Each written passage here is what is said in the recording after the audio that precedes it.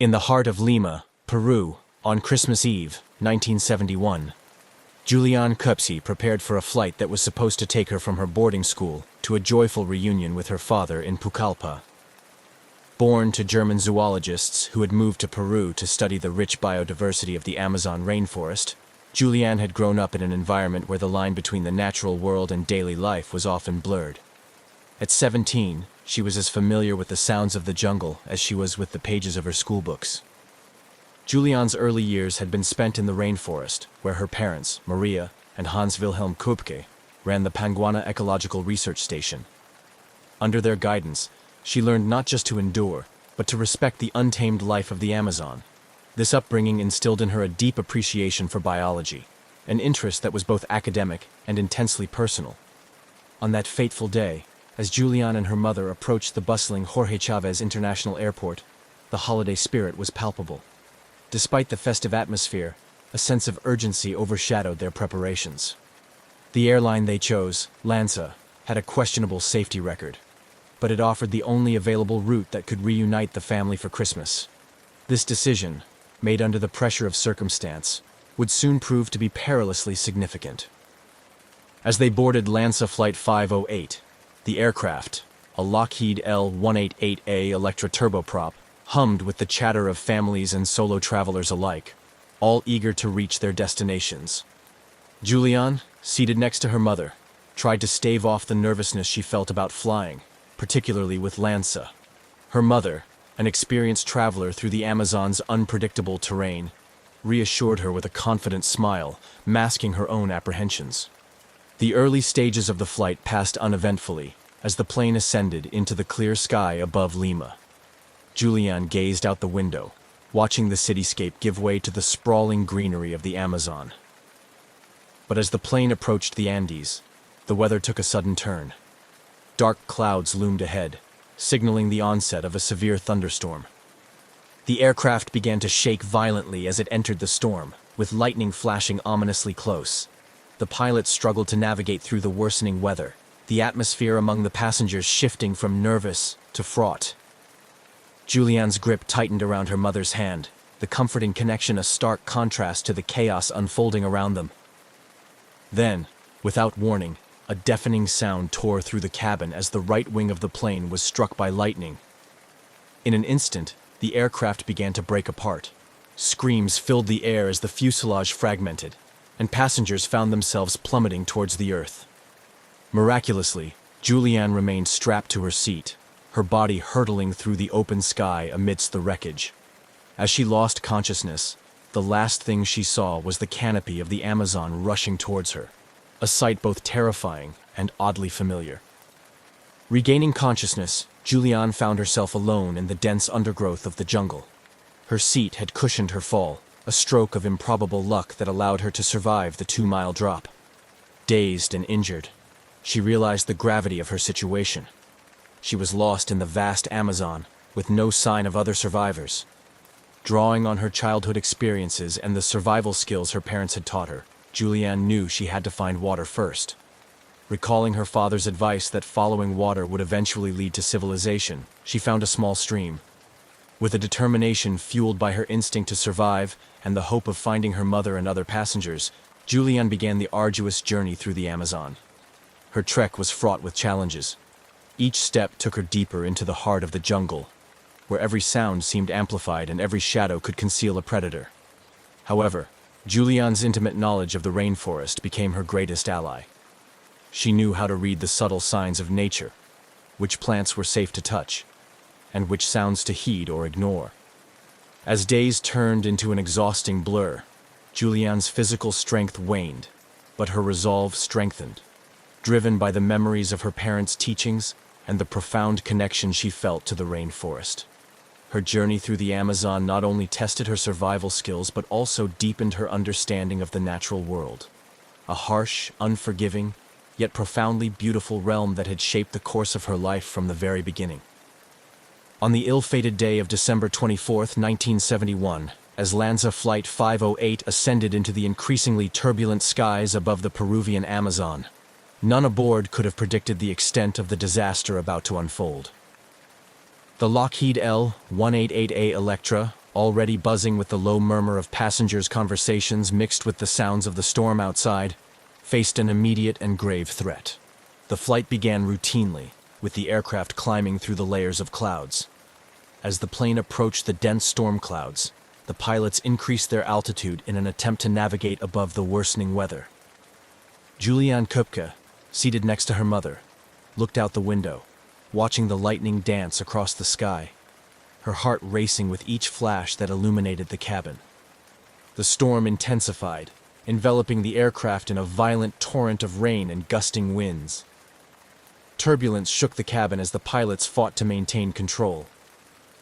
Passengers tightened their seatbelts, gripping armrests, and each other, as the plane pitched and rolled.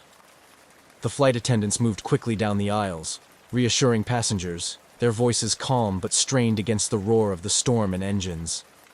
Suddenly, a tremendous bolt of lightning struck directly at the aircraft.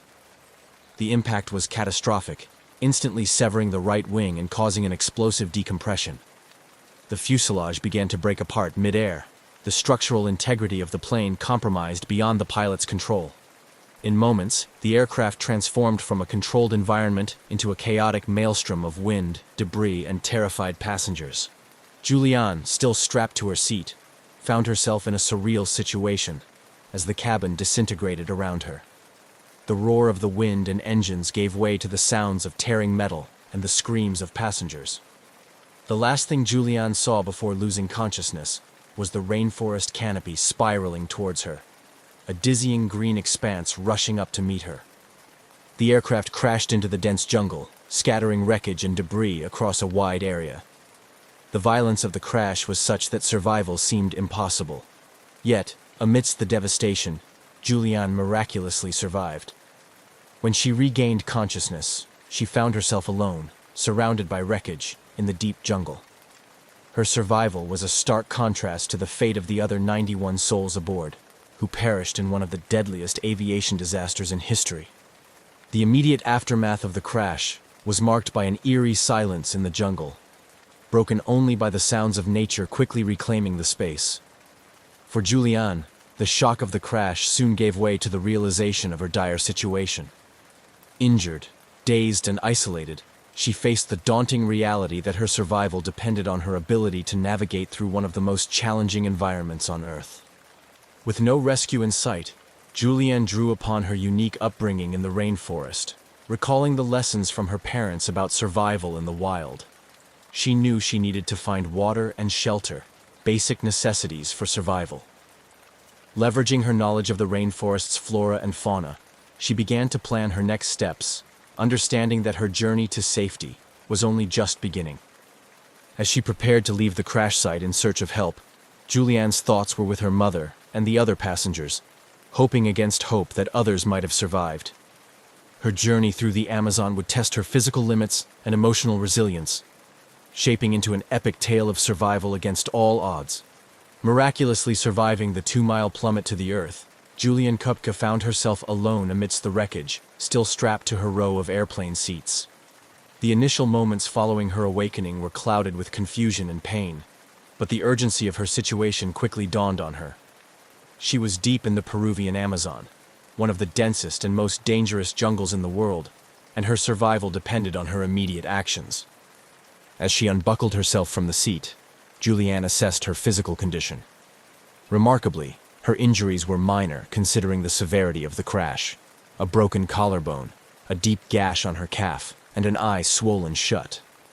The adrenaline coursing through her body temporarily masked the pain, allowing her to focus on her next steps. Her survival instincts, honed from years of living at a research station in the jungle with her biologist parents, began to take over. Knowing that clean water was critical, Juliane recalled her father's advice that finding a stream or river could lead to rescue, as waterways often ran past civilization. She heard the faint sound of running water nearby and used the noise to guide her through the dense undergrowth. Her progress was slow and painstaking due to her injuries and the challenging terrain filled with thick vines and hidden roots that made walking difficult, especially since one of her sandals was lost during the fall. Juliane's knowledge of the rainforest was a vital asset. She knew which plants were safe to eat and which to avoid. information that became crucial as her journey extended, and food sources became a necessity. Her understanding of the rainforest's ecology helped her avoid poisonous plants and dangerous animals, skills not possessed by the average person lost in such an environment. As she navigated through the jungle, Julianne also had to deal with the psychological toll of her situation. The isolation and uncertainty could be overwhelming, but she kept her focus by setting small, manageable goals each day. Her immediate aim was to find help, but her broader goal was to stay alive long enough to be found or to find rescue. Memories of her family and her life back at the research station provided the mental strength she needed to push forward. Despite the lush greenery around her, the Amazon was not a benign environment. Julianne encountered numerous hazards that posed constant threats to her safety. She had to be vigilant of dangerous wildlife, from venomous snakes slithering through the underbrush to predatory jaguars whose roars pierced the night air. The ever-present insects, particularly mosquitoes, were not only a nuisance, but also a vector for disease, making her vulnerable to illnesses like malaria. The dense canopy often made navigation difficult, obscuring the sky for most of the day. This made it hard for Julianne to keep track of time and direction. Her only tools for navigation were the sun's position when visible and the flow of water in the creeks and rivers she followed. Her strategy was simple but effective. Follow the water downstream, hoping it would lead to a larger river and eventually to people. Despite the overwhelming odds, Julianne's determination and unique survival skills kept her moving forward. Each step took her closer to salvation, but also deeper into the physical and mental challenges of the Amazon. Her ordeal was far from over, but her resilience and resourcefulness set the foundation for what would become an incredible tale of human survival and endurance against the most daunting of odds. As Julianne Köpke's arduous trek through the Amazon jungle continued, each day brought new challenges and reaffirmed her determination to survive. Alone and injured, she depended entirely on her instincts and knowledge of the rainforest, a testament to the years she had spent in Peru with her parents. Her understanding of the environment, coupled with her resilience, became her most powerful tools for survival. Waking each day to the sounds of the jungle, Julianne set about securing the basic necessities: water, food, and shelter. She knew that waterborne diseases could be as deadly as any predator in the jungle, so she was cautious about where she sourced her water, sticking to small streams where the flow was more likely to be clean. Julianne recalled her father explaining that small streams would eventually lead to larger rivers, which were often used as pathways by local tribes and could lead to her rescue. Finding food was another challenge. Though the jungle was teeming with life, not all of it was safe to consume. Julianne relied on fruits and nuts that she recognized as non-toxic, careful to conserve her energy by not eating anything that could make her ill. She avoided hunting, lacking both the tools and the energy for trapping or killing animals, and instead focused on gathering, which was less energy-intensive and safer. As she navigated through the dense underbrush, Julianne had to constantly be on the alert for dangerous wildlife. She knew the sounds of the jungle well enough to pause when the normal chorus of birds and insects suddenly quieted, a sign that a predator might be near. Snakes, which could be camouflaged in the leaf litter, posed a significant threat, and Julianne used sticks to rustle the foliage ahead of her as she walked, giving any hidden snakes time to slither away. The physical demands of her journey were immense. Her injuries, though not life-threatening, made movement painful and exhausting. Her broken collarbone limited her ability to use one arm fully, complicating even simple tasks like collecting food or clearing a path through thick vegetation. The gash on her leg was a constant concern, as any infection could quickly turn deadly without medical treatment. Despite these hardships, Julianne's spirits were buoyed by moments of beauty and a deep-seated connection to the natural world. The lush canopy, the chorus of birds at dawn, and the clear, starry nights reminded her of the time she spent with her parents in the jungle. These moments of reflection were crucial, providing mental respite from the constant challenges of survival. As days turned into a week, the physical toll on Julianne increased. Fatigue, hunger, and the onset of infections began to wear her down. She knew she had to find help soon. Determined to increase her chances of rescue, Julianne started leaving markers along her path. hoping they would catch the attention of any search parties or local tribespeople. She also began to practice shouting for help during the day, when the noise of her voice could carry far in the quiet moments of the jungle. Her persistence paid off. On the 11th day of her ordeal, Julianne stumbled upon a small hunting camp, deserted but clearly recently used. Here, she found a small shelter and tools, which she used to improve her own condition and prepare for the possibility of spending more time in the jungle. This discovery was a significant morale booster, offering her a temporary safe haven and the means to better sustain herself. Julianne's journey through the Amazon tested her to the limits of human endurance, highlighting her remarkable resilience and adaptability. Her survival was not just a tale of overcoming physical barriers, but also a profound inner journey of strength, hope, and the unyielding desire to live. As she continued her trek, each step was a step closer to safety, driven by her deep will to reunite with her family and to return to the world she had left behind on that fateful Christmas Eve flight. As Julianne Köpke's arduous trek through the Amazon jungle continued, each day brought new challenges and reaffirmed her determination to survive. Alone and injured, she depended entirely on her instincts and knowledge of the rainforest, a testament to the years she had spent in Peru with her parents. Her understanding of the environment, coupled with her resilience, became her most powerful tools for survival. Waking each day to the sounds of the jungle, Julianne set about securing the basic necessities: water, food, and shelter.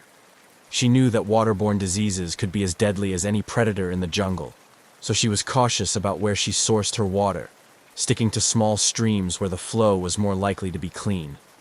Julianne recalled her father explaining that small streams would eventually lead to larger rivers, which were often used as pathways by local tribes, and could lead to her rescue. Finding food was another challenge.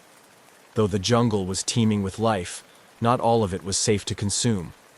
Julianne relied on fruits and nuts that she recognized as non-toxic, careful to conserve her energy by not eating anything that could make her ill.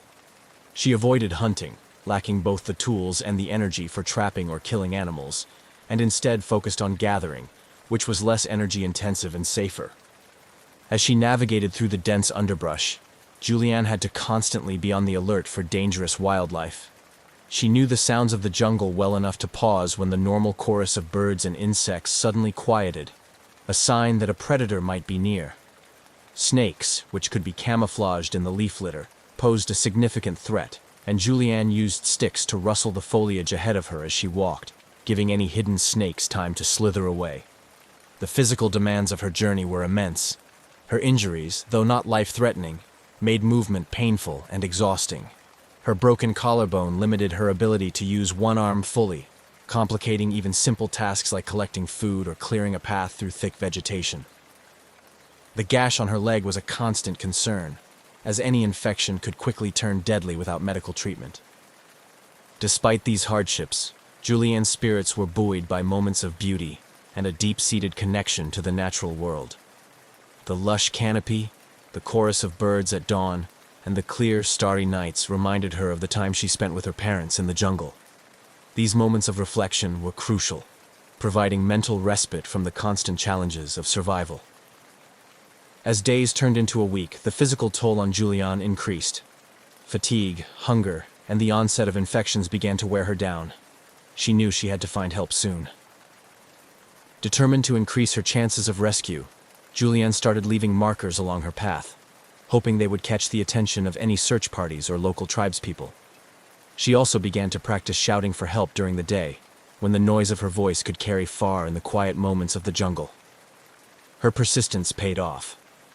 On the 11th day of her ordeal, Julianne stumbled upon a small hunting camp, deserted but clearly recently used. Here, she found a small shelter and tools, which she used to improve her own condition and prepare for the possibility of spending more time in the jungle. This discovery was a significant morale booster, offering her a temporary safe haven and the means to better sustain herself.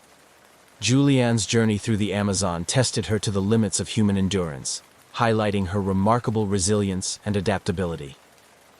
Her survival was not just a tale of overcoming physical barriers, but also a profound inner journey of strength, hope, and the unyielding desire to live.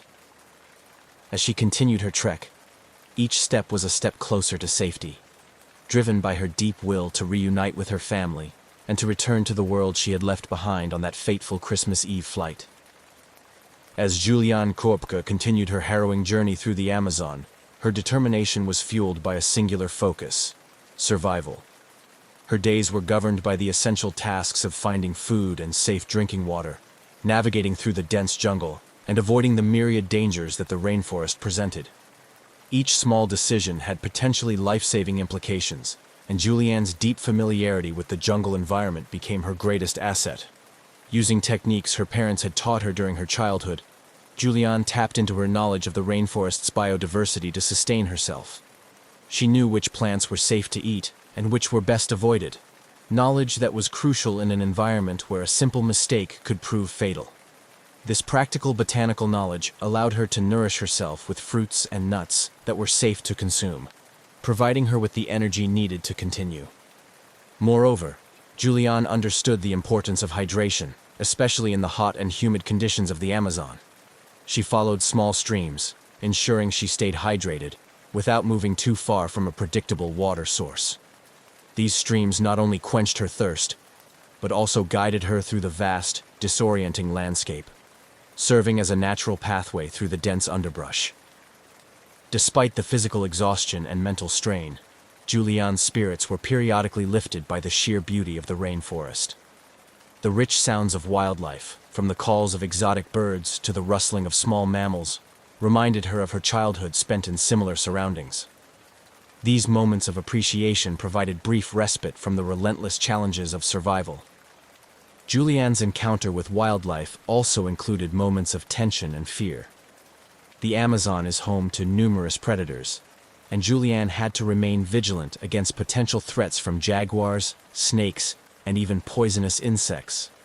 Her approach was one of cautious respect, avoiding confrontation and making noise when moving to alert animals to her presence, which is often enough to keep them at bay. Navigation was one of the most daunting challenges. Without a compass or a clear path, Julianne relied heavily on the sun and the flow of water bodies to maintain her bearings. She was aware that rivers and streams are lifelines in the Amazon, often leading to settlements or being used by local people for transportation. By following the flow of water, she aimed to find a larger river that could lead to rescue. The psychological challenge of isolation was profound. Julianne was not only battling physical exhaustion and environmental hazards, but also the emotional weight of solitude.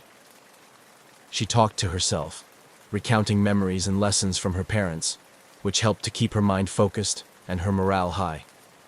This self-communication was crucial in maintaining her mental health and staving off the despair that could come from her isolation.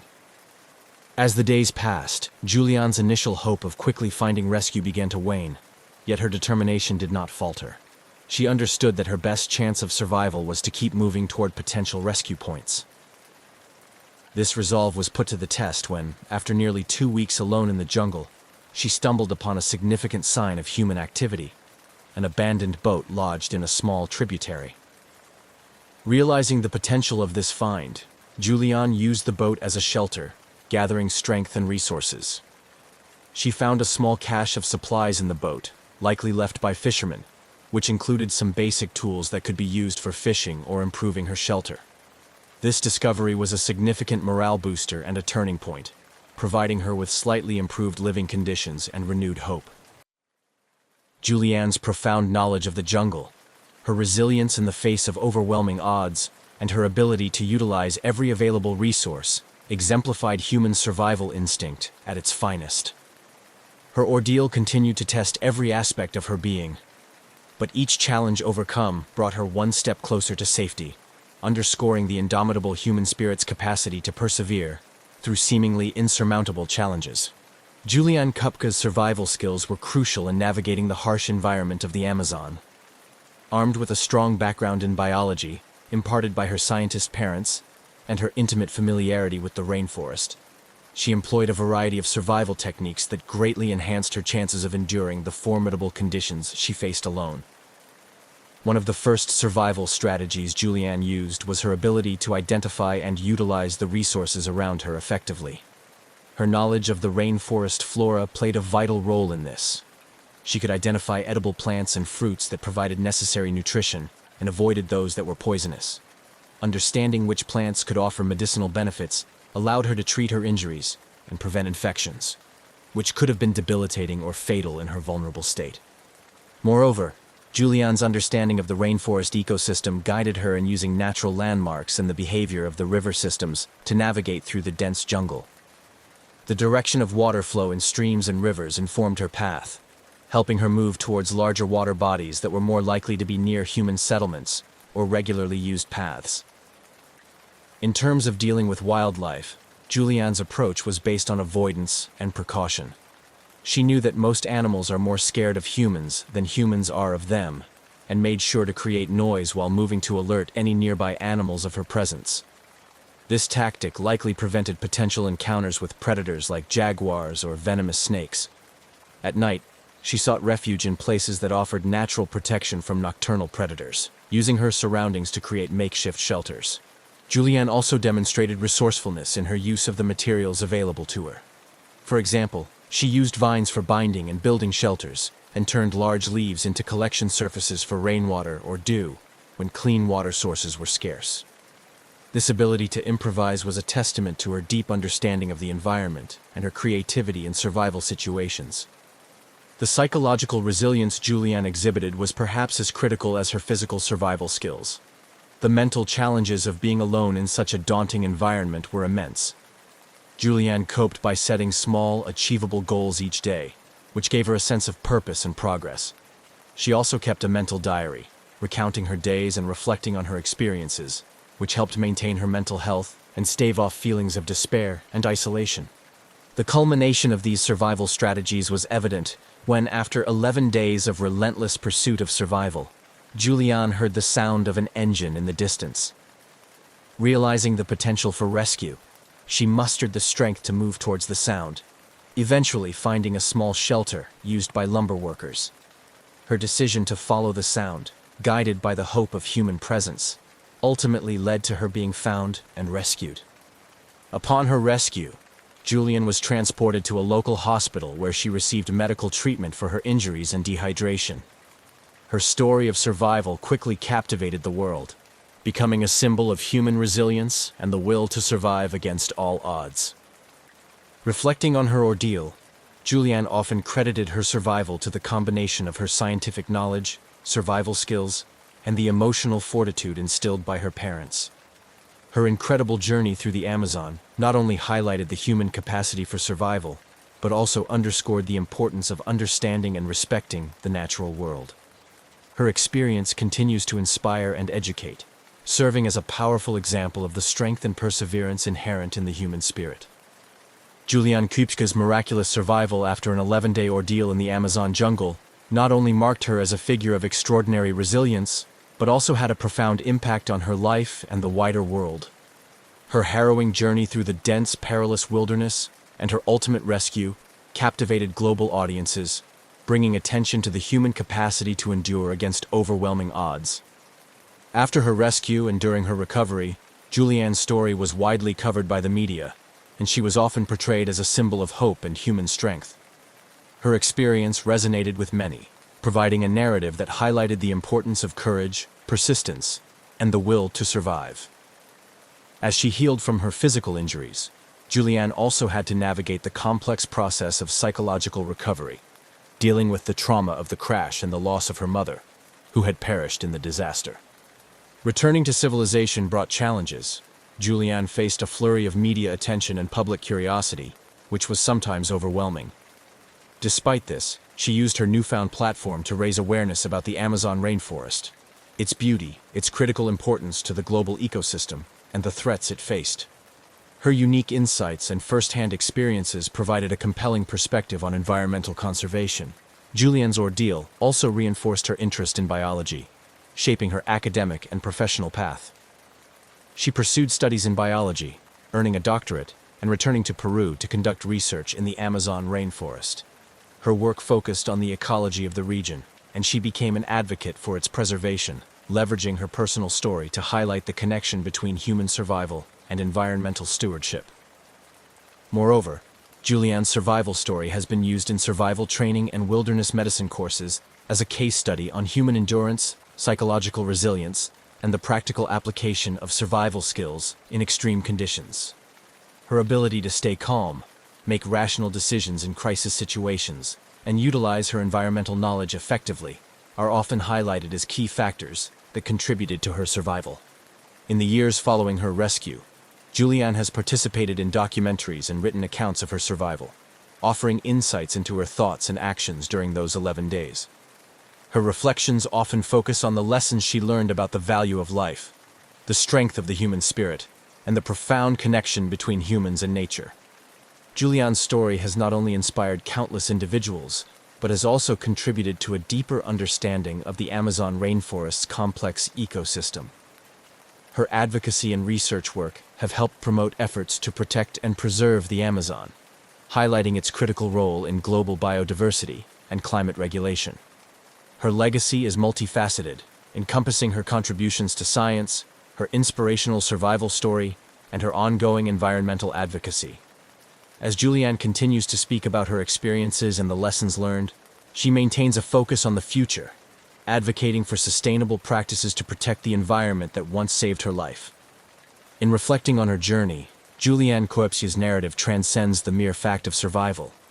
It encapsulates a profound journey of emotional and spiritual growth, a testament to the resilience of the human body and spirit, and a reminder of our inextricable connection to the natural world. Her life, profoundly shaped by those harrowing days in the Amazon, serves as a beacon of enduring strength, hope, and respect for life in all its forms. There's something eerie about a plane with no passengers, a machine meant to carry hundreds of people, now sitting idle, its engines silent, its cabin empty.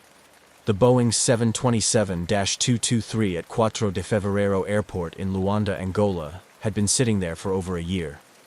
Unpaid airport fees kept it grounded. No flight attendants bustled through its aisles. No captains checked their instruments. Just dust, settling quietly over the aircraft's faded American Airlines stripes. This particular 727 had seen better days. Built in the 1970s, it once soared across the United States, carrying businessmen, families, and dreamers. But time had stripped it of its prestige. By the early 2000s, it was purchased by an American businessman named Miami-based Keith Irwin, who leased it to an Angolan airline for fuel hauling operations. Its new role? A flying gas station, refueling remote locations where fuel trucks couldn't go.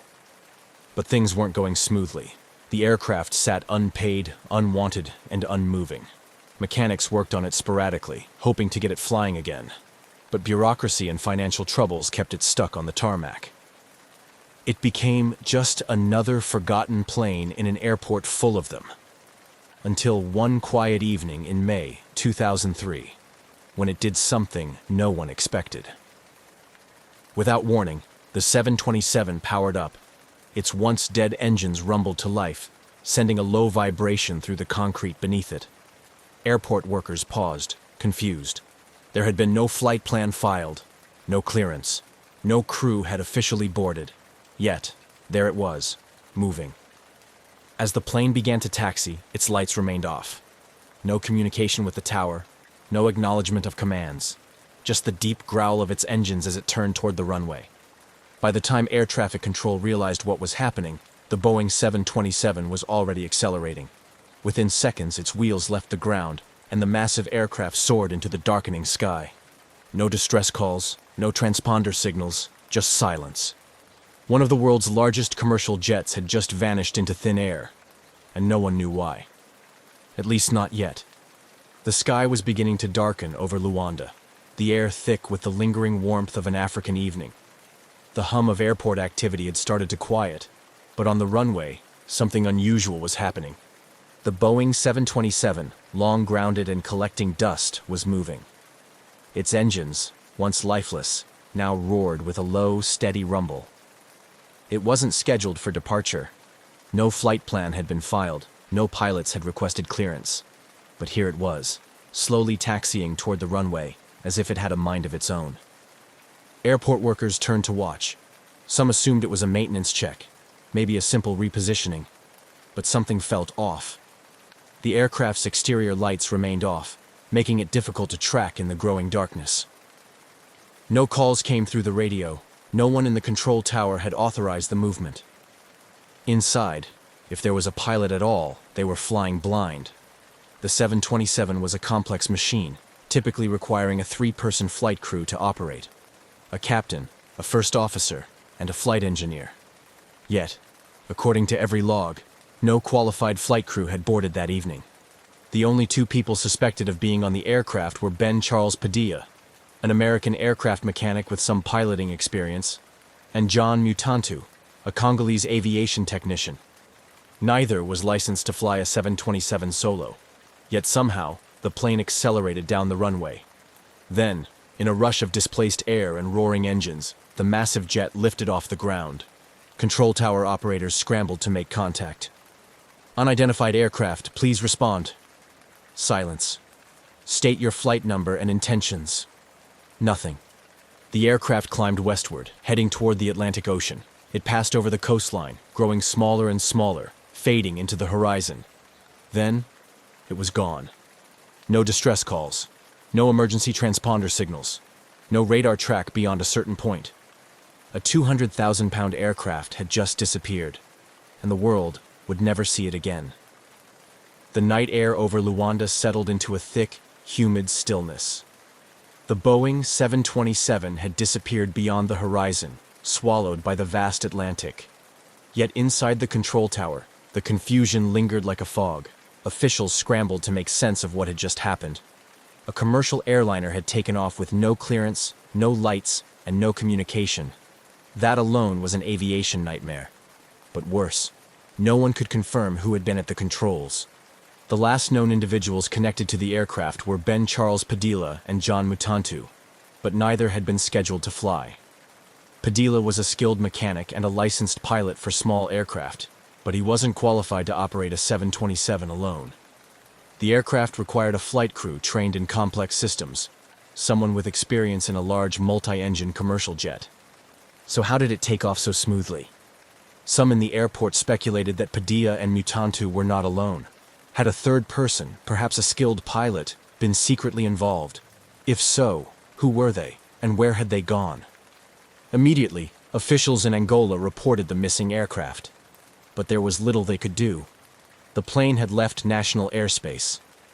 Once it flew over the ocean, it became a ghost. In the following days, the U.S. government took an interest. It was 2003, and in the post-9/11 world, an unidentified commercial jet suddenly going off the grid set off alarms. The FBI, CIA, and even the National Security Agency, NSA, started monitoring possible sightings. Had the plane been hijacked? Was it being repurposed for something sinister? A Boeing 727 wasn't exactly easy to hide. It was nearly 50 meters long and weighed over 100 tons when fully fueled. Yet, as the days passed, there were no sightings, no distress signals, no reports of a crash. It was as if the plane had never existed. Authorities issued international alerts. Air traffic controllers around the world were told to be on the lookout for any unidentified Boeing 727s. Security was tightened at airports in Africa, South America, and the Middle East. But the missing aircraft never turned up. It had vanished without a trace. The disappearance of the Boeing 727 quickly escalated beyond a local aviation mystery. Within hours, intelligence agencies around the world were paying attention. A fully loaded commercial airliner, capable of carrying 10,000 gallons of fuel, had taken off without authorization, without communication, and without a clear destination. In the post-9/11 era, this was more than just a missing aircraft. It was a potential security threat. If the plane had been stolen, what was its purpose? Was it being repurposed for smuggling? A terrorist attack? A military operation? The questions mounted, but the answers were nowhere to be found. The U.S. government immediately launched an investigation. The CIA, FBI, and NSA began tracking any possible sightings, while the Federal Aviation Administration, FAA, issued an international alert. Any Boeing 727 matching the stolen aircraft's description had to be stopped and searched. But stopping an aircraft that didn't want to be found was no easy task. Unlike modern jets, the 727 didn't rely on satellite-based tracking systems. Instead, it used older transponder technology, which meant whoever was flying, it could turn it off at any time, and that's exactly what had happened. With no transponder signal, the plane had disappeared from radar almost immediately after takeoff. That meant tracking it would rely on human eyes, pilots, airport workers, or intelligent sources who might spot an unfamiliar aircraft landing somewhere unexpected. Rumors began spreading. Some believed the 727 had landed at a remote airstrip in Africa, repainted and repurposed for illegal activity. Others suspected it had flown to South America, where criminal organizations could use it for smuggling. A few even speculated that it had been taken to a Middle Eastern country to be outfitted for a terrorist attack. But despite weeks of searching, no confirmed sightings ever surfaced. There were no satellite images, no recorded landings, just silence. For intelligence agencies used to tracking the world's most advanced military jets, the idea that a massive commercial aircraft could simply vanish was unthinkable. Yet somehow it had.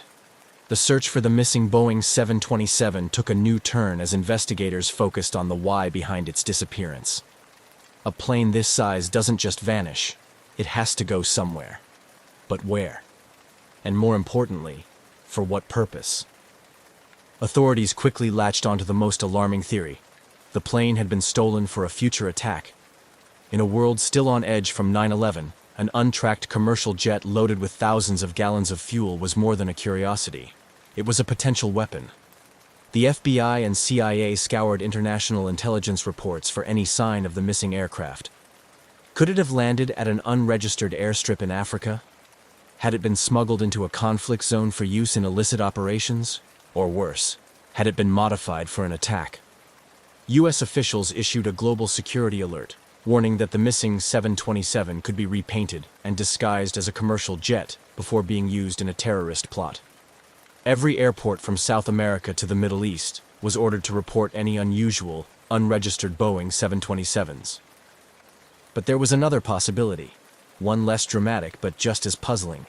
What if the plane had been stolen for profit? In the early 2000s, Africa's aviation industry was riddled with corruption.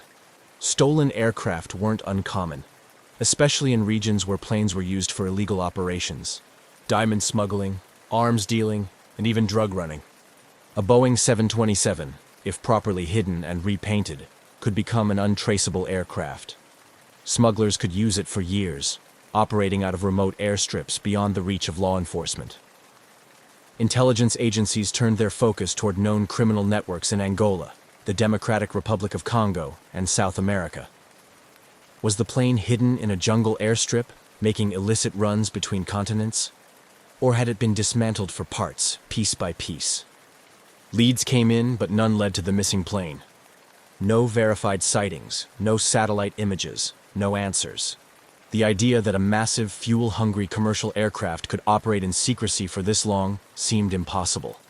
Yet, months passed, and still, nothing. It was as if the Boeing had simply ceased to exist. The deeper investigators looked, the stranger the case became. The theories about terrorism or smuggling made sense, but something wasn't adding up.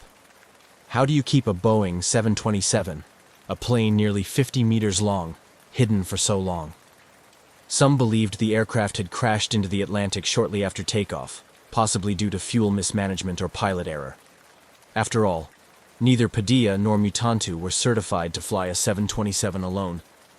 If they had tried, the flight could have gone horribly wrong. But if the plane had crashed, where was the wreckage? In aviation history, even deep-sea crashes leave behind something. Floating debris, an oil slick, radio transmissions, something. But in this case, there was nothing. No emergency beacons, no reports of wreckage washing up along the coast. Just silence. Then there was the idea that the plane had been dismantled for parts. A Boeing 727 was valuable, even if it wasn't in prime condition. Its engines alone were worth millions on the black market. If criminals wanted to strip it down and sell it piece by piece, they could. But where? Investigators searched for a hidden airstrip or facility where a 727 could be disassembled. Remote airports in Africa, illegal smuggling hubs in South America, anywhere a plane could be secretly torn apart. But again, nothing. No missing aircraft parts matching the plane's serial numbers ever surfaced. Then came the most bizarre theory. The plane was still flying. Some experts believed the 727 had been repainted and given a fake identity, allowing it to blend into international air traffic. In less regulated parts of the world, paperwork could be forged, flight plans fabricated, and an aircraft's past erased. Reports surfaced of suspicious Boeing 727s spotted in Guinea, Colombia, and even the Middle East. But every lead hit a dead end. None of them could be confirmed as the missing Angola aircraft. The lack of evidence only deepened the mystery. If the aircraft had been stolen for profit, why had it disappeared so completely? If it had crashed, why wasn't there a single trace of it? And if it was still out there, flying under a new identity, who was using it, and for what purpose? Months turned into years, and the missing Boeing 727 became something more than just a stolen plane. It became a legend. The case never truly went cold. There were always whispers, rumors of sightings, and theories that refused to die. A plane of that size couldn't just vanish. Someone, somewhere, had to know something. Then, in 2005, 2 years after the disappearance, an unregistered Boeing 727 was spotted in Guinea, West Africa. The sighting came from a private intelligence source, someone who had been tracking illegal aircraft movements in the region. The plane matched the description of the missing Angola jet. Same model, same modifications, but there was no way to confirm if it was the same aircraft. By the time authorities arrived, the plane was gone. Not long after, a second suspicious 727 was reported, this time in Colombia, a known hub for drug cartels and smuggling operations. Again, the details were vague. The aircraft had no verifiable records, and its ownership was a mystery. Could the missing plane have been repurposed for illegal operations? If so, who was flying it? Some former intelligence officers suggested that criminal networks had rebranded the 727, changing its tail number, repainting it, and using it for untraceable flights. A plane that didn't officially exist could be used to move drugs, weapons, or even people without detection. But these theories were just that, theories. No concrete evidence ever surfaced. No serial numbers were confirmed. And despite the occasional sighting, no government agency was ever able to intercept or identify the missing plane. At one point, aviation enthusiasts, conspiracy theorists, and even former pilots started forming their own networks, trying to track the aircraft. Online forums buzzed with speculation. Had the plane been hidden in a hangar, waiting to be used? Was it flying in a war zone, running supplies or weapons? Or had it been quietly destroyed, its parts scattered beyond recognition? Every time a new sighting emerged, hope flickered, but just as quickly, it faded. The Boeing remained a ghost, appearing and disappearing in whispers, but never in reality. The missing Boeing 727 wasn't just a plane anymore. It was a riddle with no answer. For years, aviation experts, intelligence agencies, and amateur sleuths chased rumors, hoping for a break in the case. But despite fleeting sightings and scattered theories, the real question remained. What happened to the two men suspected to be on board? The last known individuals connected to the stolen aircraft were Ben Charles Padilla, an American aircraft mechanic, and John Mutantu, a Congolese aviation technician. Neither was an experienced commercial pilot, and certainly neither was qualified to fly a 100-ton jet alone. So where did they go? Ben Padilla, the man at the center of the mystery. Of the two men, Ben Charles Padilla was the bigger mystery. A Florida-based aircraft mechanic, Padilla had been in Angola working on the Boeing 727 for months. He was hired to help restore the aircraft to flying condition, which meant he had intimate knowledge of its systems. He wasn't just a mechanic, though. He had some flight experience, though far below what was needed to operate the 727 safely. Padilla's family refused to believe he had stolen the plane on his own. His sister, Benita Padilla Kirkland, insisted that he was not a criminal and had no reason to steal the aircraft. In her eyes, something had gone terribly wrong. Ben had either been forced to take off or had been taken against his will. She believed he was dead. According to Padilla's family, The most plausible scenario was that someone else hijacked the plane, forcing Padilla to fly it before eventually disposing of him. But if that was the case, where was the wreckage? Where was the aircraft? The Mutantu enigma. Less was known about John Mutantu, the Congolese aviation technician also believed to be on board. Mutantu had no piloting experience and had only been working on the aircraft in a maintenance capacity. Unlike Padilla, Mutantu had no family or contacts advocating for him in the search. His name faded from most reports, and it seemed that whatever had happened to him was an afterthought in the larger mystery of the missing aircraft. If Mutantu had been involved, what was his role? Was he simply in the wrong place at the wrong time, or did he know more than anyone suspected? What if they never took off alone? There was always another possibility, that neither man had anything to do with the disappearance. Some theorists believed that a third party had been involved. Could a group of trained pilots have hijacked the aircraft, forcing Padilla and Mutantu to cooperate? Some details seem to support this idea. The aircraft took off smoothly, with no signs of struggle. It climbed westward into the Atlantic as if following a planned flight path. No distress signals or mayday calls were made. If Padilla had been piloting against his will, why hadn't he found a way to communicate with the tower? Was he already dead before takeoff? Others speculated that the aircraft had already been prepped for theft, and Padilla and Mutantu were mere pawns in a larger operation. If this was an organized crime effort, the true pilots could have been waiting nearby, taking control at the last moment. No bank activity, no calls, no traces. For months, investigators kept tabs on Padilla's finances, phone records, and personal connections. If he had stolen the plane, wouldn't he need money, new documentation, or a way to survive? Yet, nothing surfaced. No bank activity. No communication with his family. No confirmed sightings. If he was alive, he had vanished just as completely as the plane itself. This deepened the mystery even further. If he had stolen the aircraft willingly, where did he go? If he had been killed, where was the body? For all the governments, intelligence agencies, and independent researchers involved in the search, not a single solid clue led to his whereabouts. A pattern in aviation.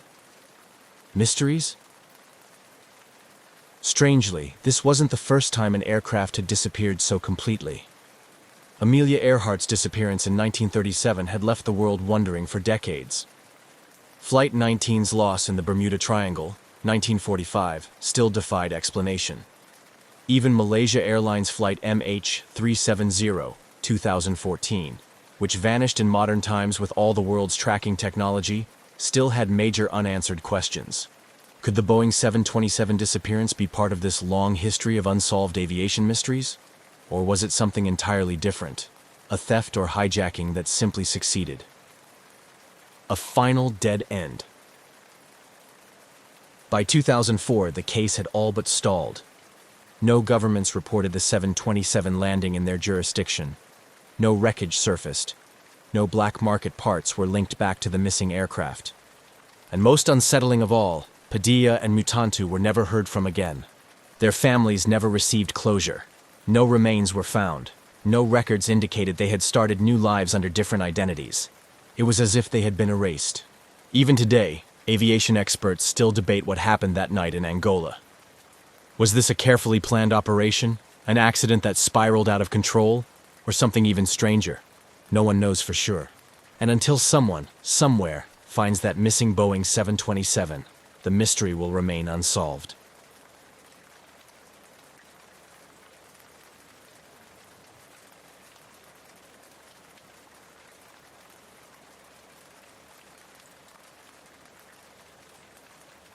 On a humid morning in late June 1937, Amelia Earhart, already a celebrated aviator and symbol of pioneering spirit, prepared for what was to be the most challenging leg of her ambitious quest to circumnavigate the globe. Alongside her was navigator Fred Noonan, whose skills would be crucial in navigating the vast and treacherous expanse of the Pacific Ocean. Their aircraft, a modified Lockheed Electra, was equipped with additional fuel tanks, transforming the cabin into a cramped space filled with just enough room for the pilots and essential navigation equipment. This setup underscored the gravity and daring nature of their journey. Amelia Earhart was not just a pilot. She was a visionary who had already broken numerous records and established herself as a formidable figure in the rapidly evolving field of aviation. Her goal to fly around the world was more than a personal challenge. It was a statement about the possibilities of air travel and the role of women in its future. As the Lockheed Electra took off from Lae, New Guinea, the weight of this ambition was palpable. The flight to Howland Island, a tiny sliver of land in the vast Pacific, was one of the most critical phases of her journey. The island would serve as a crucial refueling stop, without which the completion of the circumnavigation would be impossible. The preparation for this leg of the flight had been meticulous. Earhart and Noonan had spent countless hours poring over maps and flight charts, calculating and recalculating their planned route to account for the myriad of challenges they faced, including unpredictable weather patterns and potential navigational errors. The Lockheed Electra itself had undergone numerous modifications to maximize its range and reliability, tweaks that were tested and retested to meet the exacting demands of their journey.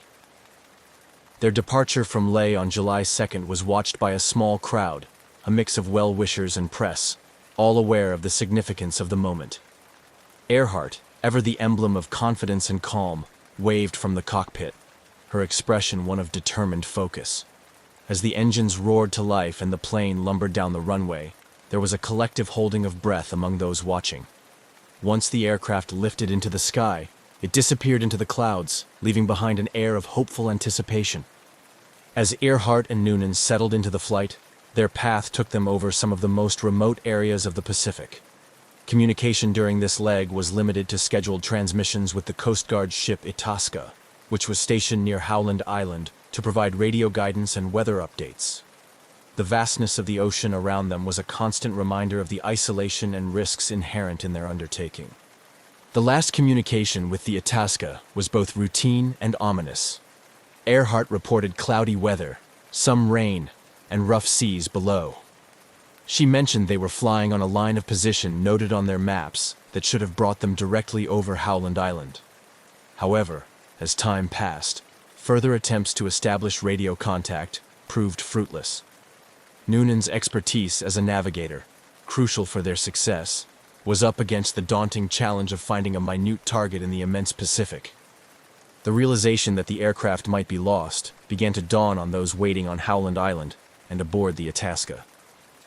The scheduled radio checks came and went without a word from the Electra. Anxiety turned to alarm as hours passed with no sign of Earhart or Noonan. The Itasca began broadcasting a constant stream of messages, hoping to guide the Electra in by radio if they were close enough to hear but unable to respond. When the full scope of the situation became apparent, a massive search operation was quickly mobilized. The U.S. Navy and Coast Guard, along with other available Pacific military resources, launched one of the most extensive search and rescue missions of the time. Planes and ships scoured thousands of square miles of ocean, retracing Earhart's planned route and exploring other areas where she might have gone down. Despite these efforts, no trace of Amelia Earhart, Fred Noonan, or the Lockheed Electra was ever found.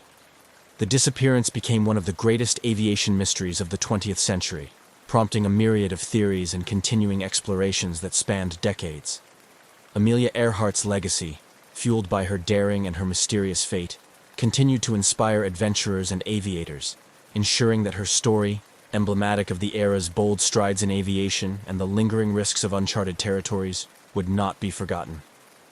As Amelia Earhart's Lockheed Electra soared across the Pacific Ocean towards Howland Island, her voice crackled over the radio in what would become the last transmissions ever received from the famed aviator. These brief communications conveyed a mix of routine flight updates and growing concern.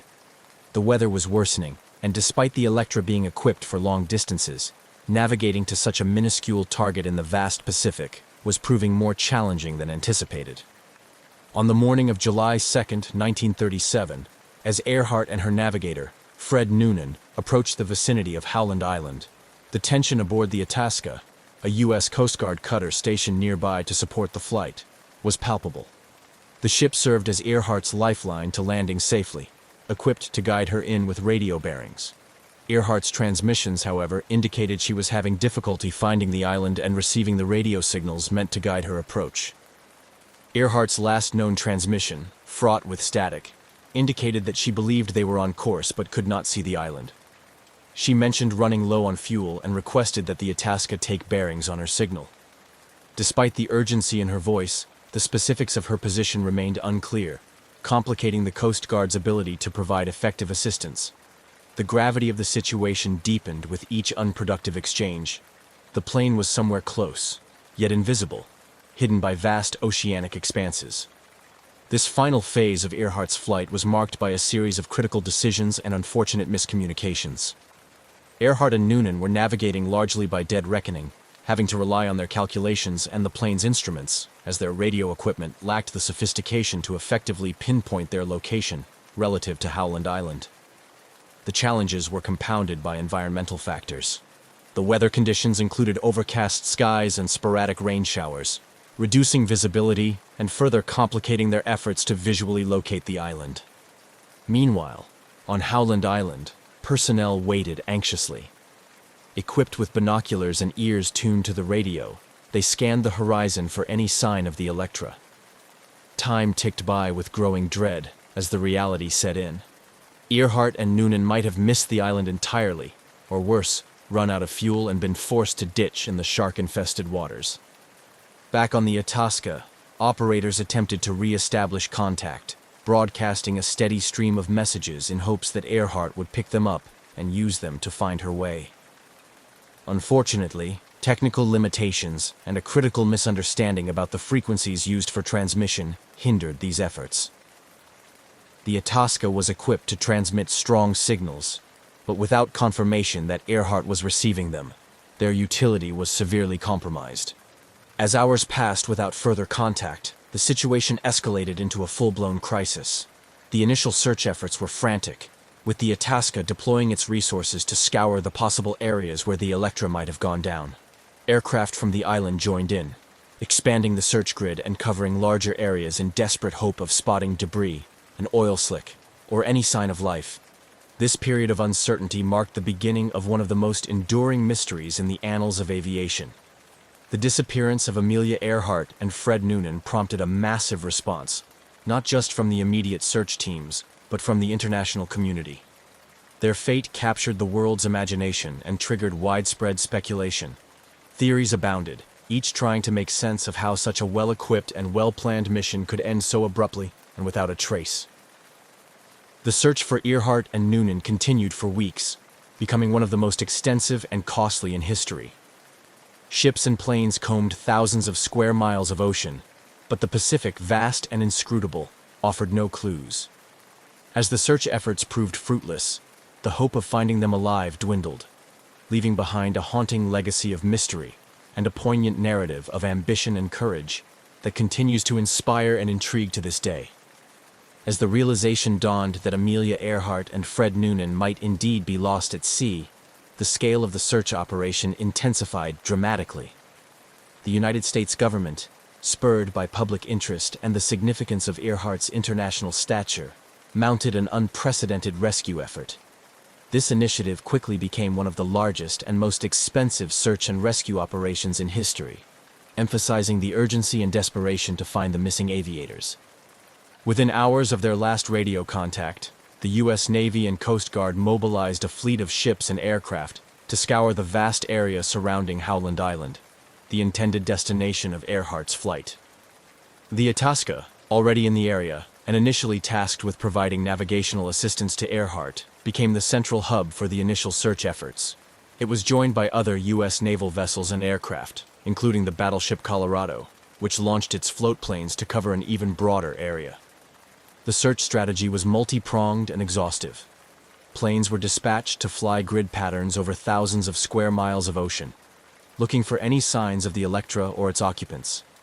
Ships crisscrossed the suspected areas where Earhart might have gone down, their crews keeping a vigilant lookout for debris or oil slicks that might indicate the location of a crash. Infrared cameras and other advanced, for the time, sensing technologies were employed in the hope of detecting the aircraft or life rafts. Despite these extensive efforts, the vastness and depth of the Pacific Ocean presented formidable challenges. The ocean's immense size and the difficulty of spotting small debris or oil traces made the search like finding a needle in a haystack. The weather conditions, which included frequent cloud cover and choppy seas, further hampered the search efforts, often obscuring visibility and complicating the navigation. As days turned into weeks, the urgency of the search began to wane, with each passing day reducing the likelihood of finding Earhart and Noonan alive. The emotional toll on the search teams and the public was considerable. Each day brought hope that was met with disappointment, a cycle that repeated itself relentlessly. The exhaustive nature of the search also brought about logistical strains and raised questions about the feasibility of continuing the operation indefinitely. Internationally, the disappearance of Amelia Earhart became a media sensation, captivating audiences around the world. Newspapers and radio broadcasts provided daily updates on the search, fueling public fascination and concern. This global attention not only underscored Earhart's significance as a cultural icon, but also highlighted the emerging interconnectedness of the world through modern communications and aviation. The U.S. government, aware of the high public and international stakes, continued to pour resources into the search. However, after spending today's equivalent of millions of dollars and covering hundreds of thousands of square miles without any success, the difficult decision was made to conclude the official search. On July 19, 1937, just over 2 weeks after their disappearance, the search for Amelia Earhart and Fred Noonan was officially called off. The conclusion of this extensive search operation marked a somber moment. It was a testament to the limitations of even the most determined and resource-intensive rescue efforts of the time. The failure to find any trace of Earhart, Noonan, or the Electra left a void filled with speculation, sorrow, and unresolved mystery. This outcome not only deepened the enigma surrounding their fate, but also set the stage for decades of theories and explorations, each aiming to provide some resolution to one of the greatest aviation mysteries of the 20th century. The disappearance of Amelia Earhart and Fred Noonan over the Pacific Ocean in 1937 catalyzed a myriad of theories and extensive speculation that sought to explain the fate of these two aviators.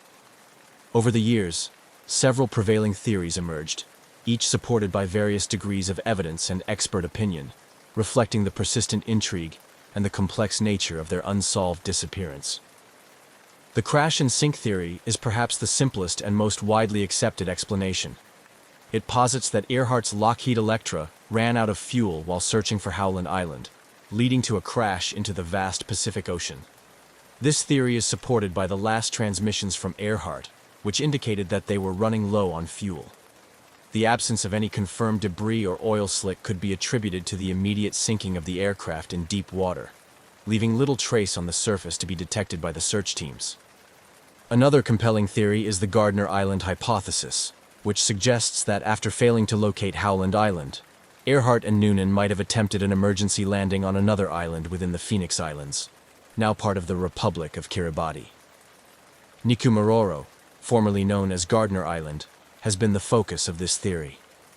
Subsequent visits and expeditions to Nikumaroro have uncovered artifacts potentially linked to Earhart and Noonan, including pieces of plexiglass that may have come from the Electra's windows, and an old-fashioned sextant box similar to those Noonan would have used. Supporters of the Gardner Island scenario argue that Earhart and Noonan could have survived for some time as castaways. This theory gained traction with the discovery of human bones on the island in 1940, although initial examinations in the early days were inconclusive, and later analyses led to more questions than answers. Modern forensic techniques continue to examine these findings, adding layers of scientific inquiry to the historical mystery. A more controversial theory involves speculation of capture by Japanese forces, suggesting that Earhart and Noonan might have landed or crashed in the Japanese-controlled Marshall Islands. Some proponents of this theory argue that they were taken as prisoners under the suspicion of being American spies, and that their ultimate fate was covered up amidst the geopolitical tensions leading up to World War II. However, this theory is based largely on anecdotal evidence and has been met with skepticism by mainstream historians due to the lack of concrete archival proof from U.S. or Japanese sources. Each of these theories has been the subject of books, documentaries, and continued research, reflecting the global fascination with Earhart's story and the human desire for resolution. Expeditions to the South Pacific, particularly to Nikumaroro, have utilized modern technology such as satellite imagery, sophisticated sonar, and cadaver dogs to search for any trace of Earhart, Noonan, or their aircraft. These efforts have often been spearheaded by organizations like the International Group for Historic Aircraft Recovery, TIGHAR, which has dedicated decades to investigating the Earhart mystery. The public's fascination with these theories is not merely about solving a mystery, but also about connecting with the past and understanding more about a time when global aviation was still in its early, daring days. Earhart's legacy as a pioneering aviator and a symbol of courage, adventure, and the limitless potential of human ambition continues to inspire these investigative efforts. Each new piece of evidence, whether it conclusively supports a particular theory or deepens the mystery, contributes to the ongoing narrative surrounding Amelia Earhart's final flight. While definitive answers may still elude those who seek them, the pursuit of these answers serves as a testament to the enduring impact of her life and the intriguing nature of her disappearance. In the decades following the disappearance of Amelia Earhart and Fred Noonan, advancements in technology and methodology have rejuvenated efforts to solve one of aviation's greatest mysteries.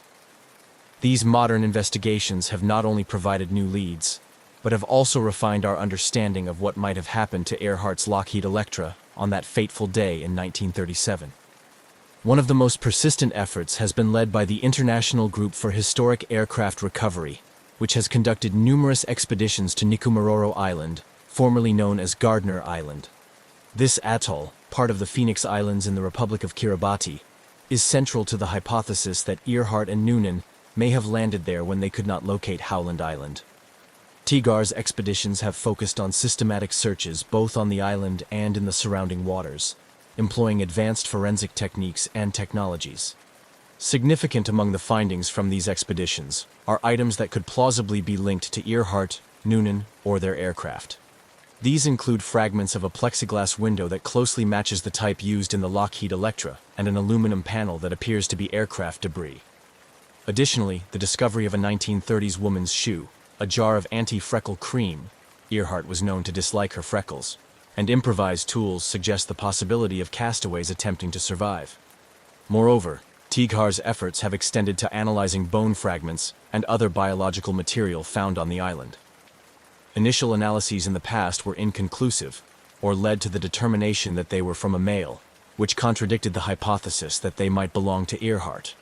However, with the advent of more sophisticated DNA technology, these materials are under continuous re-examination, holding out the possibility that one day they might conclusively link them to Earhart.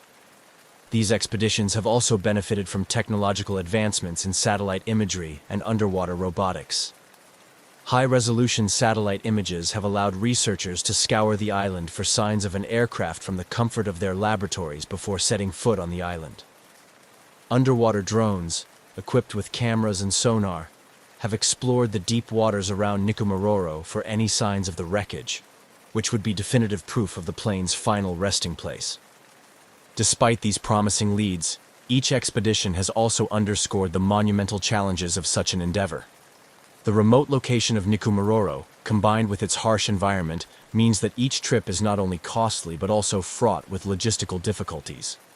The coral reefs surrounding the island pose a hazard, potentially hiding and even destroying evidence of the Lockheed Electra's landing or crash. The modern search for Amelia Earhart is also marked by collaborations that span governments, private entities, and enthusiasts, each bringing their expertise and resources to bear on this enduring mystery. These collaborative efforts reflect a larger trend in the field of historical and archaeological research, where multidisciplinary approaches are increasingly seen as vital to solving complex puzzles.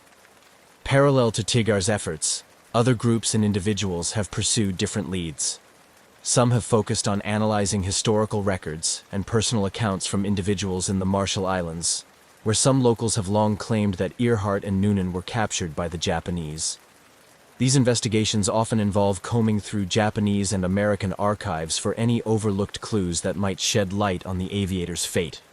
The renewed interest in Amelia Earhart's disappearance and the application of new technologies to the search have not only brought us closer to potentially solving this mystery, but have also had broader implications for aviation archaeology. Techniques developed and refined during these searches, such as deep-sea sonar imaging and DNA analysis from old remains, have applications in other investigations, expanding our capabilities to explore and solve historical enigmas. Moreover, these efforts underscore the changing nature of historical inquiry in the age of technology.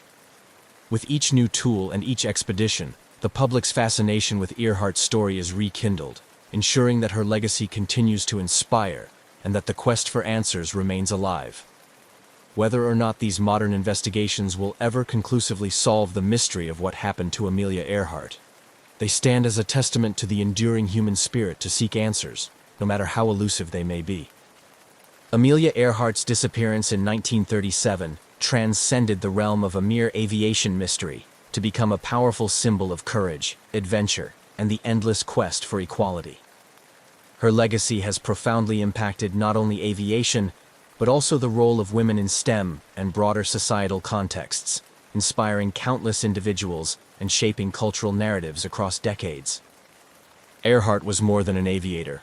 She was a pioneering spirit of her time, breaking numerous records and challenging societal norms that restricted women's roles both on the ground and in the skies. Her attempt to circumnavigate the globe was a bold assertion of her belief in women's capabilities and their right to compete on equal footing with men. This aspect of her legacy has made her an enduring icon in the feminist movement, symbolizing the struggle for equality and the fight to break through traditional gender barriers. In the world of aviation, Earhart's influence has been equally significant. She was instrumental in the formation of the 99s, an international organization of women pilots established in 1929 to provide support and advocacy for female aviators.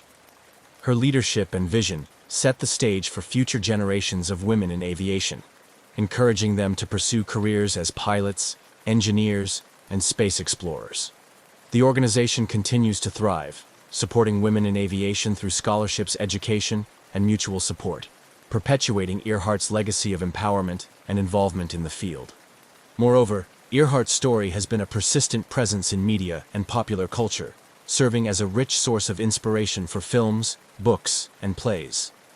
Each portrayal explores different facets of her life and disappearance, reflecting the public's enduring fascination with her story.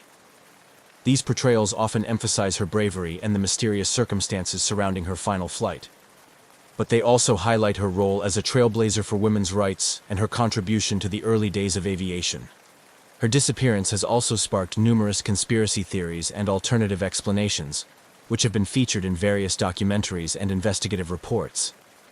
This ongoing intrigue ensures that her name remains in the public consciousness, continually sparking new discussions about her life and legacy.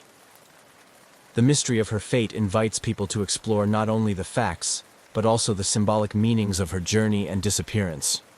Educationally, Earhart's life and career are studied in schools around the world, where her story is used to teach lessons about perseverance, courage, and the importance of pursuing one's dreams despite obstacles. This educational impact is perhaps one of the most enduring aspects of her legacy, inspiring students to learn from her achievements and challenges. Additionally, Earhart's influence extends to advocacy for aviation safety and technological advancements in flight. Her disappearance highlighted the limitations of aviation technology of the time and underscored the need for advancements in navigation and communication systems. Today, modern satellite and GPS technologies, which provide real-time tracking of aircraft, are part of her legacy, addressing the very challenges that contributed to her disappearance. On a more personal level, the annual remembrance events and continued interest in her life have provided a form of closure for those inspired by her story. For many, especially young women and girls, Earhart is a figure who represents the limitless possibilities of the human spirit. Her life encourages them to dream big and pursue those dreams with the same determination and fearlessness that she did. In sum, the legacy of Amelia Earhart is a tapestry woven from her achievements in aviation, her role as a cultural and feminist icon, and the ongoing mystery of her disappearance. As each new generation discovers her story, they find in her a source of inspiration, a reminder that the sky is not the limit, but just the beginning.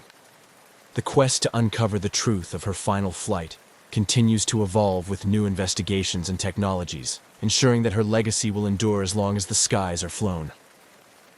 The enduring mystery of Amelia Earhart's disappearance continues to fascinate and inspire people around the world, transcending generations and cultivating a rich legacy that is as vibrant today as it was in the early 20th century.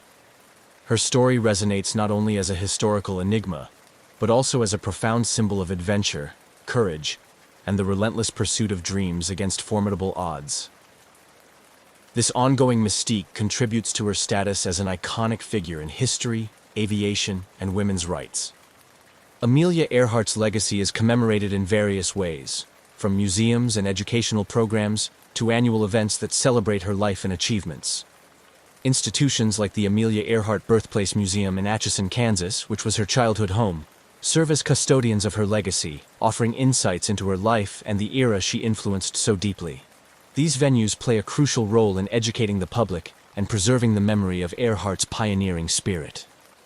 Moreover, Earhart's attempt to circumnavigate the globe and her subsequent disappearance have become a powerful narrative used in educational curricula across various disciplines. Schools and universities leverage her story to teach about early aviation history, the challenges of global navigation, and the societal context of the 1930s, particularly regarding gender roles and expectations. Educators also use her story to instill values of perseverance and resilience, highlighting how her life was a testament to overcoming obstacles and breaking barriers. In the broader cultural context, Amelia Earhart is a perennial subject in media and popular culture, her story having inspired numerous films, documentaries, books, and articles.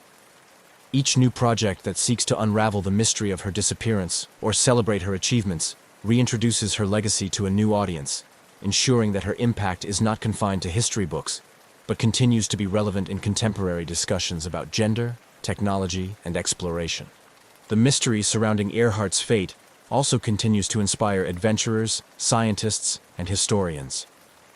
Modern expeditions equipped with cutting-edge technology aim to solve the puzzle of her disappearance, diving into the depths of the Pacific or exploring remote islands for any trace of her or her aircraft. Each effort, whether successful or not, keeps her story in the public eye and fuels an ongoing dialogue about historical investigation and technological advancement in exploration. Furthermore, Earhart's influence extends into advocacy for women's rights and empowerment in fields traditionally dominated by men. Her legacy is often cited in discussions about gender equality in STEM fields, encouraging a new generation of young women to pursue careers in science, technology, engineering, and mathematics. Her life story is a motivational tool used by numerous organizations and initiatives that aim to empower women and girls worldwide. Internationally, Amelia Earhart is not just remembered as an American aviator. She is celebrated as a global icon who pushed the boundaries of what was possible in her time. Her bravery and the mysterious circumstances of her last flight provide a universal appeal that crosses cultural and geographical boundaries. Festivals, exhibitions, and public talks in various countries commemorate her life, each adding to the tapestry of her global legacy. In reflection, the story of Amelia Earhart is more than an unresolved disappearance. It is a narrative rich with themes of innovation, bravery, and the unyielding human spirit. Her life and the ongoing quest to find her continue to inspire and challenge us, reminding us of the vastness of human potential and the enduring desire to explore the unknown. Her legacy, perpetuated through continuous interest and investigation, ensures that Amelia Earhart will remain an inspirational figure, symbolizing the pursuit of adventure and the endless quest for knowledge.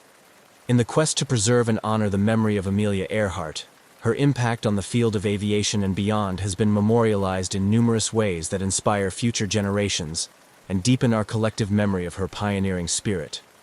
This additional chapter seeks to encapsulate the tangible and lasting tributes that have been established to commemorate her life and legacy. Across the United States and around the world, various memorials and statues have been erected in Earhart's honor. Perhaps the most significant of these is located at the Amelia Earhart Airport, in her hometown of Atchison, Kansas, which not only serves as a functional airport, but also as a living homage to her legacy.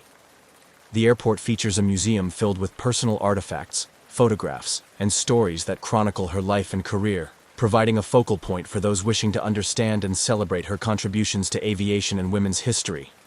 Educational scholarships and programs bearing her name continue to support aspiring female aviators, encouraging them to pursue their dreams with the same boldness and determination that Earhart exemplified.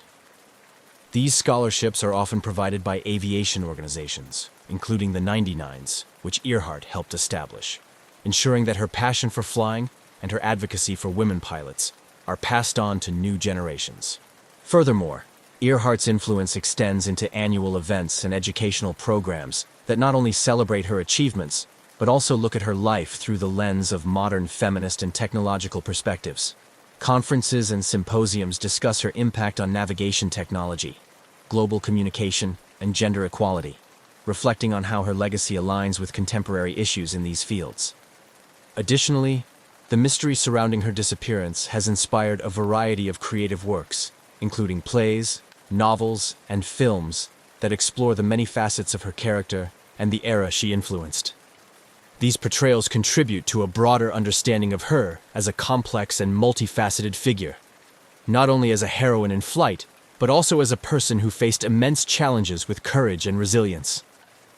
As these memorials, scholarships, and cultural portrayals continue to proliferate, they ensure that Amelia Earhart's legacy remains vibrant and relevant.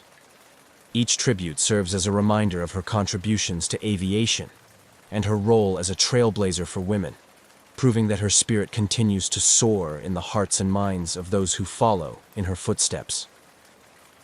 Through these enduring symbols and initiatives, Amelia Earhart's life and legacy continue to inspire awe and admiration, securing her place as an eternal icon of bravery and innovation. On a beautiful morning in 1970, a small Cessna aircraft, gleaming under the early sunlight, prepared for a routine flight that was soon to enter the annals of aviation mysteries. The pilot, an experienced aviator with a penchant for exploring the skies, conducted his pre-flight checks with meticulous attention.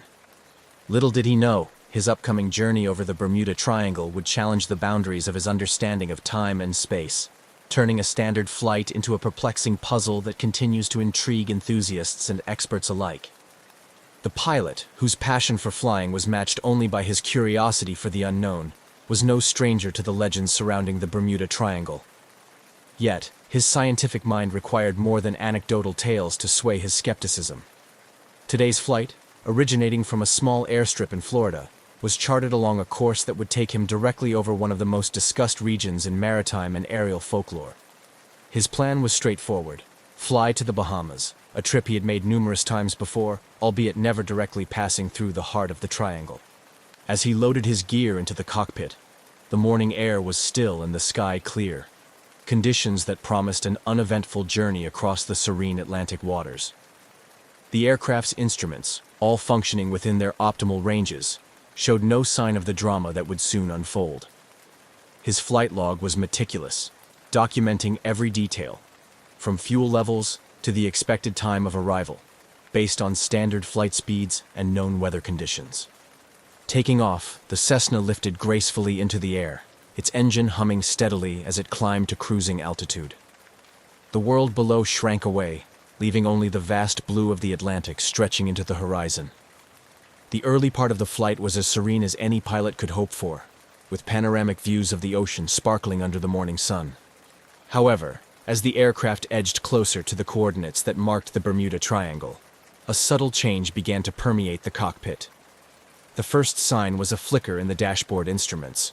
Dials twitched erratically, and the radio static increased. The pilot, initially unperturbed, made adjustments, attributing the anomalies to possible atmospheric interference common in this area of the globe. But the situation swiftly escalated as the compass began to spin inexplicably, and the familiar hum of the engine seemed to syncopate with an unfamiliar rhythm. The skies, still visually clear, now felt charged with an unexplained energy. Trying to maintain his course, the pilot felt a growing sense of disorientation, as if the very essence of time and space around him was warping. In his headset, the crackle of static grew louder, punctuated by what seemed like distant voices cutting in and out, an auditory illusion in an otherwise empty expanse. His trained instincts told him to trust his instruments, but they were becoming increasingly unreliable. Glancing at his watch, he noted the time, planning to cross-check it with the flight duration to gauge any discrepancies upon landing. As quickly as it began, the phenomenon ceased. The instruments stabilized as suddenly as they had faltered, the radio cleared, and the Cessna resumed its steady drone. Shaken but focused, the pilot continued toward his destination, now vigilant for any further abnormalities. Upon landing, the reality of what had transpired hit with full force. His flight, by all logical accounts supposed to last over 3 hours, had recorded barely an hour and a half. The confusion was palpable as he tried to reconcile the discrepancy. His initial disbelief was echoed by the ground crew at the Bahamas airstrip, who were equally baffled by the early arrival. This bewildering experience marked the beginning of a series of investigations and theories. Had the pilot traversed a shortcut through time and space? Was this merely an anomaly in instrumentation? Or had he experienced a rare but natural meteorological phenomenon? As the story of his flight spread, it sparked debates and drew attention from around the world, adding another layer of mystery to the already infamous Bermuda Triangle. The pilot, once a staunch skeptic, found himself pondering the limits of human understanding and the vast, unexplained mysteries that still lie beyond our reach in the skies. As the Cessna gracefully crossed into the airspace above the Bermuda Triangle, the pilot felt a mix of anticipation and skepticism. Known for its history of mysterious disappearances and unexplained phenomena, the Triangle has long captured the imagination of pilots and sailors alike. However, for this pilot, a man of science and logic, the myths and legends associated with this region were just that, stories without empirical evidence. Nonetheless, as he entered this notorious zone, the clear skies and calm seas seemed to belie the Triangle's ominous reputation. The route planned for that day was one he had flown on the edges of, but never directly through the heart of the Triangle. Today's flight path took him directly over its center, a decision made partly out of necessity, and partly from a curiosity that he hadn't admitted to himself until now. The early part of his journey had been uneventful, with the aircraft performing flawlessly and the weather conditions ideal for a smooth flight. However, as he progressed deeper into the Triangle, subtle anomalies began to manifest. Initially, these were minor, slight malfunctions in the aircraft's electronic instruments. The GPS system flickered erratically, and the radio emitted intermittent bursts of static, despite the clear weather and absence of storm clouds. These technical issues were disconcerting but not alarming, at least not at first. The pilot double-checked his backups and continued, relying on his experience and manual navigation skills to maintain his course. The true moment of disorientation came without warning. It was as if the atmosphere itself had changed, with a slight but noticeable drop in temperature and a sudden, eerie stillness that enveloped the aircraft. The sky, so clear moments before, seemed to take on a muted, almost surreal quality. The ocean below mirrored this stillness, its surface unnaturally calm. The pilot's initial reaction was to check his instruments, but what he saw only deepened his confusion. His compass was spinning inexplicably, and the altimeter fluctuated between readings in a way that was impossible under normal flying conditions. Trying to maintain his composure, he reached for the radio to contact air traffic control, only to be met with a hiss of static that made communication impossible. This experience, unsettling as it was, paled in comparison to what happened next. Time seemed to dilate around him, with seconds stretching into minutes, and minutes feeling like hours. This sensation of time warping was difficult to rationalize, leaving the pilot grappling with his perception of reality. He felt a vague sense of vertigo, a disorienting feeling that he was moving both very slowly and exceedingly fast at the same time. Navigating through this bewildering scenario, the pilot focused on maintaining a steady altitude and heading, using his training to compensate for the unreliable instrument readings. He remembered reading about similar experiences from other pilots, though he had always regarded such stories with a healthy dose of skepticism. Now, faced with his own inexplicable circumstances, he wondered if there was more to the Bermuda Triangle than mere folklore. As suddenly as they had begun, the anomalies ceased. The instruments stabilized, the temperature returned to normal, and the radio cleared. The ocean's surface once again showed the gentle undulations of normal sea conditions, and the sky brightened to its previous vibrant blue. Shaken but relieved, the pilot continued his journey, now eager to reach his destination and land safely, his mind racing with questions about what had just occurred. The remainder of the flight was uneventful, allowing the pilot some time to reflect on his experience. Had he experienced a natural phenomenon unique to this region, or was there something more, something unexplained, that could account for the bizarre conditions he encountered? These questions would linger in his mind, fueling both his own curiosity and the inevitable discussions that would follow his report of the incident. As the small Cessna emerged from the enigmatic clutches of the Bermuda Triangle, the pilot felt a surge of relief. The instruments stabilized, the skies remained clear, and the air traffic communications resumed their normal clarity. Yet, the feeling of disorientation and the haunting quiet of the past hour lingered in his mind. He knew the flight was far from over, not just in distance, but in the mental and emotional processing of what had just occurred. Upon landing at his destination in the Bahamas, far earlier than scheduled, the pilot was greeted with a mixture of confusion and concern from the ground crew. His premature arrival threw the routine operations into disarray, and as he stepped out of the aircraft, the weight of his experience began to truly sink in. The ground crew, aware of his intended flight path and expected time of arrival, immediately questioned the discrepancy. The pilot, still grappling with his own confusion, attempted to provide a coherent explanation. The discrepancy in time was stark. According to the clocks on the ground and the flight logs, the journey that should have taken over 3 hours was completed in just under 90 minutes. This impossibility was not lost on the pilot or the airport staff, prompting an immediate and thorough review of the aircraft's logs and instruments. The debriefing session that followed was intense.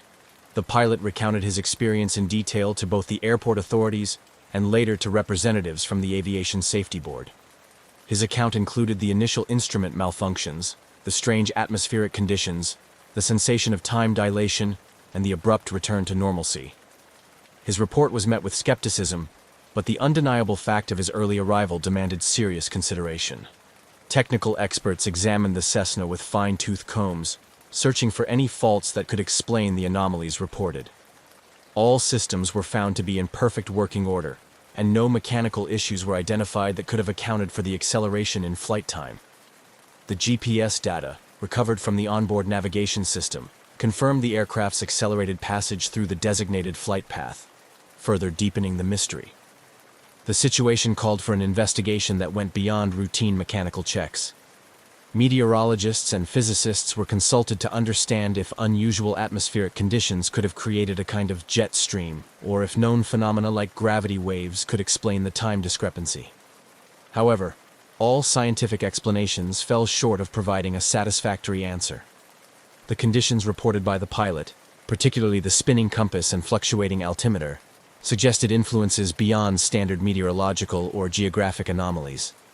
As the aviation community began to buzz with discussions over the incident, the story of the pilot's mysterious flight attracted attention beyond the immediate stakeholders. The media caught wind of the story, and soon it was being reported across various platforms, inciting a flurry of speculation and intrigue.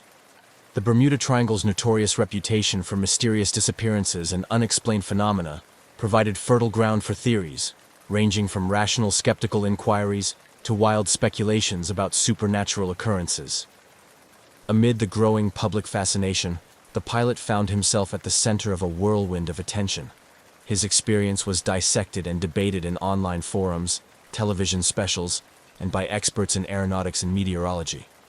Some embraced his account as possible evidence of an unexplained anomaly associated with the Bermuda Triangle, while others dismissed it as an error in perception or an exaggeration. However, within the scientific community, a few were intrigued enough to propose more radical theories. These included the possibility of a temporary rift in the space-time continuum, or an encounter with a rare natural anomaly that had yet to be understood or documented. These theories, while speculative, opened the door to further research and discussion about the limits of current understanding of physics and atmospheric science.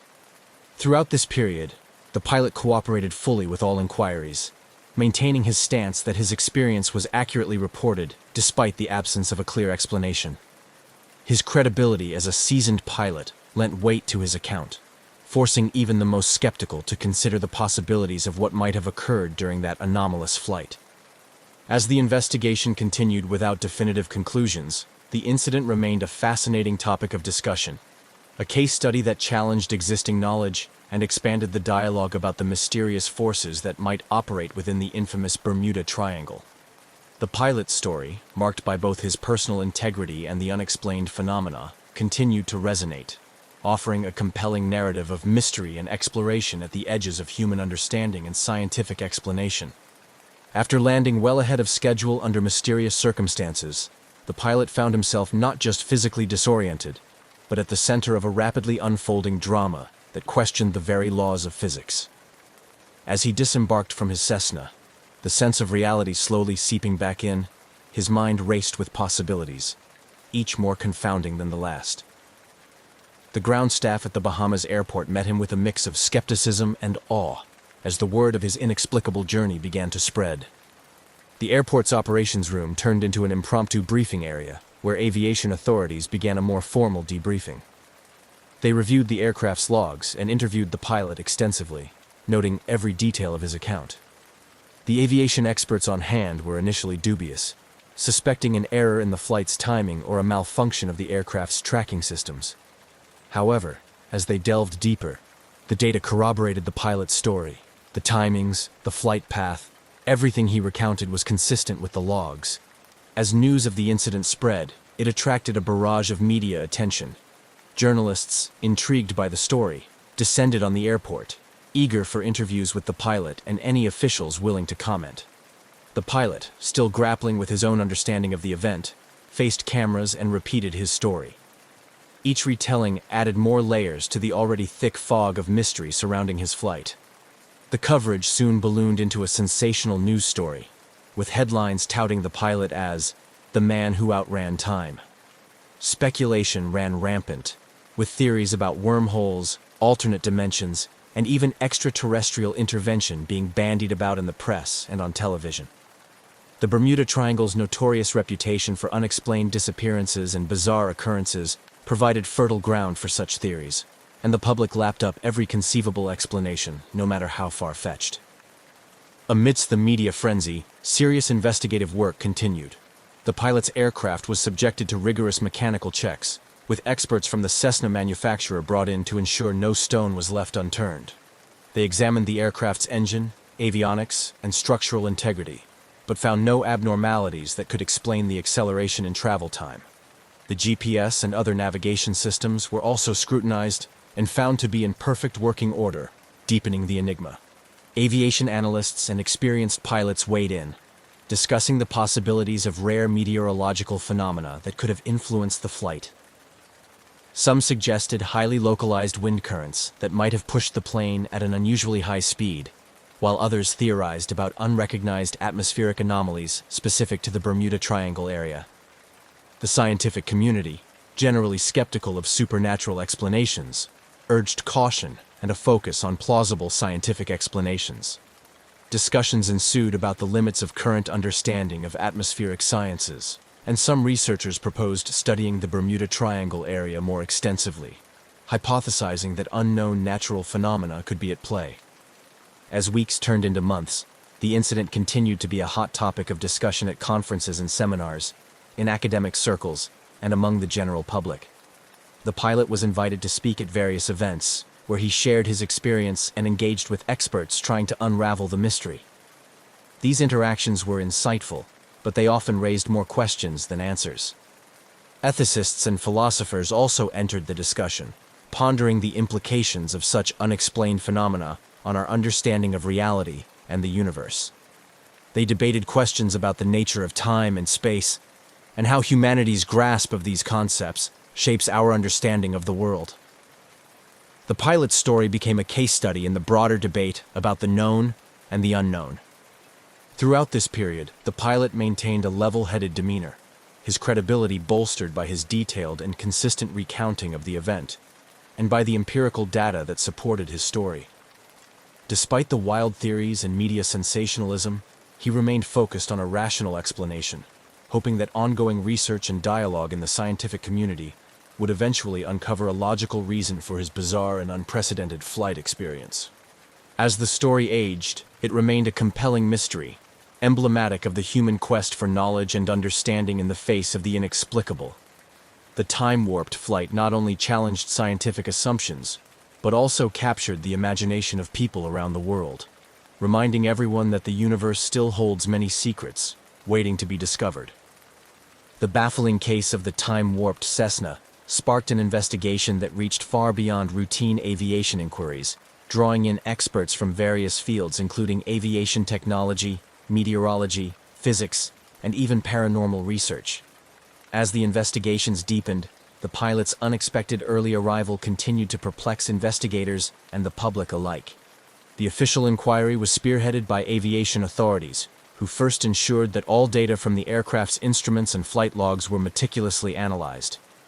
They verified times, altitudes, and airspeeds recorded by the onboard equipment against the pilot's account and external sources, such as radar tracks and communications logs.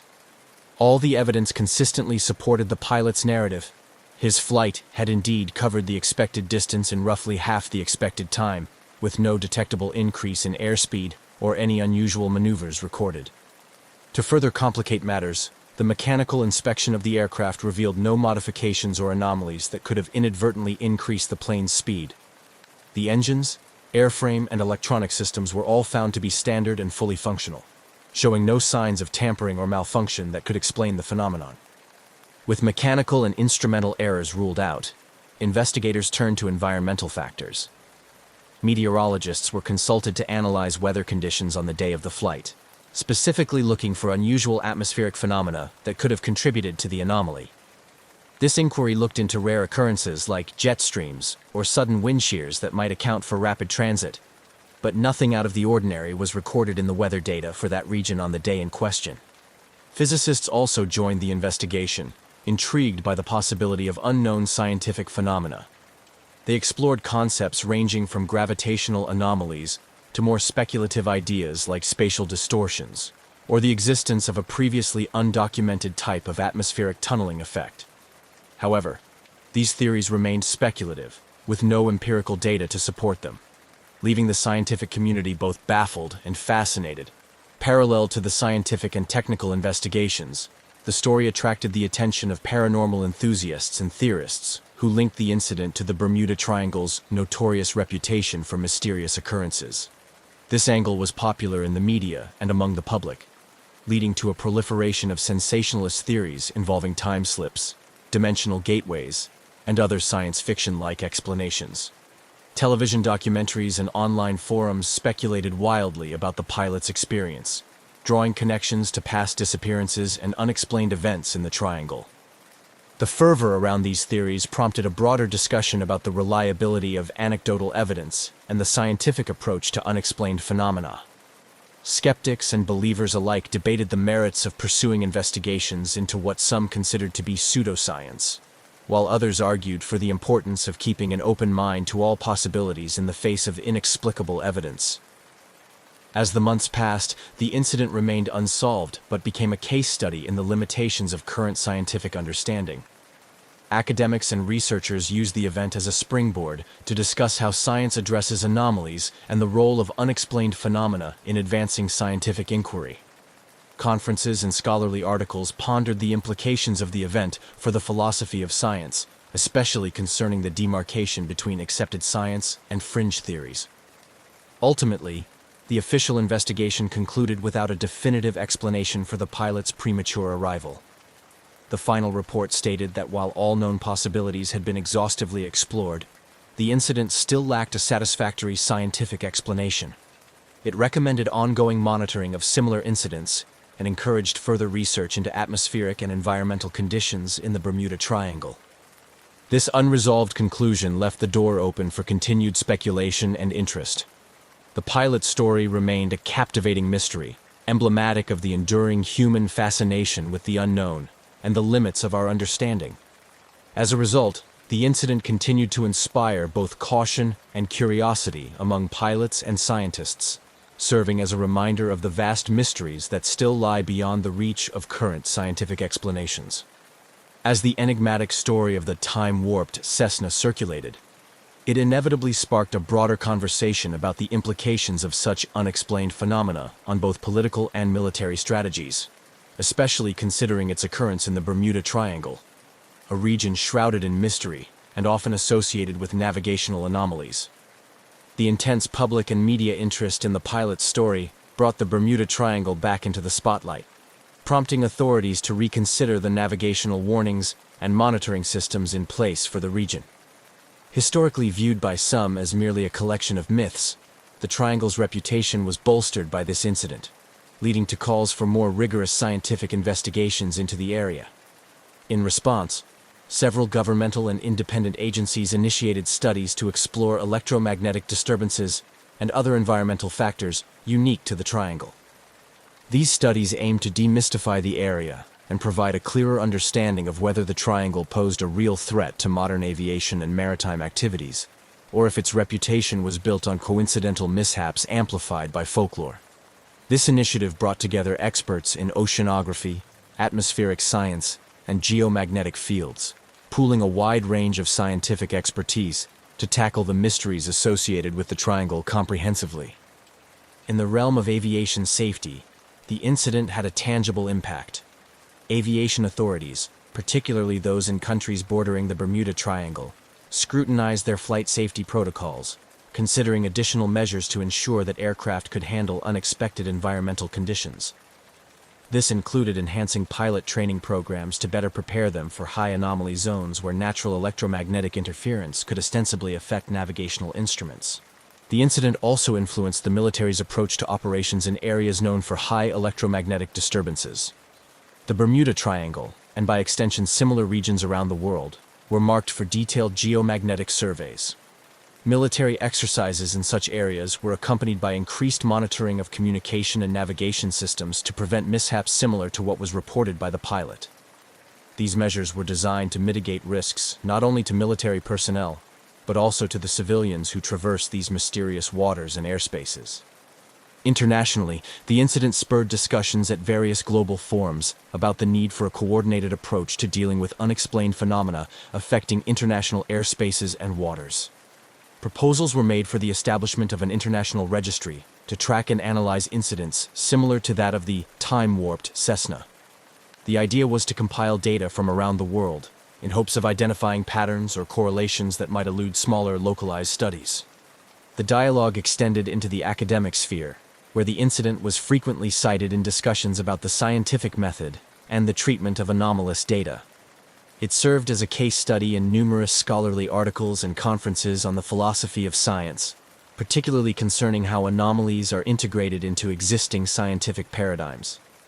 This discourse highlighted the dynamic nature of scientific inquiry, its capacity for self-correction and adaptation in the face of new, challenging evidence.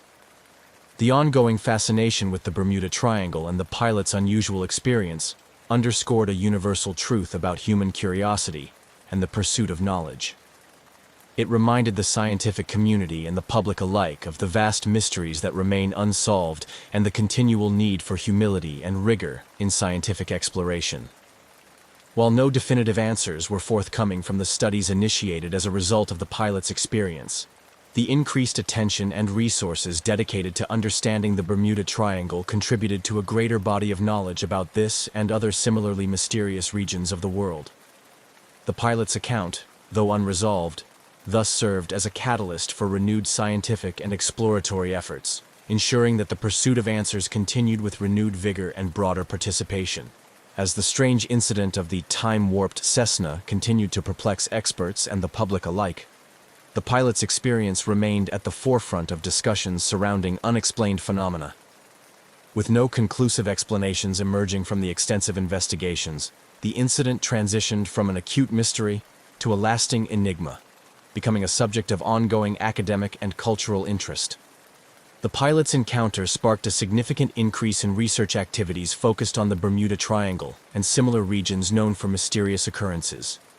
Universities and independent research institutions embarked on multidisciplinary studies that blended atmospheric science, physics, and folklore studies, aiming to provide a more comprehensive understanding of these enigmatic zones. These scholarly efforts were complemented by increased funding for projects exploring electromagnetic anomalies, atmospheric disturbances, and other potential natural explanations for the phenomena reported by the pilot and others before him. In the realm of popular culture, the incident inspired numerous documentaries, books, and articles. These narratives often blended fact with fiction, sensationalizing the event to capture the imagination of a global audience. However, they also played a crucial role in keeping the discussion alive, encouraging amateur sleuths and professional scientists alike to continue exploring the possibilities. The legacy of the pilot's flight also extended into the educational sector. Curriculums in universities that offered programs in aviation, meteorology, and oceanography began to include case studies of the Bermuda Triangle and the time-warped Cessna, as a means of illustrating the complexities of their respective fields. This educational focus helped to demystify some aspects of the triangle, while promoting a scientific approach to understanding unexplained phenomena. Furthermore, the incident had a profound impact on the pilot's personal life. He found himself a reluctant celebrity within both the scientific community and the general public. Invitations to speak at conferences and participate in televised interviews became commonplace. While he appreciated the attention to some extent, it also allowed him to advocate for a balanced, scientific approach to investigating unexplained events, warning against the allure of sensational explanations devoid of empirical support. This advocacy was particularly poignant in forums dedicated to aviation safety, where the pilot used his platform to discuss the importance of rigorous training and preparation for dealing with unexpected situations in flight. His experience served as a cautionary tale, underscoring the need for pilots to maintain composure and rely on their training, regardless of the circumstances. Annually, the incident was commemorated in various ways, both to honor the scientific pursuit of answers and to acknowledge the enduring mystery. Conferences and symposia were organized around the anniversary of the flight, bringing together experts from around the world to discuss not only this incident, but also other mysterious aviation events. These gatherings fostered a sense of community among those fascinated by the unexplained, encouraging ongoing dialogue and collaboration. As years passed, the story of the time-warped Cessna remained a popular topic, its details periodically revisited in light of new theories or similar incidents. The mystery continued to inspire both skepticism and wonder, serving as a reminder of the vast unknowns that still exist in the world and the enduring human quest to understand them.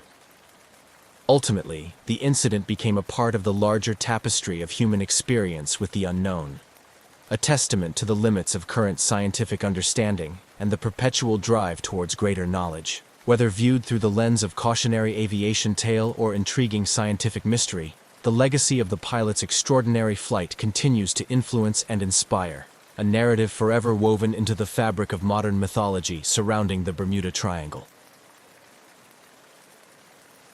In the vast arid expanse of the Sahara Desert, a place where the sun reigns with relentless heat and the winds sculpt sand into endless waves, the last thing one might expect to find is a modern jet aircraft, silent and still, its metallic surfaces glaring under the intense sun. Yet, in 1969, this surreal scene captured the attention of the world when a fully intact jet was discovered abandoned without a trace of its crew or passengers, sparking one of the most baffling mysteries in aviation history. The aircraft, a Boeing 707, was found by a nomadic group wandering the desert in search of grazing for their camels. The nomads were familiar with the sight of planes flying overhead, a common enough occurrence with international routes crisscrossing the sky above the desert. But the sight of a large, intact jet on the ground was unprecedented. Curiosity drew them closer, and what they found was a plane that seemed prepared for a normal flight, yet eerily void of life. The scene around the jet was undisturbed, with no signs of a crash landing. The aircraft appeared to have made a perfectly controlled landing on the sands. The boarding stairs were down, as if inviting the passengers to disembark. Inside, the cabin was orderly with safety cards tucked into seat pockets and overhead bins closed. The only thing missing was the people. No crew, no passengers were found, and no personal belongings were left behind. Local authorities were quickly notified about the discovery. The news of the abandoned jet spread rapidly, attracting local police and eventually international aviation investigators to the site. The aircraft's identification numbers were traced back to a recently reported missing jet, which had last communicated its position while overflying a neighboring country's airspace hours before its unexpected discovery in the desert. As investigators arrived at the location, the immediate task was to secure the site and begin the process of documenting everything exactly as it was found. Photographs were taken, and every element of the jet was carefully examined, from the engines and landing gear to the flight deck and avionics. The jet's logbooks and navigation charts were still in the cockpit, showing a flight path that had been abruptly abandoned. The mystery deepened as preliminary checks showed that the jet's systems were functional, with no mechanical failures recorded in the flight data recorder.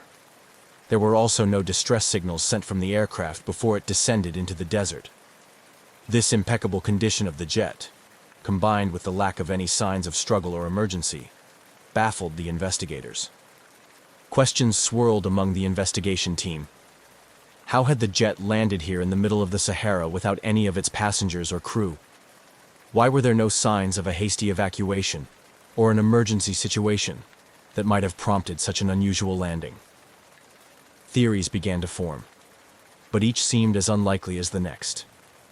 The desert, silent and watchful, offered no clues, and the jet itself, despite being equipped with the latest technology of the time, held its secrets tightly. This enigmatic discovery would come to challenge the boundaries of what was understood about aviation incidents. It also posed poignant questions about the fate of those who had been aboard. As the investigation pressed on, the task of piecing together the events leading up to the aircraft's final flight became a puzzle that captured the imagination of the world, raising this particular incident to the status of legend in the annals of unsolved aviation mysteries. The Boeing 707 that sat deserted amidst the sprawling sands of the Sahara had embarked on what was supposed to be a routine commercial flight. Its journey had begun at a bustling international airport, where it was thoroughly checked and prepared for a long haul over several countries, with a final destination in a major European city. The jet, a marvel of modern aviation technology, was equipped to ensure a safe and comfortable journey across vast distances, manned by a seasoned crew well-versed in such routes. The flight crew consisted of an experienced captain, known for his meticulous attention to detail and an impeccable safety record, alongside a co-pilot and a navigator who were equally competent and respected in their professions. The passenger list included business travelers, a few families returning home or starting vacations, and solo travelers embarking on various personal adventures. Each had boarded the plane with luggage in hand, expectations for their travels ahead, and no indication that their flight would become an enduring mystery. As the jet took off that day, air traffic control monitored its progress, noting its ascent and stabilization in the cruising altitude. The crew's last communication was a routine position report over the radio, stating their current location and expected time over the next waypoint. This communication was logged by air traffic control, and everything appeared normal. However, shortly thereafter, the jet disappeared from radar screens without any distress signal or further communication, initiating a perplexing silence that would lead to its unexpected discovery in the desert. The investigation into the jet's last known hours painted a picture of normality. The flight data, up to the point of last contact, showed no deviations from the planned route or any signs of mechanical issues. The weather reports indicated clear skies with favorable flying conditions. Interviews with air traffic controllers and other personnel confirmed that there had been no signs of trouble and no emergency communications had been received from the flight. This disappearance triggered a search operation that spanned several countries. Military and civilian aircraft scanned the jet's expected flight path and adjacent areas, looking for any signs of the aircraft. Satellite imagery was analyzed to detect possible crash sites, and ships in nearby waters were alerted to watch for debris. Yet, despite these extensive efforts, there was no trace of the jet until its inexplicable appearance in the Sahara, far off its original course. The sudden vanishing of the aircraft, followed by its equally mysterious reappearance landed intact in the desert, raised numerous questions.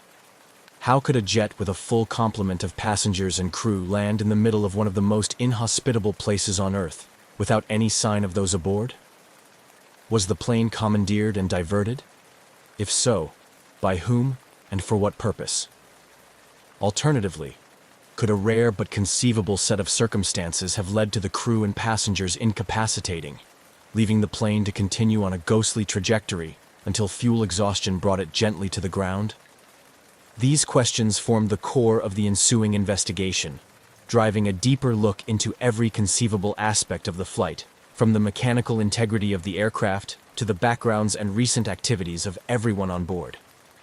As the global aviation community watched closely, the mystery of the jet in the Sahara became a puzzle that experts around the world were eager to solve, each clue adding a piece to the intricate tapestry of theories. The discovery of the abandoned Boeing 707 in the vast Sahara Desert not only baffled investigators, but also prompted an immediate and extensive investigation by local authorities. International aviation bodies, including experts from the International Civil Aviation Organization, ICAO, were quickly involved, underscoring the severity and unusual nature of the case. Once the initial shock of the discovery settled, the first step was to secure the site. A perimeter was established around the aircraft to preserve any evidence that might help in piecing together the events leading up to its mysterious landing. Forensic teams meticulously examined the jet, taking note of every detail, from the positions of the cockpit controls to the arrangement of items found in the cabin. They collected fingerprints, fibers, and other residues that might yield clues about the presence and activities of the passengers and crew. Concurrently, a more comprehensive international response was organized. Given the jet's last known flight path crossed multiple international borders, authorities from several countries collaborated, sharing radar data, flight logs, and other relevant information. This cooperation was pivotal, as the jet had disappeared from radar coverage and left little for investigators to work with. The collaborative international effort aimed to reconstruct the flight's path and determine how it ended up in such a remote location. As part of the investigation, officials also scrutinized the aircraft's maintenance records and the airline's safety protocols. This scrutiny was necessary to determine if mechanical failure could have played a role in the aircraft's fate. Interviews with maintenance crew and inspections of other aircraft in the fleet provided additional contexts, though initially, nothing pointed to a mechanical or technical failure. Meanwhile, the identities and backgrounds of every individual on board were examined in detail. Authorities reached out to families, colleagues, and friends, gathering information that might explain if any personal factors could have influenced the events. This process was emotionally taxing for the families involved, stirring a mix of hope and dread as each new piece of information was analyzed. The search for clues was not confined to the ground. Aerial and satellite reconnaissance played a crucial role in the investigation, attempting to trace the jet's unexpected deviation from its flight path. This search examined vast stretches of the jet's possible routes to find signs of distress or unusual maneuvers. Experts in satellite imagery and aerial photography joined the effort, scrutinizing images for any trace that the jet had been elsewhere before its final landing site. The efforts to find clues about the jet's journey and the fate of its occupants were painstaking and slow. Days turned into weeks, with the investigation team combing through an immense amount of data, from satellite images to weather reports from the day of the disappearance. Theories were tested and often discarded, adding to the mounting frustrations and the pressing demand for answers. The investigation also delved into less conventional theories, exploring the possibility of hijacking or sabotage. Security footage from the airport, passenger and crew records, and communications were analyzed to identify any potential threats or anomalies that might suggest such scenarios. However, these lines of inquiry also hit dead ends, as there were no indications of criminal activities or unauthorized access to the aircraft prior to its last flight. Public interest in the case grew as the investigation continued. Media outlets around the world reported on the progress of the investigation, speculating about possible explanations and contributing to a growing lore surrounding the event. This media attention often proved a double-edged sword. While it helped keep the investigation in the public eye and sometimes prompted valuable tips or insights, it also generated pressure on the investigators and distress among the families of the missing. Throughout this extensive and detailed investigation, the commitment to uncovering the truth never wavered.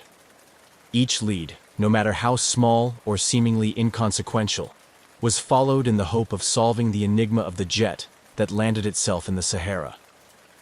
This relentless pursuit of answers underscored the complexity and determination of those involved in unraveling one of the most perplexing mysteries in aviation history.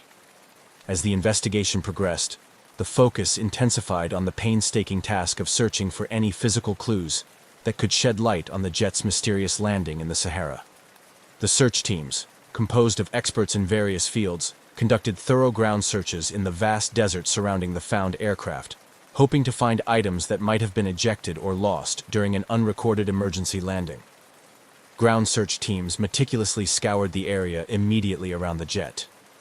This included combing through the sand for miles in each direction, looking for footprints, discarded items, or any other evidence that might indicate the movements of the passengers and crew after landing.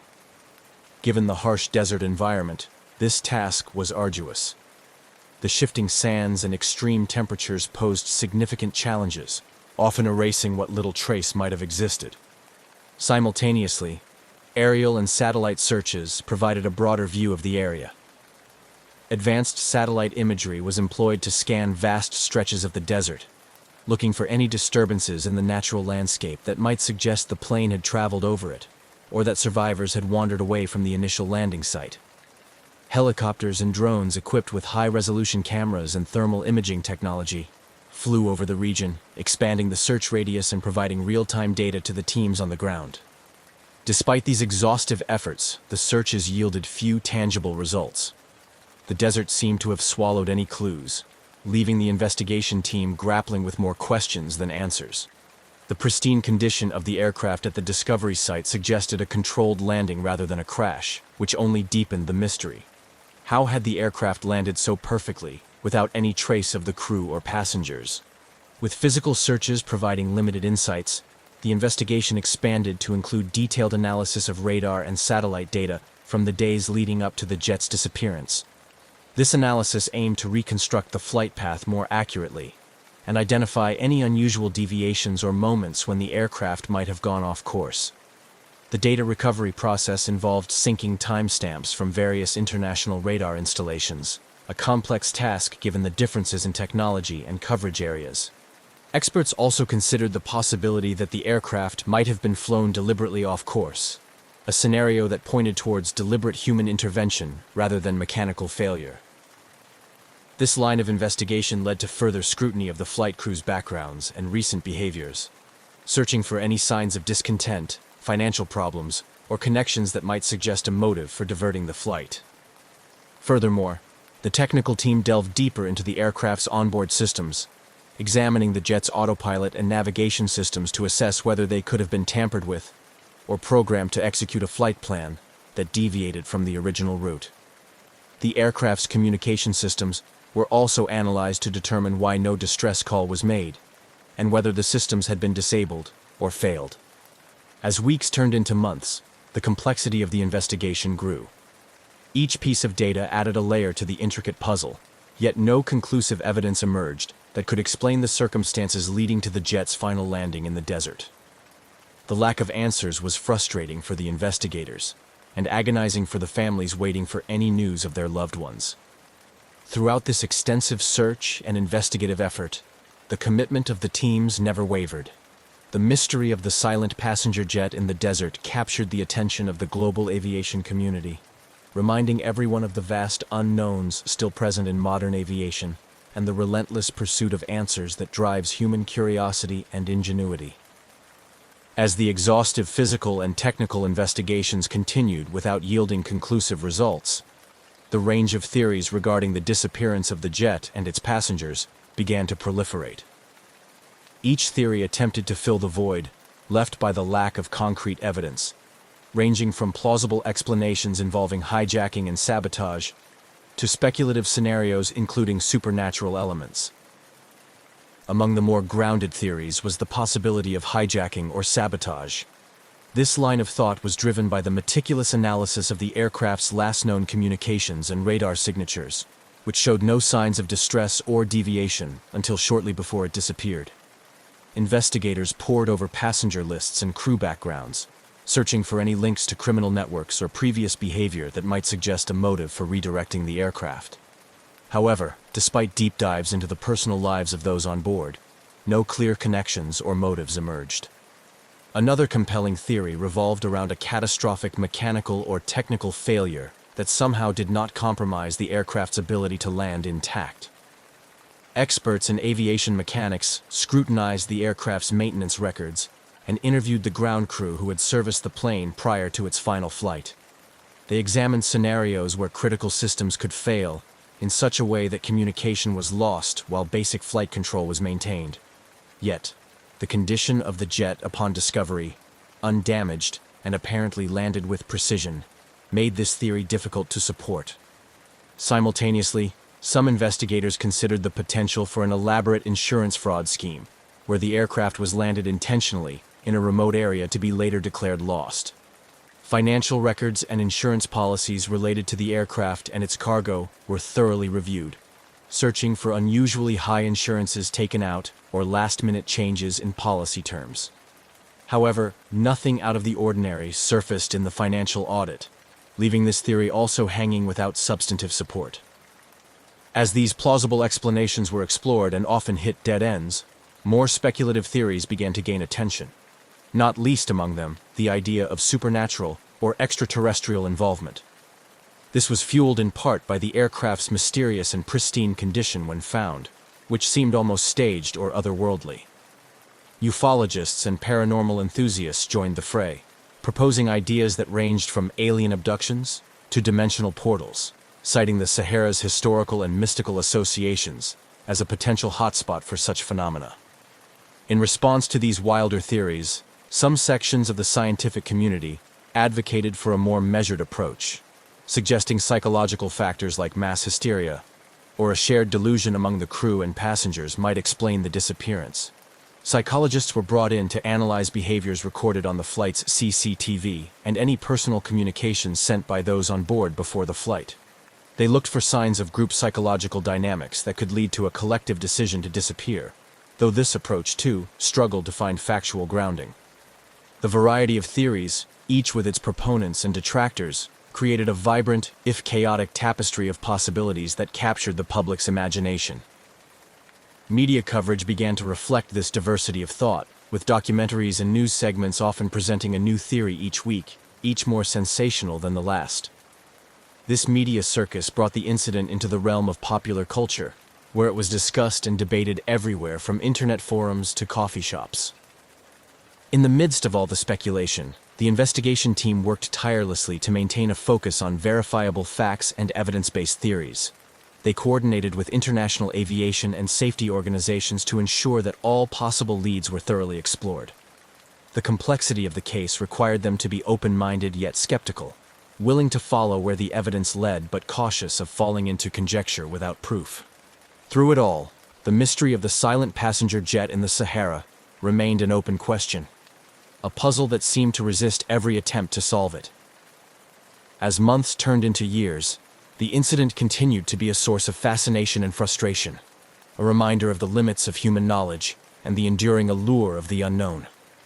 The investigation into the abandoned jet in the Sahara continued, gradually shaping the aviation industry's approach to flight safety and emergency response.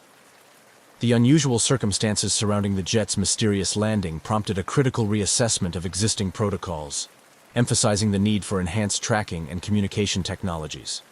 In response to the incident, aviation authorities worldwide began to scrutinize and subsequently strengthen the protocols for tracking aircraft over large, uninhabited areas like deserts and oceans. This led to the accelerated adoption of more advanced real-time tracking systems that could maintain contact with aircraft regardless of their location.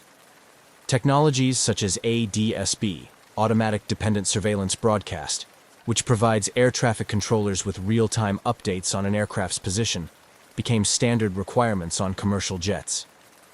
The incident also highlighted the importance of improving onboard communication systems to ensure that pilots could maintain contact with ground control under any circumstances.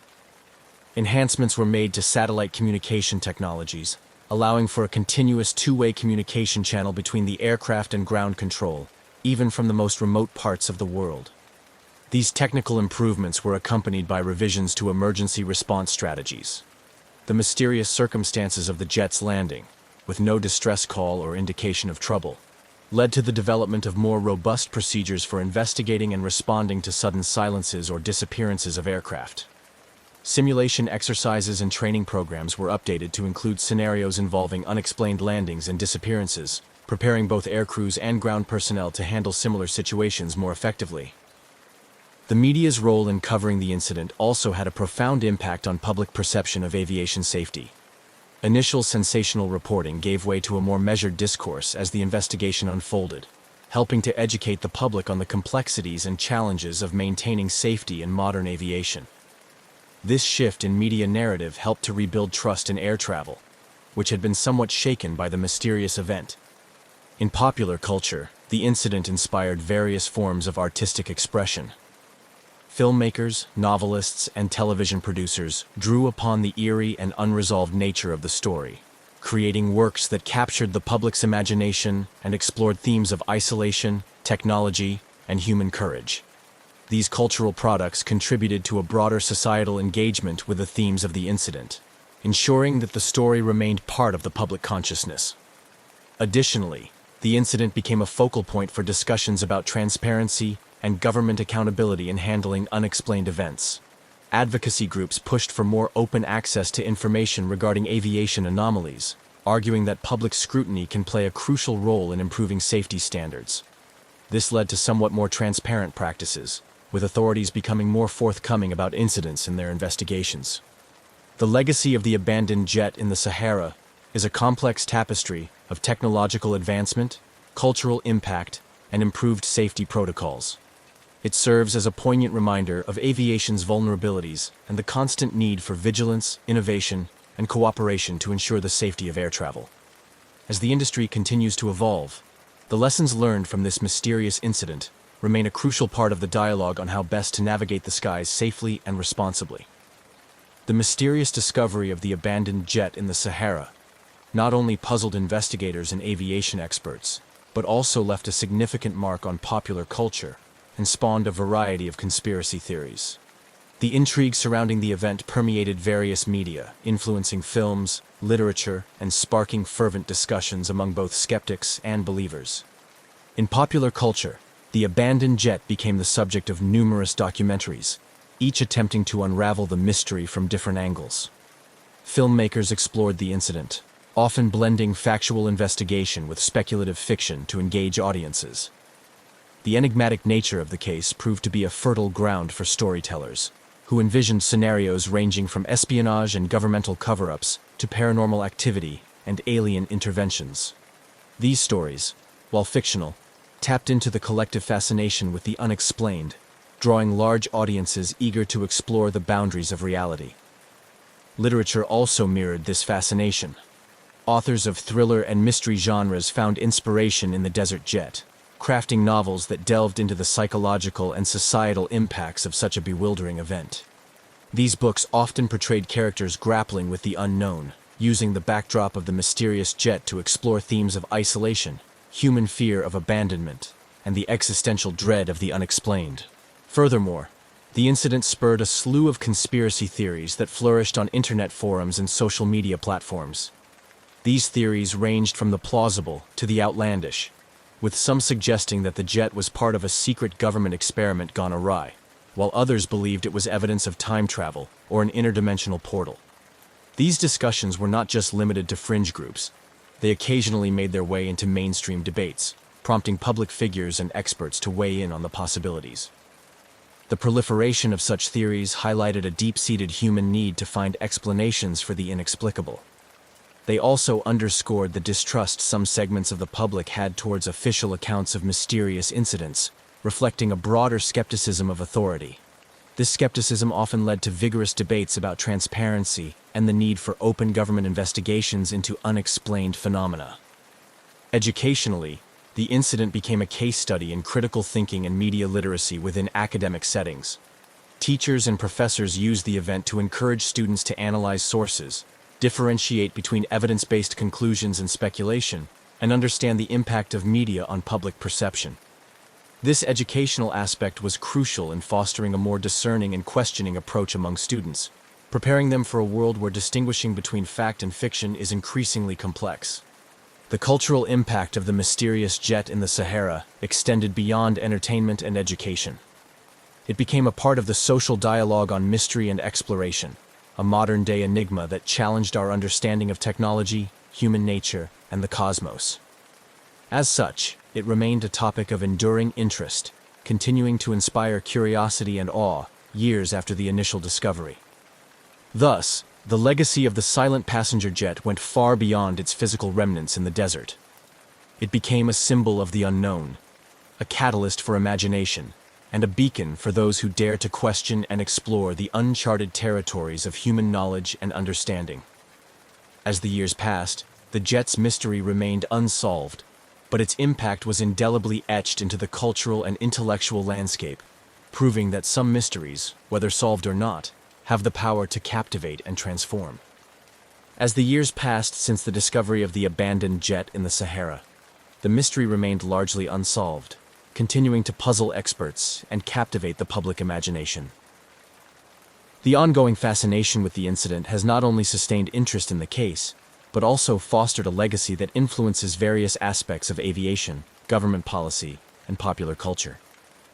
The enigmatic nature of the incident has ensured that it remains a topic of discussion at aviation safety conferences and symposiums around the world. Experts regularly revisit the case, using it as a benchmark to discuss improvements in flight tracking technology and emergency response protocols. The incident underscored the importance of robust communication systems and reinforced global efforts to implement real-time tracking technologies across all commercial flights to prevent such mysteries in the future.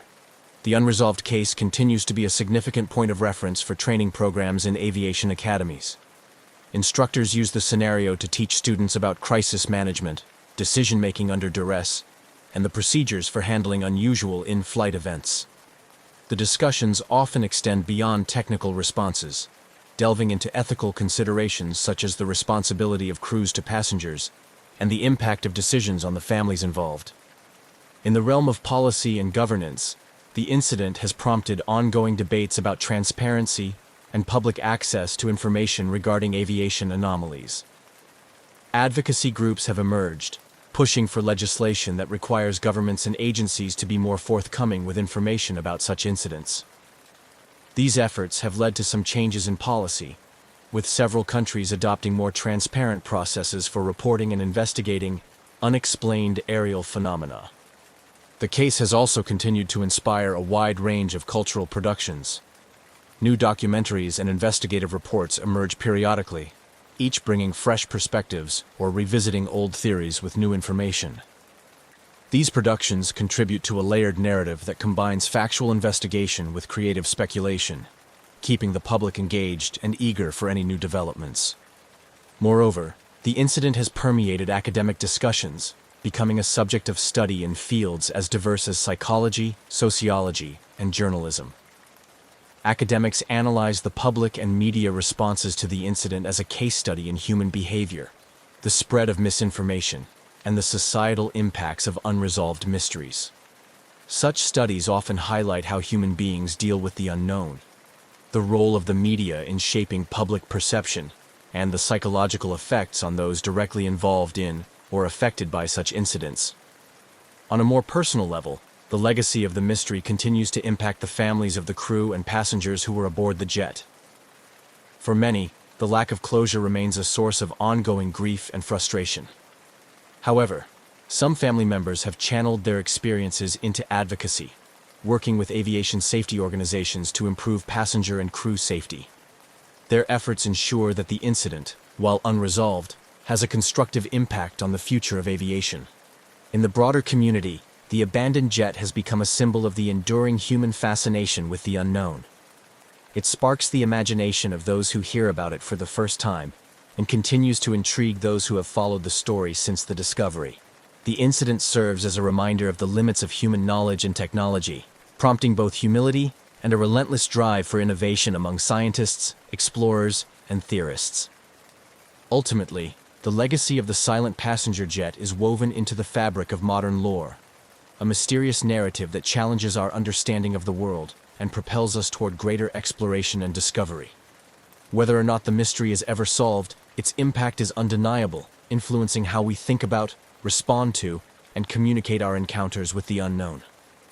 As we move forward, the story of the jet in the Sahara serves as a profound lesson in the complexities of our technological age and the mysteries that still lie beyond our grasp.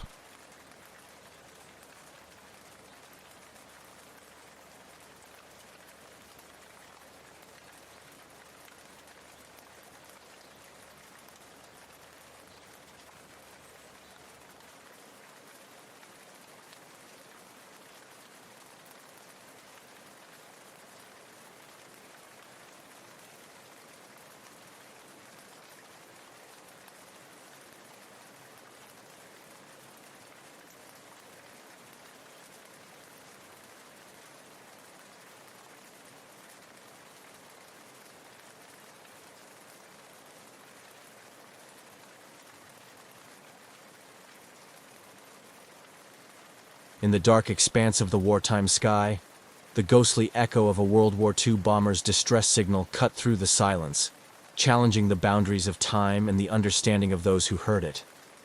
This particular aircraft, a B-17 Flying Fortress, had been reported missing years earlier, its fate a lingering mystery among the air crews and radio operators who scanned the skies and airwaves for any sign of life. Yet, here was its call sign, unmistakably clear through the static, resonating across the airwaves long after the war had claimed it.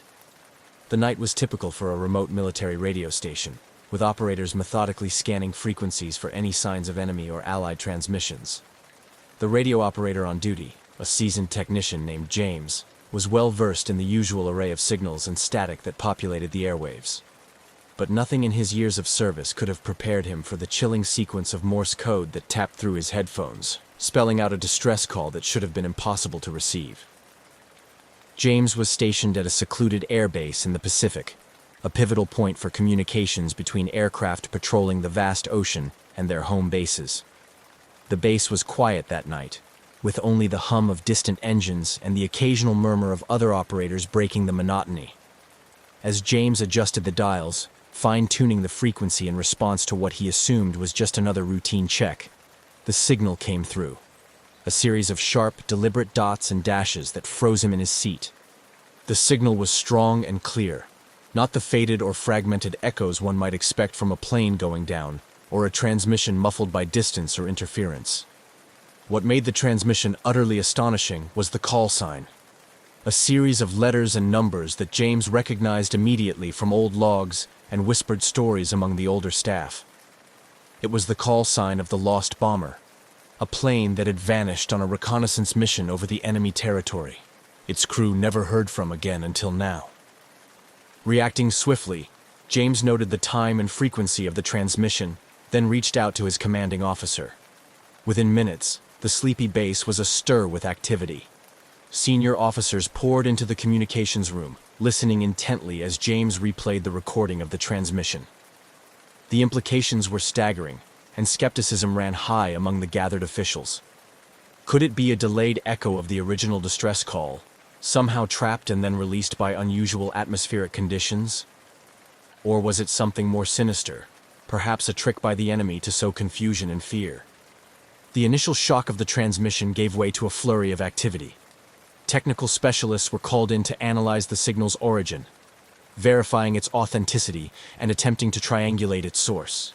Historians and veteran pilots were consulted about the missing bomber's last known coordinates and mission details, piecing together the flight's intended route and its significance during the war. Meanwhile, James continued to monitor the frequency, half expecting further communications, or perhaps an explanation to unfold through the static. But no additional signals came through.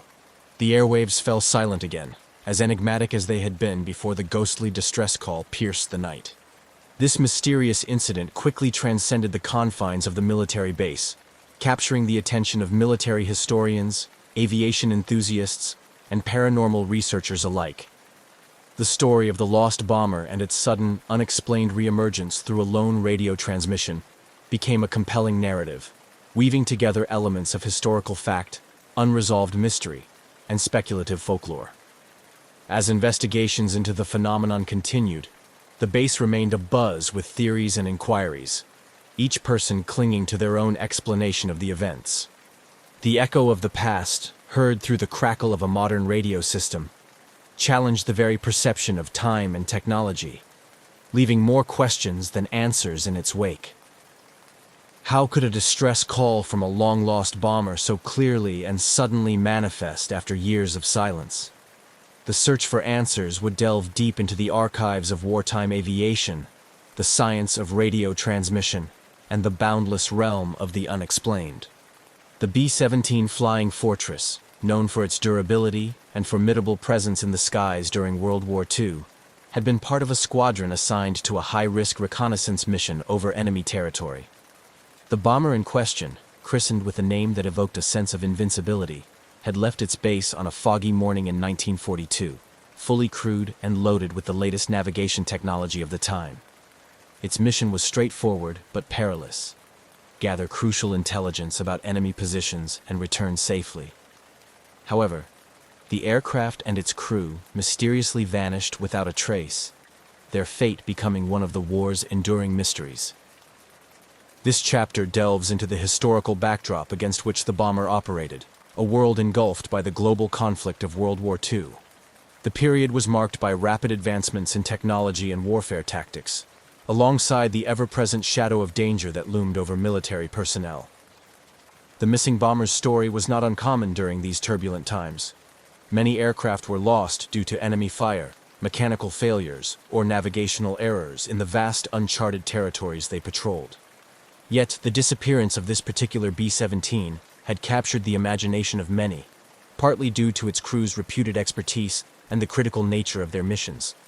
Interviews with surviving relatives and squadron members pieced together a picture of a highly skilled crew who had successfully completed numerous missions prior to their final, fateful flight. The aircraft was last seen veering off course, clouded by bad weather, with radio communications abruptly ceasing shortly after takeoff.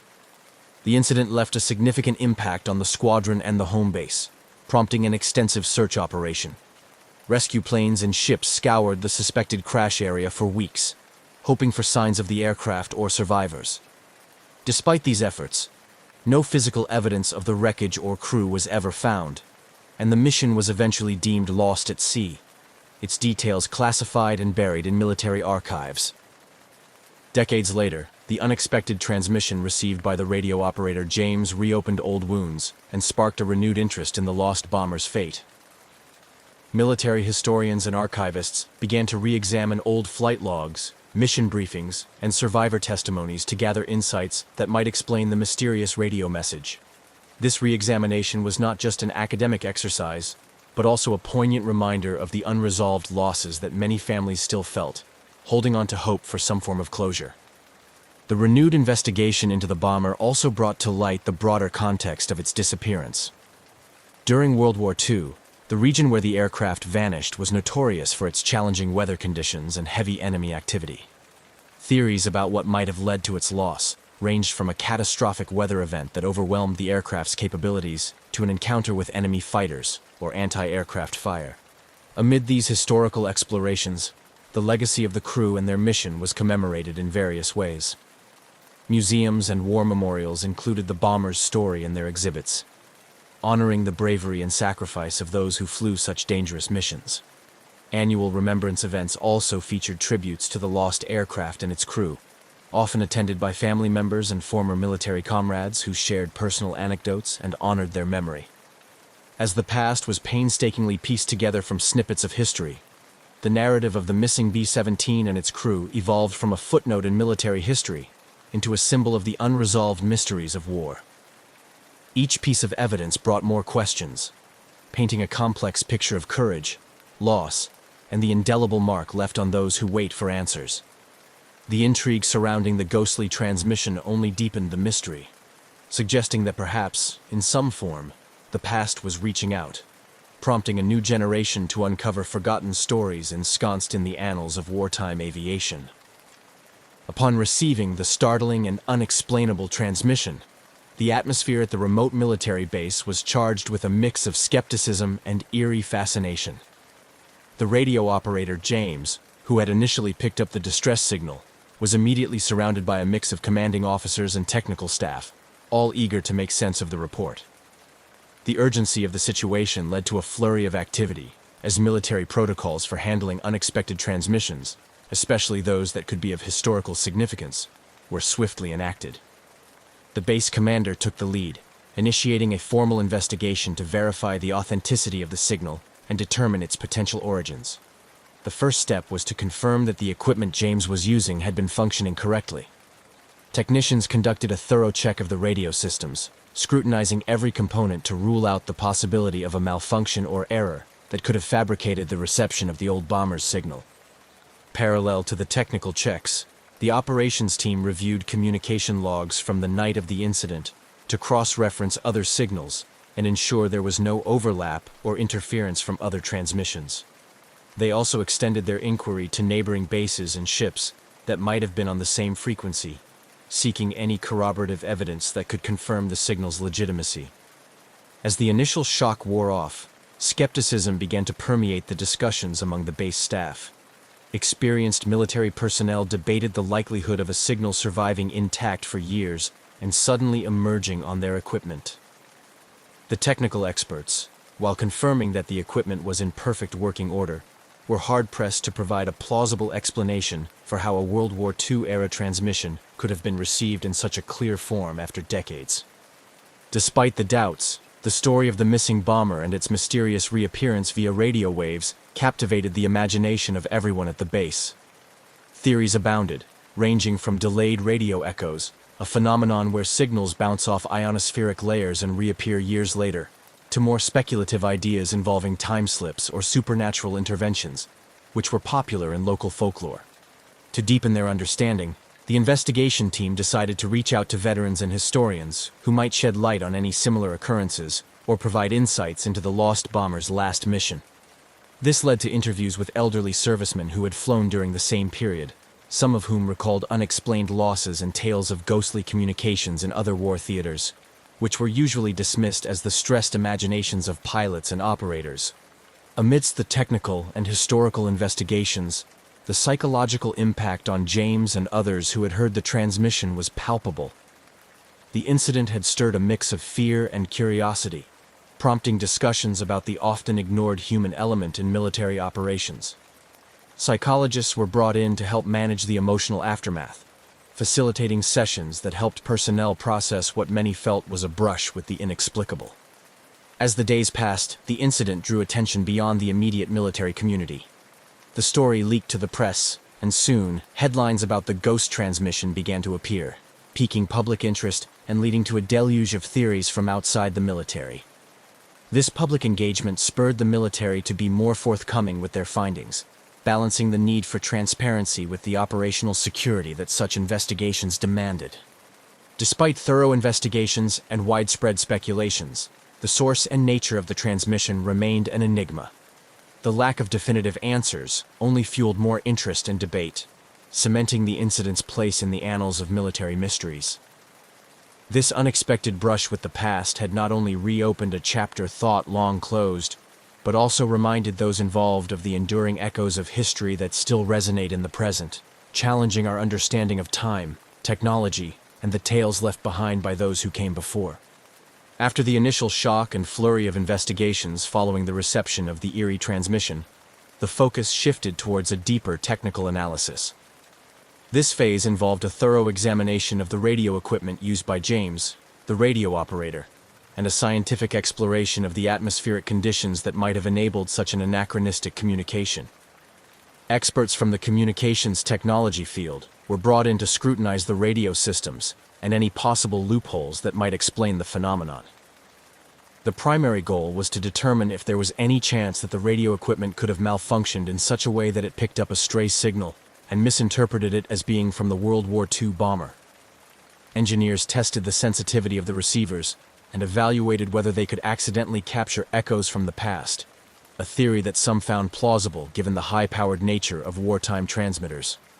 Simultaneously, atmospheric scientists looked into rare but documented phenomena such as skywave propagation, where radio waves are reflected back to Earth by the ionosphere, allowing signals to travel over long distances beyond the horizon. This line of inquiry examined whether specific atmospheric conditions on the night of the transmission could have allowed for a long-delayed echo effect, where signals from the past are bounced back many years later.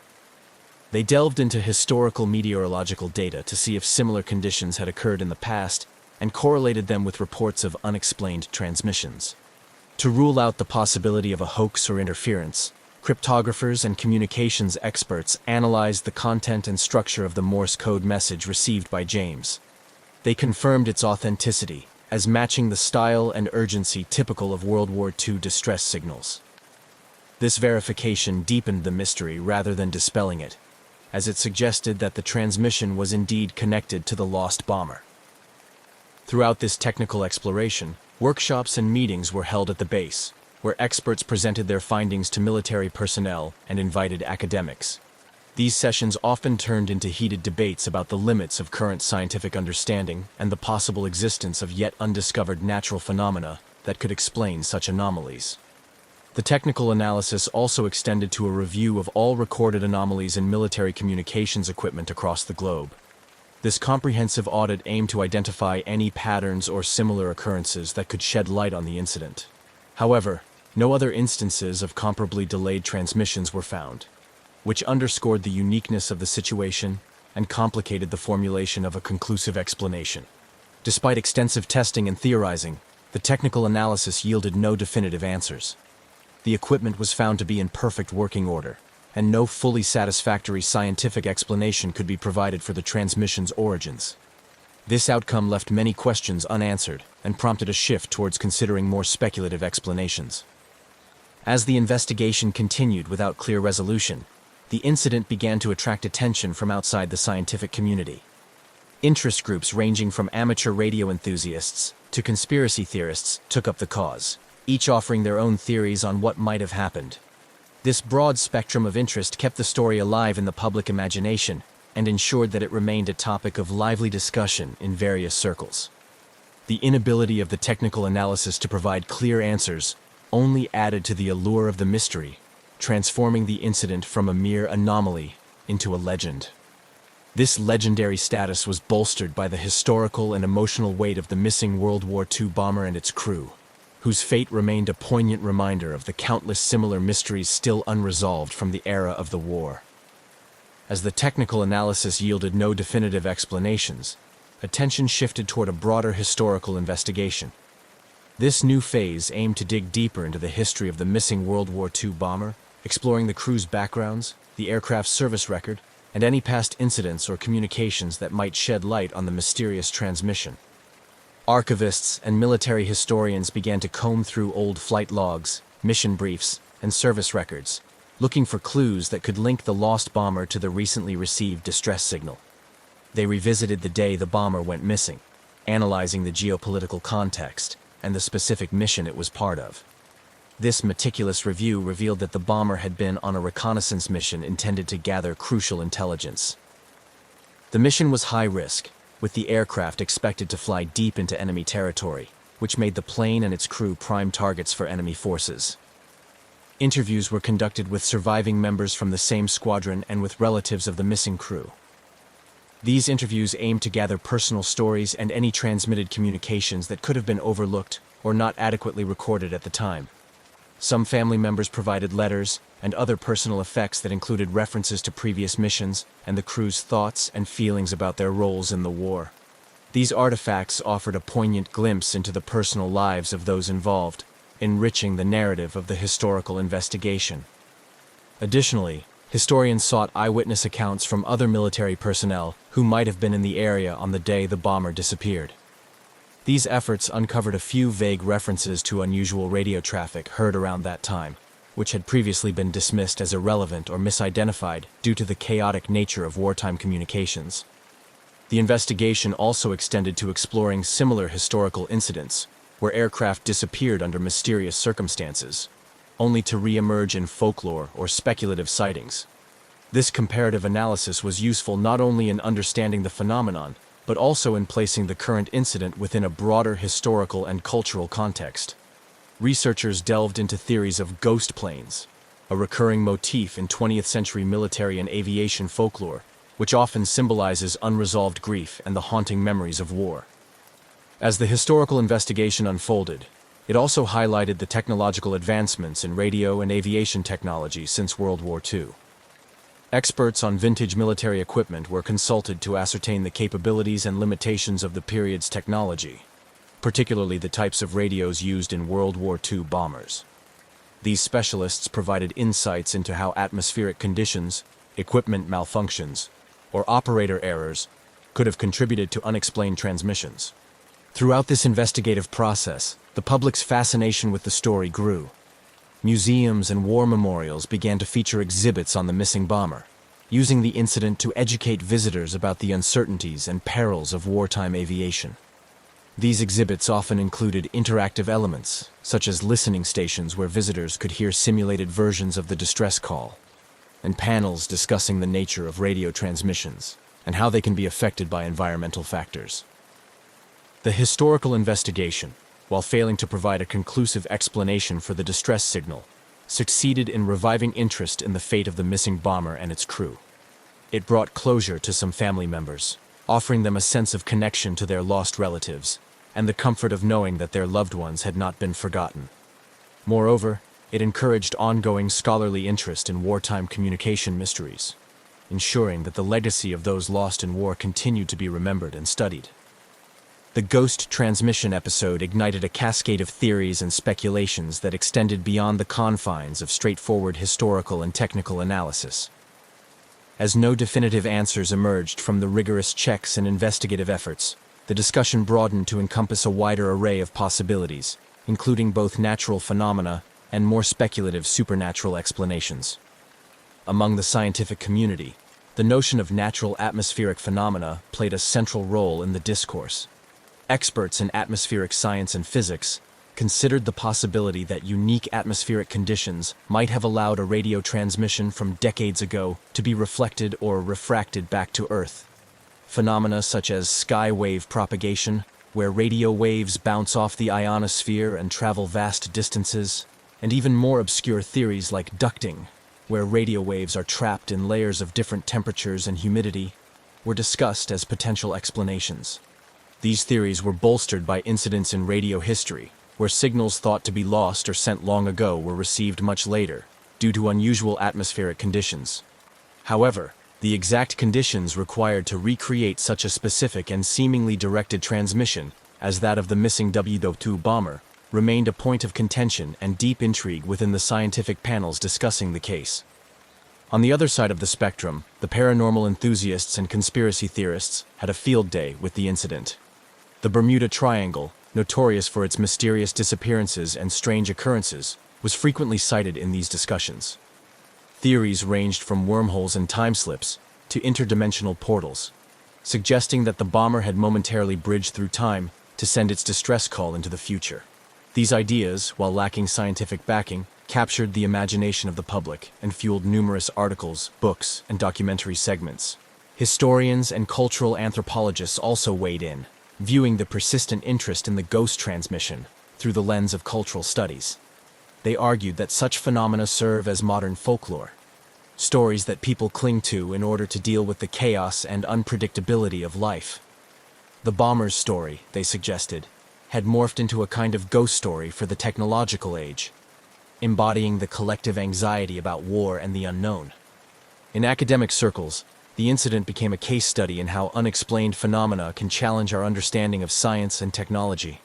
Conferences and symposiums featured panels and papers on the incident, discussing not only the technical and atmospheric possibilities, but also exploring what this phenomenon reveals about human belief systems and the psychology of mystery. The theories and speculations also prompted further scientific exploration into the limits of current radio technology and atmospheric sciences. Grants were allocated for projects aimed at studying skywave propagation more intensely, especially as it relates to long-delayed radio wave travel. Such research endeavored to discern whether science might one day be able to explain anomalies that currently fall into the realm of the unexplained. In essence, the myriad theories and speculations surrounding the ghost transmission demonstrated the human penchant for mystery and the lengths to which individuals and communities will go to make sense of the inexplicable. Whether driven by scientific curiosity, a fascination with the supernatural, or a blend of both, the discussions and debates ensured that the story of the WW2 bomber and its eerie call for help continued to resonate, inviting more questions than it answered. As the ghostly transmission from the World War II bomber settled into the annals of unexplained military history, its cultural impact continued to resonate across various spheres. The incident not only captivated the imagination of those directly involved in its investigation, but also touched a broader public fascinated by mysteries and the supernatural. In the media, the story of the ghost transmission found a fertile ground. Documentaries and television specials explored the eerie event, often framing it within the larger context of wartime disappearances and paranormal phenomena. These programs delved into the historical background of the missing bomber, the personal stories of its crew, and the technical aspects of the radio transmission, all the while weaving in interviews with experts, historians, and family members. The narrative was invariably tinged with a sense of mystery and often speculative interpretations, which helped to draw in viewers and spark public discussion. The incident also inspired episodes in popular culture, influencing works of fiction in books and films. Writers and filmmakers used the concept of a ghost plane emitting a distress signal from the past as a poignant metaphor for unresolved past conflicts and the haunting nature of loss. These stories often explored themes of time, memory, and the unresolved echoes of war, resonating with audiences who found in them a reflection of universal sentiments. Moreover, the ghost transmission became a topic of interest in academic circles beyond the scientific community. Scholars in the fields of folklore and mythology examined how modern tales of ghost ships and planes serve as contemporary folklore, providing insight into societal fears and the ways in which people use stories to make sense of unexplainable events. Conferences and papers discussed the incident in the context of technological folklore, where modern technology intertwines with age-old narrative forms to create new myths. Educationally, the incident was incorporated into curriculums, particularly in courses dealing with the history of technology, communication studies, and the psychological impact of war. Students analyzed the event not only for its historical and technological aspects, but also for its implications on how narratives are constructed in the media and popular culture.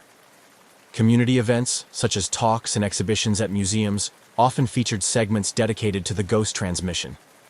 These events aimed to educate the public about the science of radio communications, the history of World War II aviation, and the phenomenon of skywave propagation. They also provided spaces for veterans and historians to share their insights, and for visitors to reflect on the broader implications of wartime technologies. Through these various channels, the legacy of the ghost transmission endured, continually sparking new discussions and insights. It served as a reminder of the mysteries that still permeate our understanding of the past, and the ways in which these mysteries captivate and intrigue us. As new technologies and methodologies emerge, the possibility remains that future investigations could one day provide answers to this enduring World War II mystery, turning legend back into history. Yet, until such time, the ghost transmission remains a symbol of the enigmatic intersection between history, technology, and the supernatural. The enduring intrigue surrounding the ghost transmission from the World War II bomber encapsulates a fascinating blend of unresolved history, technological mystery, and human curiosity. As years have passed since the eerie incident was first reported, it continues to foster a sustained interest among amateur sleuths, historians, and paranormal enthusiasts, who each bring their own perspectives and theories to the table. The mystery of the transmission has not only become a staple in discussions about unexplained military phenomena, but has also encouraged a broader dialogue about the limits of our understanding of past events. The fact that no conclusive explanation has been found keeps the story alive in the collective imagination, serving as a potent reminder of the wartime sacrifices and the mysteries that may never be fully unraveled. Amateur historians and radio enthusiasts, in particular, have taken up the challenge, dedicating themselves to parsing through old military records, building replicas of WW2-era radio equipment, and even organizing listening events in hopes of catching similar anomalies. These community-led initiatives often result in gatherings where individuals share findings, swap theories, and keep the history of the incident relevant for new generations. Furthermore, the story of the ghostly World War II transmission has spurred ongoing research and technological exploration. Advances in radio technology and atmospheric science may one day provide the tools needed to uncover what really happened, or at least to offer more plausible explanations for such phenomena. This possibility excites both the scientific community and the general public, who are eager to see how new technologies might finally solve old mysteries. In addition to scientific and amateur investigations, the incident remains a poignant subject in remembrance and memorial activities. Annual events commemorating the crew of the missing bomber often include mentions of the ghost transmission, reminding attendees of the enduring mysteries of war and the unbreakable connection to the past those mysteries represent. These ceremonies provide a space for reflection on the impact of war and the personal stories of those who serve, linking the past directly with the present through shared narratives and communal memory. The ghost transmission also continues to inspire cultural works, including novels, films, and art installations that explore themes of time, memory, and the unknown. These works often pose deeper existential questions about reality, perception, and the nature of communication across time, engaging audiences in a multifaceted exploration of the incident's implications. This cultural resonance underscores the broad impact of the ghost transmission, demonstrating its capacity to inspire and challenge across various mediums and audiences. Conferences and academic symposiums regularly feature the ghost transmission as a subject of interest, attracting experts in communications, wartime history, and psychology. These forums often explore the psychological impact of such phenomena on soldiers and civilians alike, discussing how unexplained events can affect morale and foster a sense of the supernatural amidst the horrors of war. The discussions also delve into the role of technology in shaping our understanding of historical events, questioning how advances in equipment might alter our perception of what is possible or real. Online communities play a significant role in perpetuating the legacy of the ghost transmission. Forums and social media groups dedicated to military history, paranormal phenomena, and World War II technology provide platforms for ongoing discussion and discovery. Here, enthusiasts from around the world share theories, discuss new research, and even collaborate on projects aimed at uncovering more about the incident.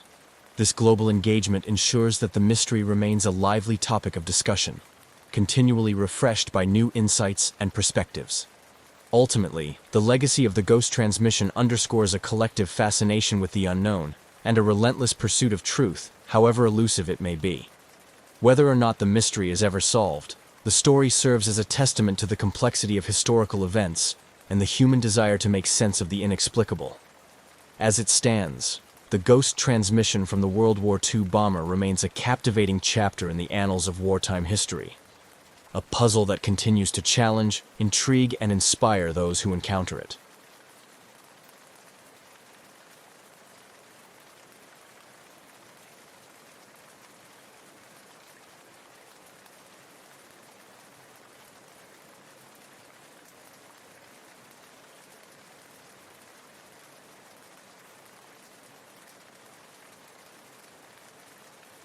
In the quiet expanse of the Australian skies, where the vast blue meets the endless horizon, flying was more than just transportation. It was a profound expression of freedom. For 20-year-old Frederick Valentich, it was also a gateway to a future he dreamed of, one that combined his passion for aviation with a youthful fascination for the unknown, particularly his keen interest in unidentified flying objects. Frederick was not just an ordinary young man with a hobby. He was an ambitious pilot, albeit relatively inexperienced, with about 150 hours of flying time logged, a significant portion of which was solo. He was serious about turning his passion into a profession, aiming to qualify as a commercial pilot. However, his journey was marked by both enthusiasm and a few instances of overconfidence, as noted by his instructors and peers. Despite these minor setbacks, his commitment to flying was unwavering, driven by a deep-seated love for the skies.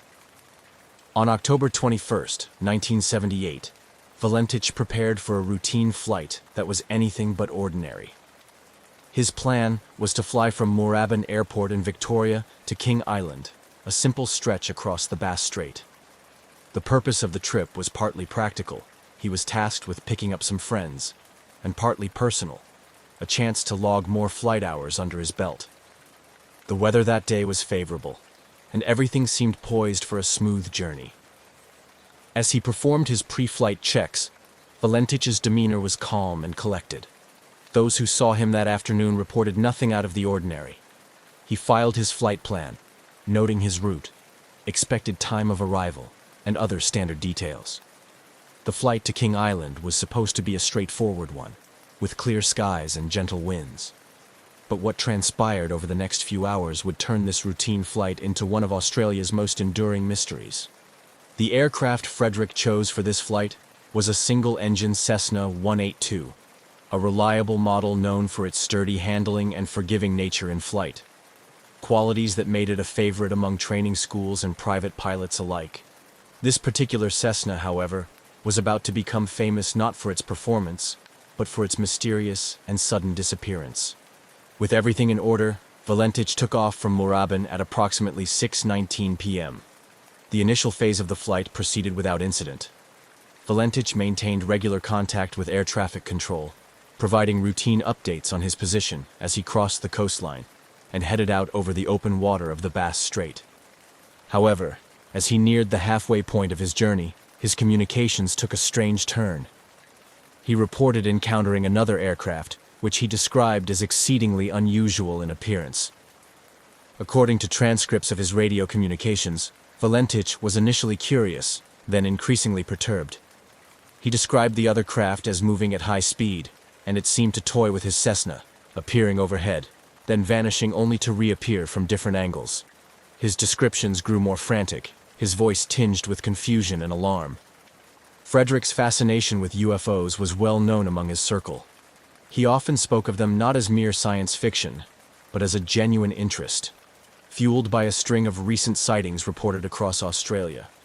This context turned his flight into a narrative ripe for speculation and wonder, as he was now seemingly living his worst, or perhaps most thrilling, scenario. His last transmission was the most harrowing. "It is hovering, and it is not an aircraft," he reported. These words would be the last anyone would hear from Frederick Valentich. Moments later, the radio link crackled into static, and silence took over. Back at Moorabbin Airport, confusion reigned. Air traffic controllers scrambled to re-establish contact, but to no avail. As the minutes turned into hours, concern grew. Search and rescue operations were soon underway, marking the start of an extensive search that would captivate and mystify the world. Frederick Valentich's disappearance raised numerous questions. What did he see in the sky that evening? Was it a misinterpretation, or had he encountered something truly unexplainable? These questions haunted the investigation, and would soon elevate the incident from a mere missing person case to a legend discussed and debated by aviators and UFO enthusiasts alike. Frederick Valentich's departure from Moorabbin Airport had been routine. The engines of his Cessna 182 hummed smoothly as he ascended into the early evening sky, leaving the familiar landscape of Victoria behind.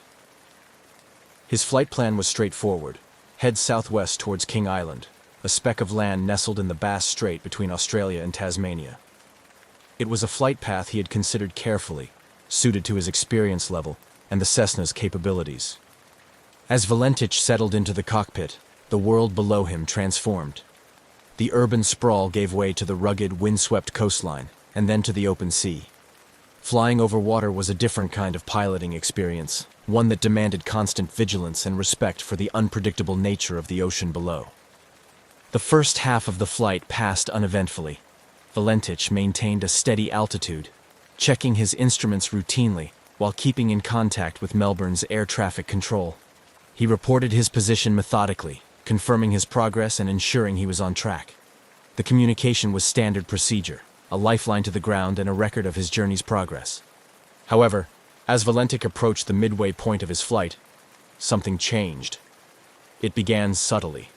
An unscripted pause in his communications, a break in the rhythm that had defined the earlier part of his journey. Then, the tone of his transmissions altered.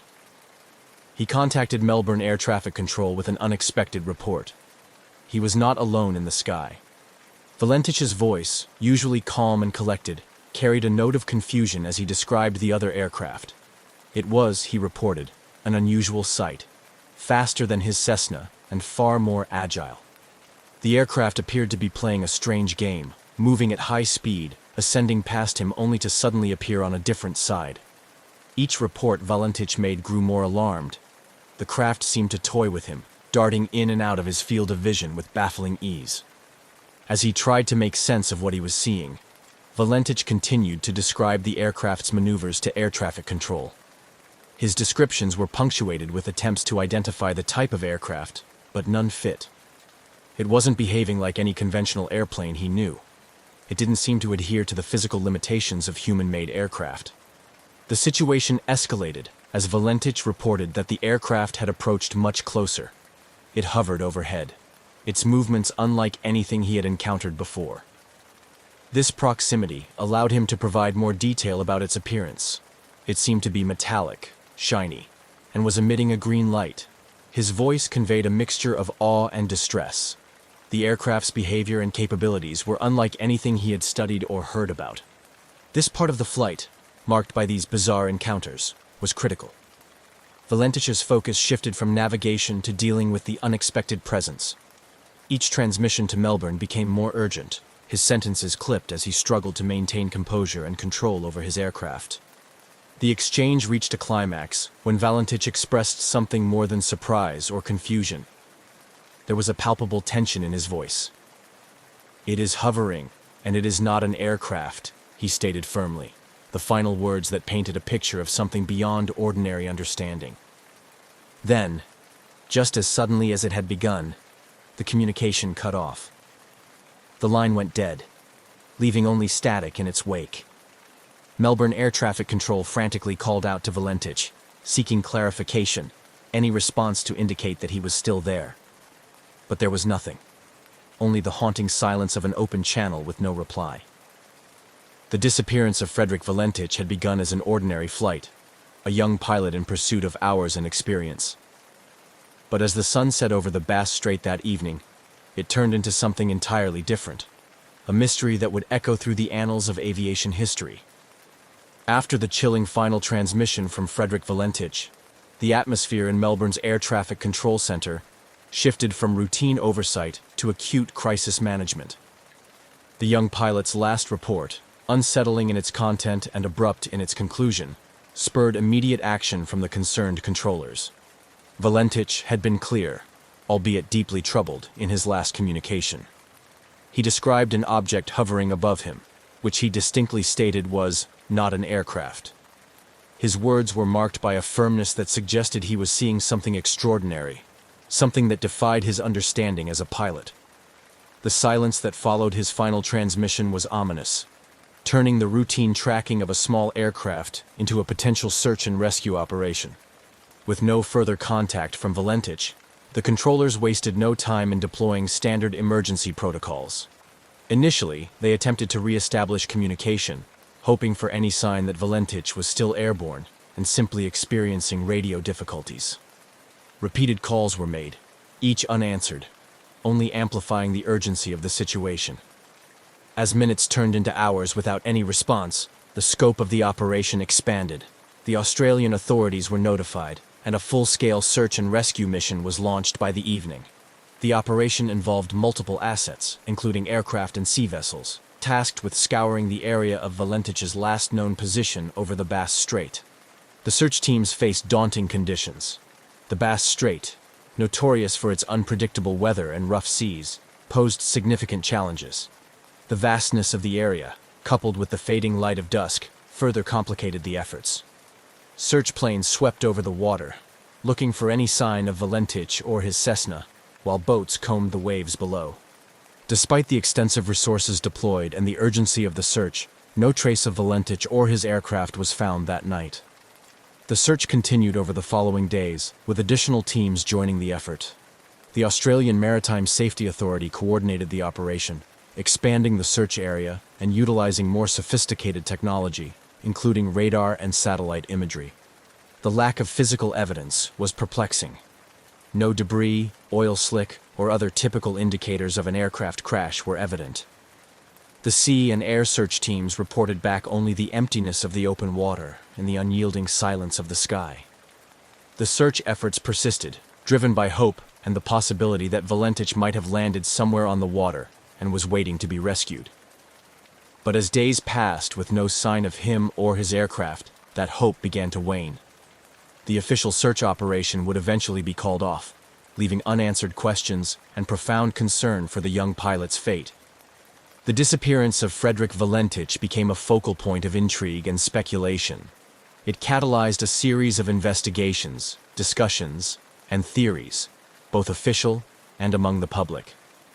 The mysterious circumstances, particularly the pilot's report of an unusual object, fed into broader discussions about unidentified flying objects and their possible interactions with aviation.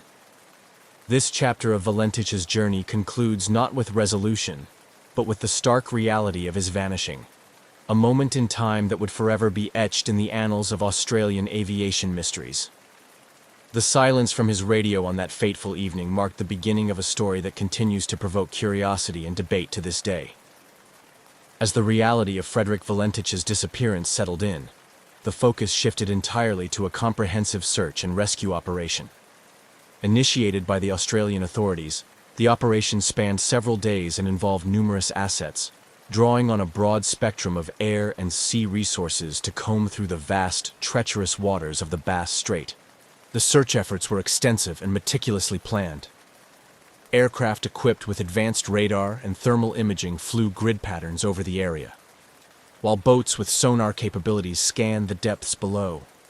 The goal was to cover as much area as possible, as quickly as possible, in the hope of finding any trace of Valentich or his Cessna 182. Despite the favorable weather conditions that followed the initial disappearance, the search teams faced the inherent challenges of the Bass Strait, known for its capricious weather patterns and strong currents. These conditions often made the search efforts difficult, with waves and wind disrupting the progress of boats and limiting the effectiveness of aerial searches during certain parts of the day. As the search continued, the Australian Maritime Safety Authority coordinated efforts from multiple agencies, including the Royal Australian Air Force, local volunteer marine rescue organizations, and even merchant vessels passing through the area. Each day, the teams would debrief, share findings, and adjust their strategies, determined to uncover any clue that could lead to Valentich. However, the days passed with frustratingly little to show for the efforts. No wreckage was sighted, and no signals were detected that could suggest the location of the crashed plane. The search teams expanded the search radius, hoping that drift patterns might have carried Valentich away from his last known location. Still, the vast ocean seemed to have swallowed all evidence of his passage. The lack of any physical evidence perplexed investigators and search crews alike. In cases of aircraft crashes at sea, some debris typically surfaces, whether from the impact itself or from the interior of the aircraft. Yet, in Valentich's case, the sea offered nothing. No floating debris, no oil slicks, no emergency locator transmissions, nothing that indicated a crash site. This complete absence of evidence led to an increased interest in Valentich's last communication. His report of an encounter with an unusual aircraft, described under clear distress, became a focal point for both official investigators and the public. The peculiar nature of his descriptions prompted some to speculate about otherworldly explanations, including UFO involvement, which only intensified as the search yielded no results. After 2 weeks of intensive searching, the official search and rescue operation was reluctantly called off. The decision was met with disappointment and a sense of defeat by those involved, especially given the emotional toll on Valentich's family and friends. The announcement marked a somber acknowledgement that the chances of finding Valentich alive, or even recovering his remains, were exceedingly slim. The cessation of the search did not end the public's fascination with the case, nor did it silence the myriad theories about what might have happened. Instead, it transitioned the incident from an active rescue operation to a lingering mystery, one that would captivate curious minds and fuel debates about aviation safety, the unknown, and the unexplained.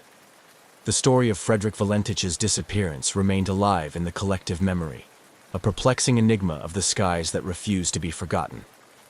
With the official search for Frederick Valentich concluded, and no tangible evidence found, the focus shifted from a rescue mission to the realm of speculation and investigation. The mysterious circumstances surrounding Valentich's last transmission led to a myriad of theories, each trying to make sense of the unexplained disappearance. Valentich's own interest in UFOs became a significant aspect of the public discourse surrounding his disappearance.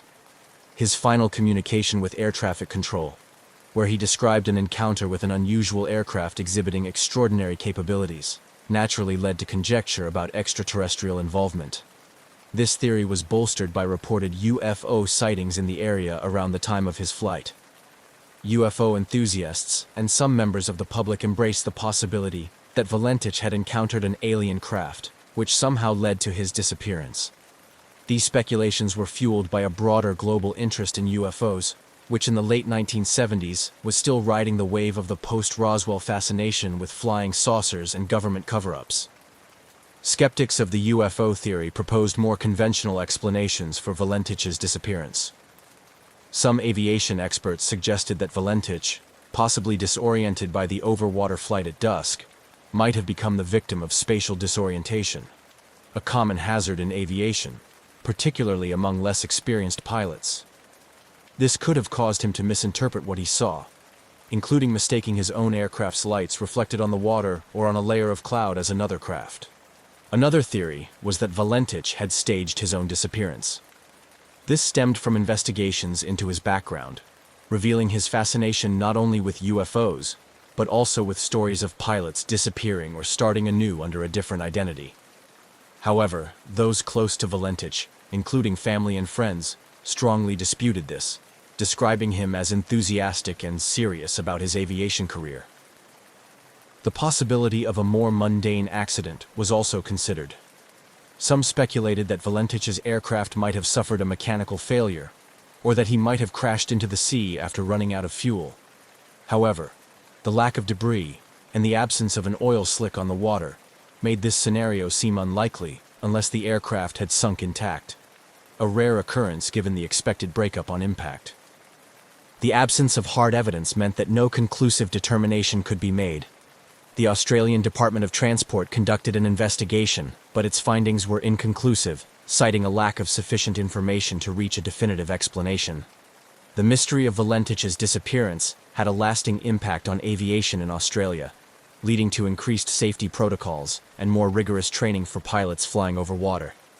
The case also continued to be a topic of academic and investigative interest. Researchers and documentary filmmakers periodically revisited the story, each bringing new technology and theories to bear in the hope of uncovering new information, or perhaps one day finding physical evidence that could bring closure to the case. The Valentich disappearance remains a compelling story, not just for those involved in aviation and UFO studies, but for anyone intrigued by human interaction with the unknown. It serves as a cautionary tale about the limits of human perception and the mysteries that can arise when the familiar intersects with the unexplainable. As the years passed, the disappearance of Frederick Valentich continued to resonate not just within the aviation and UFO enthusiast communities, but also among the wider public as a compelling mystery of the unknown.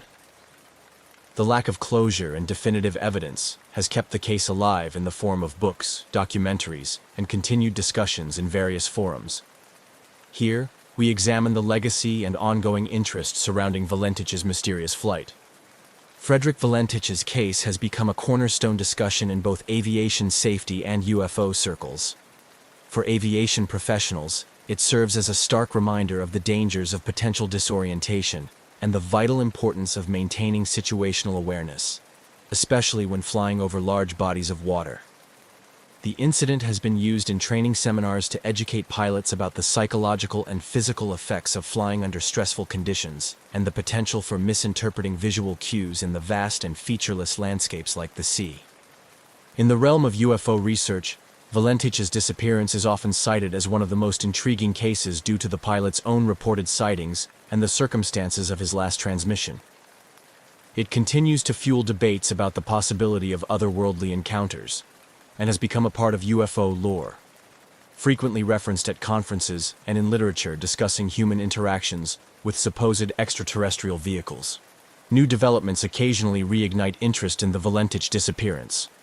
Advances in technology, such as satellite imagery and improved sonar capabilities, have prompted new searches in the Bass Strait and surrounding areas.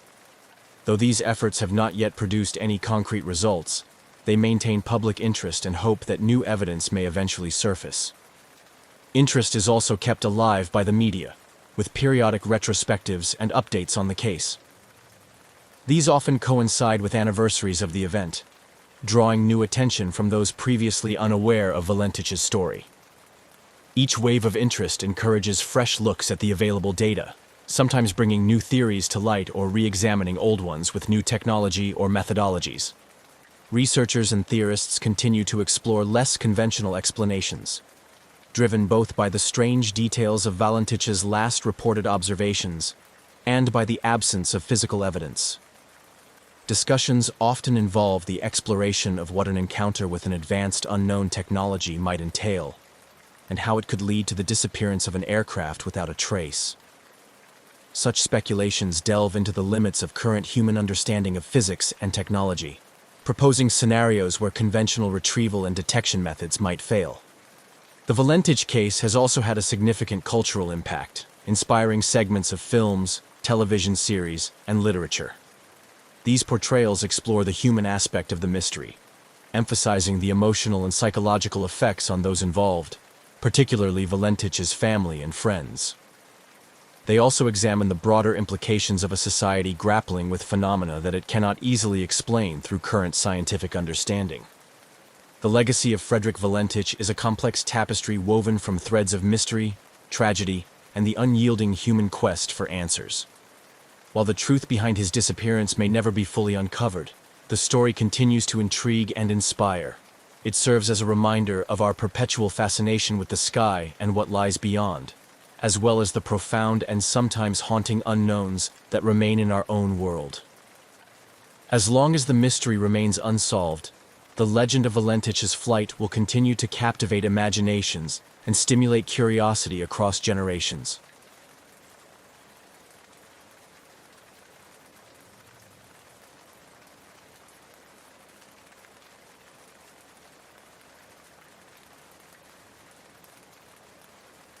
On the evening of June 23, 1950, Northwest Orient Airlines Flight 2501 was preparing for one of its regular long-haul flights across the United States. The aircraft, a Douglas DC-4 propliner, was a workhorse of commercial aviation, known for its reliability and robustness. It was scheduled to fly from New York City to Seattle with a stopover in Minneapolis, carrying 55 passengers and a crew of 3. As the passengers boarded at LaGuardia Airport, the mood was typical of a late evening flight. Some were weary business travelers preparing for a sleep during the flight, while others were families looking forward to their vacations or homecomings. The crew, led by the experienced Captain Robert Lind, completed their pre-flight checks with practiced efficiency.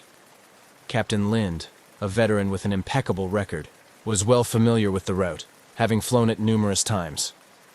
The ground crew loaded the last pieces of luggage into the cargo hold as the stewardesses made final adjustments inside the cabin, ensuring everything was secure for takeoff. The weather reports indicated clear skies in New York, but there were reports of potential thunderstorms over Lake Michigan. Such weather was not uncommon during the summer months, and the crew was prepared to handle the usual turbulence that might arise from such conditions. As the last of the evening light faded, Flight 2501 took off smoothly from LaGuardia, ascending into the night sky. The powerful engines of the DC-4 hummed as the aircraft climbed, its lights becoming just another twinkling among the stars. The flight plan took the aircraft westward, over the expansive landscapes of the United States, scheduled to cross over several states before reaching the wide expanse of Lake Michigan. As the plane settled into its cruising altitude, Captain Lind communicated with air traffic control to confirm their route and report their position. The passengers, now more relaxed, were either dozing off or quietly engaging in their own activities. Some read books under the dim cabin lights, while others chatted softly with their neighbors. Several hours into the flight, as Flight 2501 approached Lake Michigan, the weather began to change. The clear skies gave way to increasing cloudiness, and distant flashes of lightning were visible on the western horizon. Captain Lind reviewed the latest weather updates and discussed the situation with his co-pilot. they decided to request a lower altitude from air traffic control, hoping to avoid the worst of the approaching storm system. The air traffic controller at Chicago's radar center acknowledged their request and began the process to authorize a change in altitude. However, this routine communication soon took a critical turn. As Flight 2501 crossed over into Michigan airspace, the weather conditions deteriorated rapidly. The aircraft began to encounter severe turbulence as it entered the storm, with passengers instructed to fasten their seat belts and secure any loose items. Despite the growing severity of the weather, the crew of Flight 2501 maintained their professionalism. Captain Lind and his co-pilot worked diligently to navigate through the increasingly rough conditions, adjusting their instruments and preparing for a more turbulent ride. In the cabin, the stewardesses did their best to reassure passengers, their calm demeanor helping to keep everyone as comfortable as possible under the circumstances. The last radio contact with Flight 2501 occurred shortly after their request to descend to a lower altitude. Captain Lind reported their position and intentions to air traffic control, his voice calm but firm over the radio. Then, as the storm enveloped the aircraft, communication was suddenly lost. The radar blip that represented Flight 2501 on the controller's screens blinked once more, then disappeared. Back at the radar center, controllers frantically tried to re-establish contact with the aircraft. Calls went unanswered, and the screen showed no sign of Flight 2501.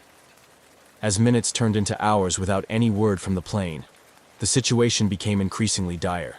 Search and rescue operations were initiated as the reality of the situation set in. Northwest Orient Airlines Flight 2501, with all 58 souls on board, had vanished over Lake Michigan. This disappearance would trigger one of the largest search operations in the history of American aviation, and mark the beginning of a decades-long mystery that would captivate the nation and remain unresolved to this day. The story of Flight 2501 is not just a tale of a missing airplane. It is a narrative filled with human elements, technical challenges, and the profound mystery of the unknown. As Flight 2501 progressed over Lake Michigan, the storm intensified. Captain Lind's last transmission to air traffic control had been routine, requesting a descent to a lower altitude due to the worsening weather. There was no indication of panic or trouble beyond the storm itself. Yet, within minutes of this communication, the aircraft vanished from radar screens, leaving only silence where there should have been the steady crackle of radio contact. On the ground, the sudden disappearance of Flight 2501 sent shockwaves through the air traffic control community. Controllers made repeated attempts to contact the aircraft, issuing calls that went unanswered. With each passing minute, the urgency escalated. Radar operators widened their scans, searching for any sign of the plane, but found nothing. The situation quickly escalated to a full-scale emergency. The disappearance of an aircraft is a critical incident that triggers a rapid response from multiple agencies. Within hours, the U.S. Coast Guard was mobilized, along with state and local rescue units. The initial search was chaotic, hampered by the very storm that had ensnared Flight 2501. Boats and aircraft that could navigate the turbulent waters and gusty winds were dispatched. The night was dark, the rain heavy, reducing visibility and making the search efforts increasingly difficult. As dawn broke, the storm had passed, leaving behind calmer waters and clearer skies. The search area was vast, covering a significant portion of Lake Michigan where the plane was last reported. The operation involved aircraft flying low over the water, crews scanning the surface for any sign of wreckage or survivors. Boats equipped with sonar trawled back and forth, their crews hopeful, but growing more anxious as time passed without a sign. On shore, the situation was equally tense. At the Northwest Orient Airlines headquarters, officials gathered to coordinate their response with the ongoing search efforts. Families of those on board were contacted, many converging at the airline's offices seeking information and comfort. The atmosphere was fraught with grief and tension, as airline staff tried to provide updates on the search and support for the families. The media began to cover the story extensively, with reporters stationed at airfields, Coast Guard stations, and the airline's offices. The public's interest in the story grew as the hours turned into days without any sign of Flight 2501. The lack of news added to the speculation and concern about what might have happened to the aircraft. Was it a victim of the storm, Or was there another explanation for its sudden disappearance? As the search continued, debris began to surface. Small items such as seat cushions, life jackets, and minor fragments of metal were recovered from the lake. Each piece was carefully logged and examined, but none provided any significant clues that could explain the disappearance. The discovery of these items confirmed the grim reality that the aircraft had met a catastrophic end, but the main wreckage, fuselage, engines, and the majority of the structure remained elusive. The Civil Aeronautics Board, CAB, responsible for investigating civil aviation accidents, took charge of the investigation. Teams of experts were brought in to analyze the weather conditions at the time of the disappearance, the aircraft's maintenance records, and the crew's backgrounds. The investigation was exhaustive, delving into every conceivable aspect of the flight and its operation. Yet, the lack of substantial wreckage hindered the ability to draw definitive conclusions about the cause of the crash. Theories about what happened to Flight 2501 varied widely. Some experts speculated that a sudden downdraft, a common danger in thunderstorms, could have forced the plane into the lake. Others suggested structural failure due to stress from severe turbulence, without the aircraft's flight recorders, which were not mandated at the time, or significant wreckage. These theories remained speculative, each plausible, but unproven. As days turned into weeks, the official search was eventually scaled back. The reality set in that finding the aircraft might be impossible given the technology and resources available at the time. This decision was heartbreaking for the families, who had clung to hope that the search would provide answers and perhaps even miracles. In the aftermath, the impact of Flight 2501's disappearance resonated deeply. It led to changes in how weather was reported to aircraft and sparked discussions about improving safety protocols for flights over large bodies of water. It also highlighted the need for more robust search and rescue capabilities, including the eventual requirement for flight recorders, which would become known as black boxes, on commercial aircraft. The story of Flight 2501 thus became a catalyst for change in aviation safety, even as it remained one of the great unsolved mysteries of commercial aviation. The families of the lost passengers and crew continued to remember them, holding annual memorials and pressing for ongoing searches. Their loss was not forgotten, and the mystery of Flight 2501 continued to inspire both caution and curiosity in the aviation community. When the radar contact with Northwest Orient Airlines Flight 2501 was lost on that stormy night over Lake Michigan, it signaled the start of a complex, multi-agency search and rescue operation that would eventually become one of the largest in the history of the Great Lakes. Initial efforts were hampered by the same storm that Flight 2501 encountered. The turbulent weather, with gusting winds and heavy rains, made immediate search activities challenging and dangerous. As the storm cleared in the early morning hours, the U.S. Coast Guard, along with several local maritime agencies, launched their vessels into the still choppy waters of Lake Michigan. Helicopters and fixed-wing aircraft from the Coast Guard and Michigan State Police were dispatched at first light. Pilots navigated above the vast water body, scanning for any signs of the missing aircraft. Their eyes searched for oil slicks, debris, or anything that could be linked to Flight 2501. Meanwhile, boats equipped with sonar systems crisscrossed the estimated crash area, hoping to detect underwater wreckage. On shore, the situation was becoming a focal point for national media attention. Reporters flocked to the Coast Guard stations and the Northwest Orient Airlines offices, where impromptu press centers had been set up. Family members of those on board the ill-fated flight gathered too, their faces etched with worry and grief, holding on to each other and waiting for any news.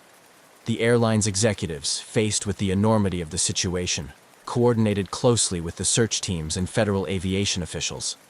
They provided detailed information about the aircraft and its passengers, hoping it might aid the search efforts. Northwest Orient Airlines also set up support services for the families, offering counseling and regular updates about the search operation.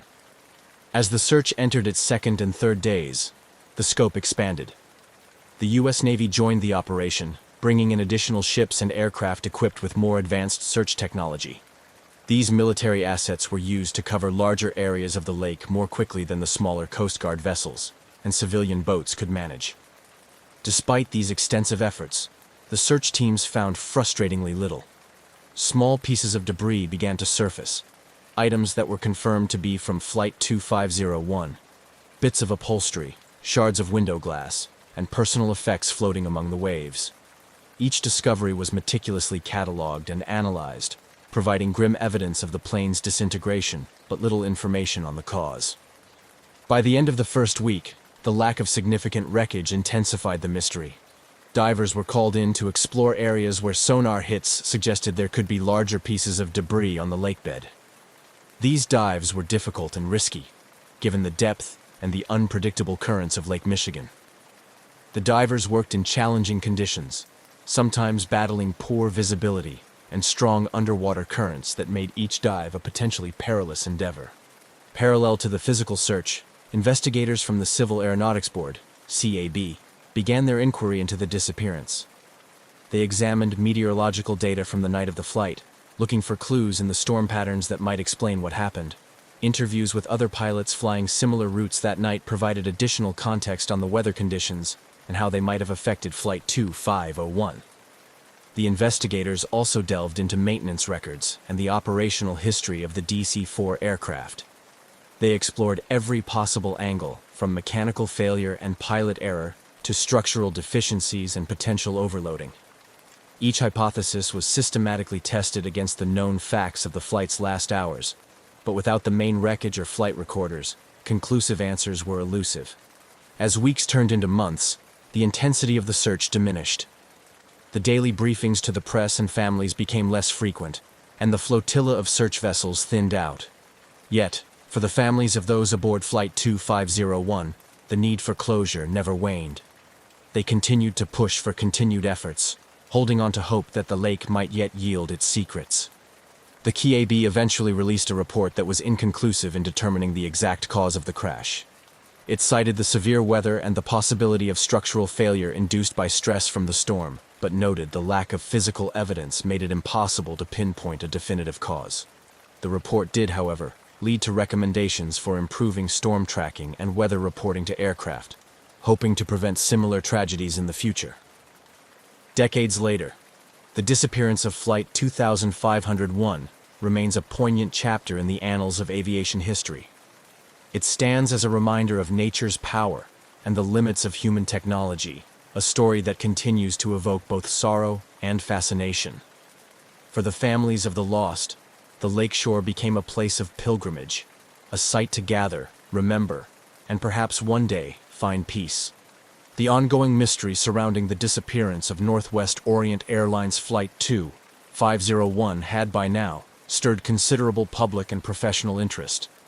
Various theories about what had led to the aircraft's sudden loss began to circulate, each contributing its part to the complex tapestry of speculation. These ranged from mechanical failure and catastrophic weather events to more sinister possibilities such as sabotage. In the realm of formal investigation, the Civil Aeronautics Board, CAB, led the charge, poring over every piece of evidence, from weather reports to the aircraft's maintenance history. They sought to understand how a well-maintained, reliable aircraft like the DC-4 could simply vanish without a trace. Mechanics and engineers scrutinized the plane's service records, confirming that all routine checks and balances had been performed before the flight. Meanwhile, meteorologists provided in-depth analyses of the storm that Flight 2501 had encountered, noting that while severe, such weather conditions were not typically beyond the capability of the aircraft to withstand. Parallel to these professional inquiries, amateur sleuths and conspiracy theorists also took a keen interest in the disappearance. Some suggested that the aircraft might have been brought down by a bomb, theorizing that the lack of debris was consistent with a mid-air explosion that could have dispersed wreckage over a wider area, thus eluding search efforts.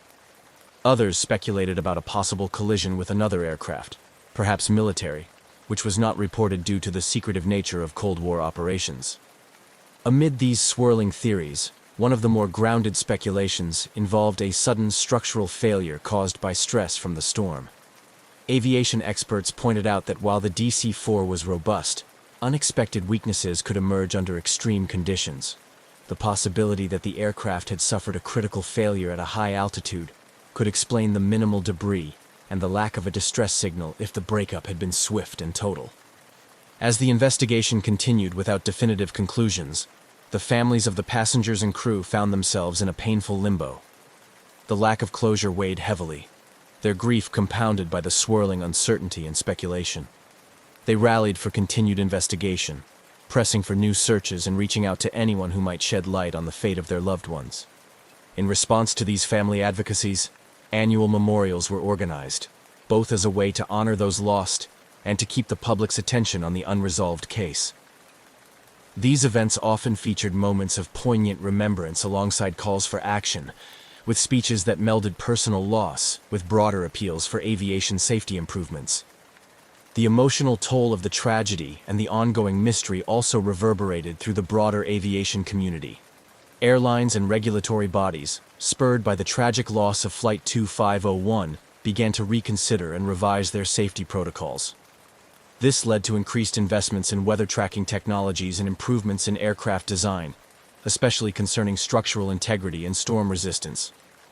These changes reflected a growing acknowledgement within the industry that safety must evolve with the increasing complexity of air travel. The lessons drawn from the Flight 2501 tragedy and similar incidents began to shape a new era of aviation safety protocols, focusing on preventing recurrence by understanding the failures of the past. Meanwhile, as technology advanced, new efforts were made to locate the wreckage of Flight 2501. Innovations in sonar and underwater exploration offered hope that the main crash site might finally be discovered.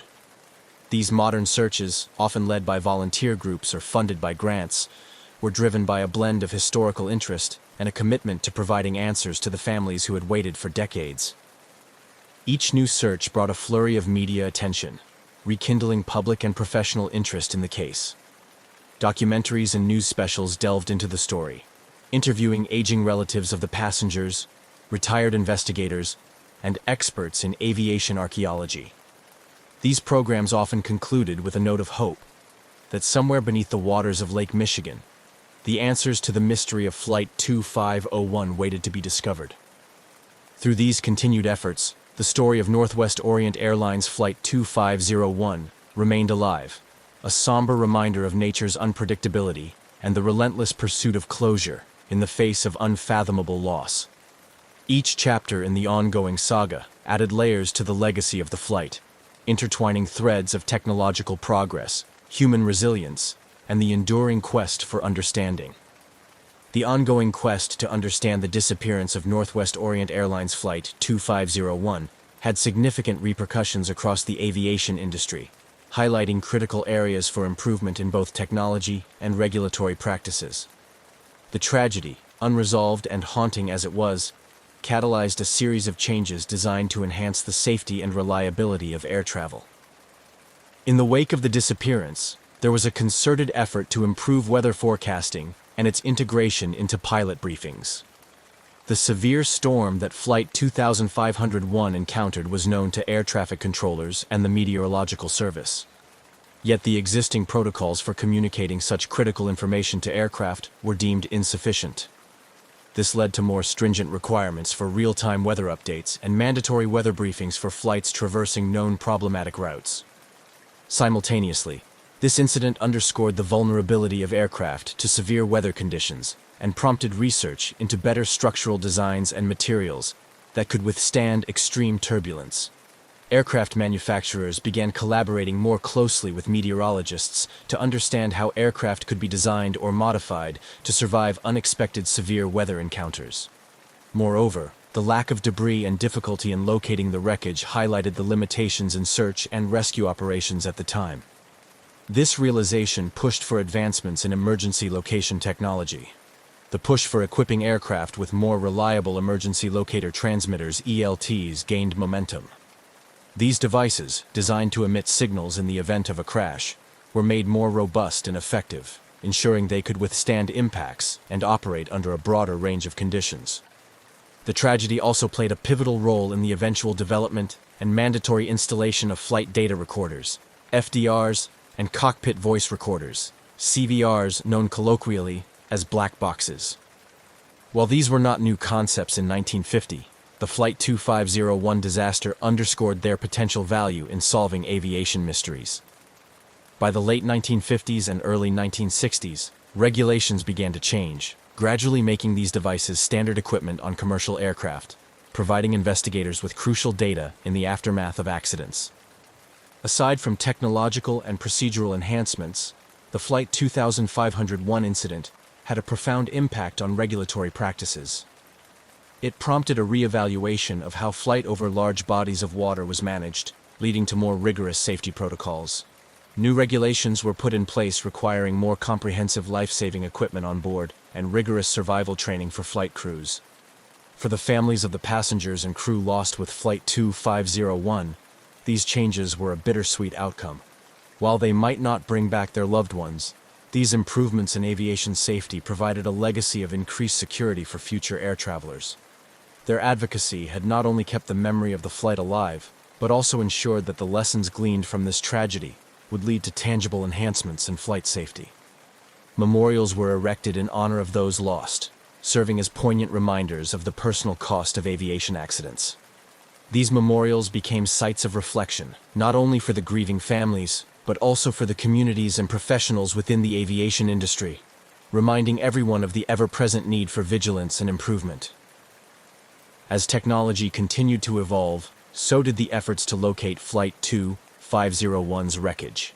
Periodic expeditions were launched, fueled by advancements in underwater technology and driven by a mix of historical interest, technical challenge, and a deep-seated desire for closure. Each expedition brought hope that the aircraft might finally be found, providing answers to the lingering questions that had persisted for decades. Documentaries and news articles periodically revisited the story, each iteration renewing public interest and understanding of the impact such tragedies have on technology, regulation, and human lives. Through these stories, the legacy of Flight 2501 lived on, a narrative interwoven with lessons of resilience, the advancement of science, and the unyielding human spirit seeking answers in the face of adversity. Each retelling served to honor those lost and to celebrate the progress made in their memory, ensuring that their legacy would continue to influence safer skies for future generations. As decades passed since the disappearance of Northwest Orient Airlines Flight 2501, the unresolved mystery continued to captivate the imagination of many, serving as a poignant reminder of the uncertainties inherent in early commercial aviation and the ongoing quest for safety improvements. The legacy of the flight persisted, influencing not just regulatory practices and technological advancements, but also shaping cultural narratives and inspiring continued exploration. The collective memory of the incident was kept alive through a combination of public memorials, family advocacy, and periodic media attention. Each year, families of the passengers and crew gathered at memorials erected near the shores of Lake Michigan. These ceremonies were somber, yet meaningful occasions, where personal stories were shared, candles were lit, and flowers were laid in remembrance of those lost. The gathering served as a testament to the enduring impact of the tragedy on the community and provided a support network for the families affected by the disaster. These memorials also attracted historians, safety experts, and aviation enthusiasts, each drawn by the story's historical significance and the lessons it offered. The narrative of Flight 2501 became a case study in the evolution of flight safety, discussed in academic papers and featured at conferences focused on aviation history and technology. Through these forums, the incident was analyzed and reanalyzed, highlighting how each piece of the story contributed to a broader understanding of the risks and necessary precautions in air travel.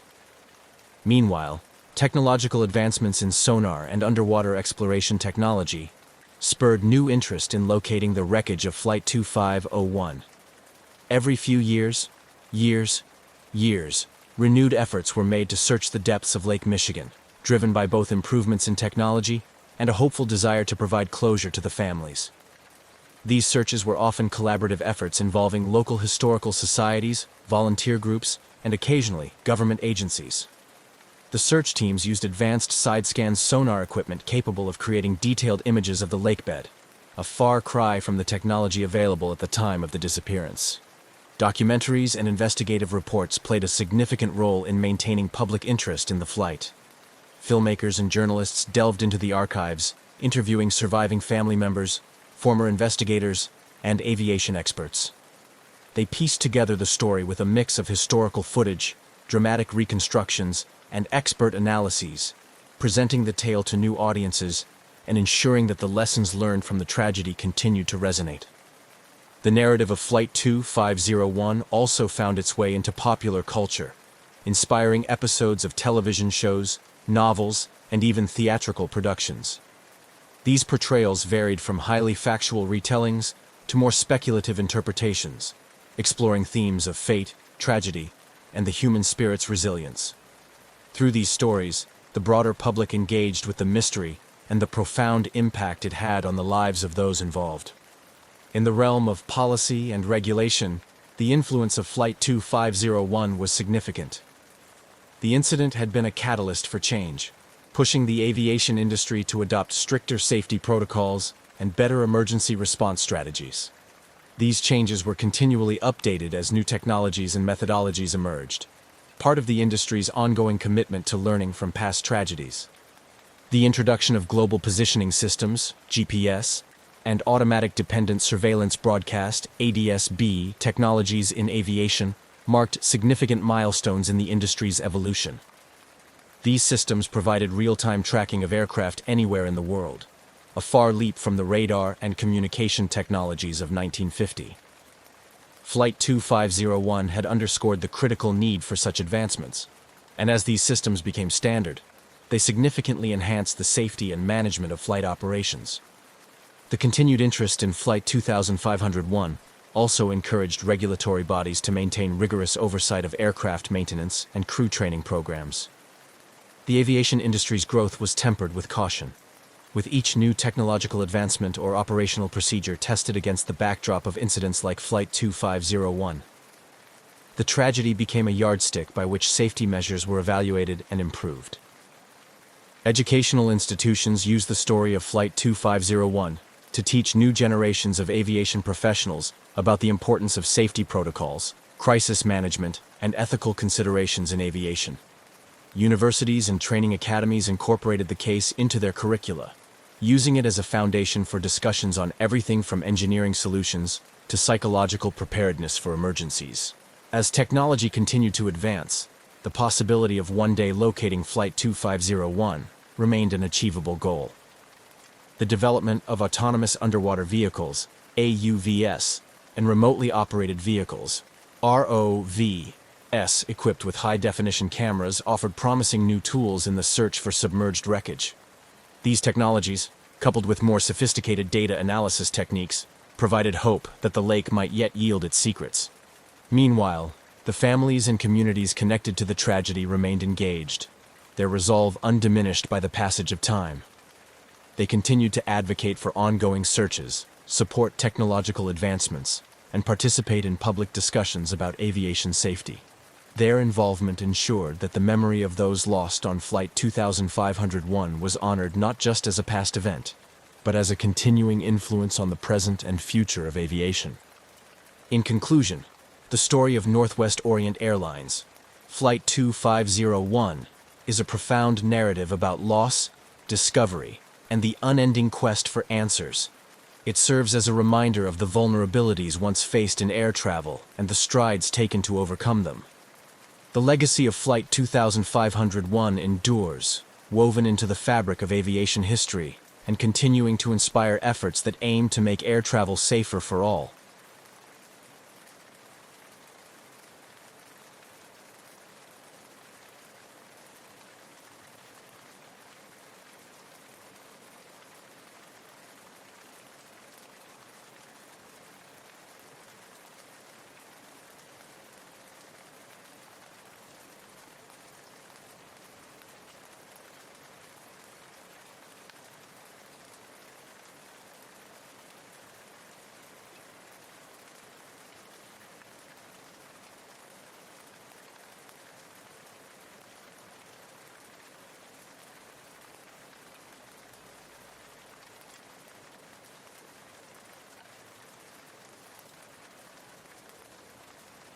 On a humid morning in early March 1962, the tarmac at Guam's airport was bustling with activity. Amidst this, a Lockheed L-1049 Super Constellation, a long-range aircraft revered for its capabilities, was being prepared for a significant journey. This aircraft, operated by the Flying Tiger Line, was chartered by the U.S. military to transport troops and their equipment to Clark Air Base in the Philippines. The flight, numbered 739, was one segment of a multi-leg journey that had begun in California and was to ultimately end in Saigon. The Lockheed Constellation, known affectionately as the Connie, was a sight to behold with its distinctive triple-tail design and dolphin-shaped fuselage. On this day, it stood ready, its gleaming exterior reflecting the morning sun, as ground crew busily loaded the last of the cargo. The atmosphere was charged with a sense of purpose and urgency, common to military operations, yet there was an undercurrent of casual camaraderie among the crew and passengers. Flight 739 was carrying 93 U.S. soldiers, 3 South Vietnamese, and 11 civilian crew members. The military personnel were mostly engineers and technical specialists, tasked with setting up communication and logistics bases in Vietnam. The flight crew, seasoned and skilled, were well versed in the demands and responsibilities of such important missions. The captain of the flight, an experienced pilot with years of flying with both commercial and military charters, performed a final walk-around inspection of the aircraft. He checked under the wings, examined the tires, and glanced over the engines, ensuring everything was in order before the long overwater flight. His co-pilot and navigator were already inside the cockpit, going through the pre-flight checklist, their voices a mixture of professional focus and occasional light-hearted remarks. Inside the cabin, the flight attendants briefed the soldiers on safety procedures. Although the mood among the troops was generally relaxed, many of them used to the routines of deployment, the flight attendants noted the attentive seriousness with which the soldiers listened to the emergency instructions. In the cargo hold, the last pieces of equipment were secured, the manifest checked and rechecked, to ensure that all was accounted for. Once boarding was complete, the crew closed the doors, and the captain made his way to the cockpit, signaling to the control tower their readiness to depart. Clearance was given, and the engines roared to life, a powerful, reassuring sound to both passengers and crew. The aircraft taxied to the runway, the early morning light casting long shadows on the ground. As the Super Constellation lined up on the runway, the captain made a final announcement over the intercom, his voice calm and confident. He reviewed the flight plan with the passengers, noting the expected flying time and weather conditions, which were favorable. There was a palpable sense of anticipation as the aircraft's engines revved up, the propellers spinning faster until they were just blurs. With a smooth surge forward, the plane began its takeoff roll, quickly gaining speed. The soldiers watched through the windows as Guam's landscape began to blur, the sensation of liftoff bringing a momentary weightlessness that contrasted with the heavy reality of their mission. As the aircraft climbed into the clear blue sky, it banked gently towards the west, setting course over the vast expanse of the Pacific Ocean. The flight was expected to be routine, with hours of flying over open water. The crew settled into their roles, monitoring the aircraft's systems and maintaining regular communication with air traffic control. Below them, the Pacific stretched out endlessly, its surface a deep blue, occasionally broken by the white caps of waves. As Flight 739 reached cruising altitude, the captain switched on the autopilot, the aircraft humming steadily along its charted path. In the cabin, soldiers dozed or chatted quietly, the drone of the engines a constant backdrop. Everything seemed normal, the flight progressing as countless others had before. Yet, unbeknownst to those on board, this would be the last time Flight 739 would be seen or heard from. In the hours to follow, somewhere over the vast, mysterious depths of the Pacific, the aircraft and all its passengers would vanish without a trace, leaving behind only questions and a lingering sense of unease that would echo through the annals of aviation history. As Flight 739 steadily ascended to its cruising altitude, the vast Pacific Ocean unfolded below, a seemingly endless expanse of blue. The Lockheed L-1049 Super Constellation, a marvel of its time, was designed for long-range missions just like this, equipped with state-of-the-art navigation systems and powerful engines that hummed rhythmically, reassuringly. Inside the cockpit, the crew engaged in routine monitoring of their instruments, ensuring all systems operated within normal parameters. The flight path from Guam to the Philippines was a well-traveled route, typically uneventful, yet requiring constant vigilance due to its vast overwater stretches. The captain, a seasoned pilot with extensive experience in both commercial and military aviation, occasionally exchanged light-hearted banter with his co-pilot, breaking the monotony of the flight. However, their professionalism never waned. Each gauge and radar sweep was diligently observed, each communication with air traffic control crisp and clear. Inside the cabin, the mood among the passengers, mostly U.S. soldiers accustomed to the rigors of deployment, was one of subdued anticipation. Some tried to catch some sleep, resting against the rumble of the aircraft, while others read books or played cards, making the best of the hours ahead. The flight attendants moved quietly along the aisles, offering refreshments and checking on their charges with practiced smiles and gentle reassurances. Approximately 2 hours into the flight, as Flight 739 approached the midpoint of its journey over the open water, the captain made routine contact with air traffic control. Reporting their position, altitude, and status, everything was confirmed to be on track, with no deviations from the flight plan. The skies were clear, and weather reports indicated smooth sailing ahead. The controller at the other end acknowledged the update with a standard response, wishing them a continued safe journey.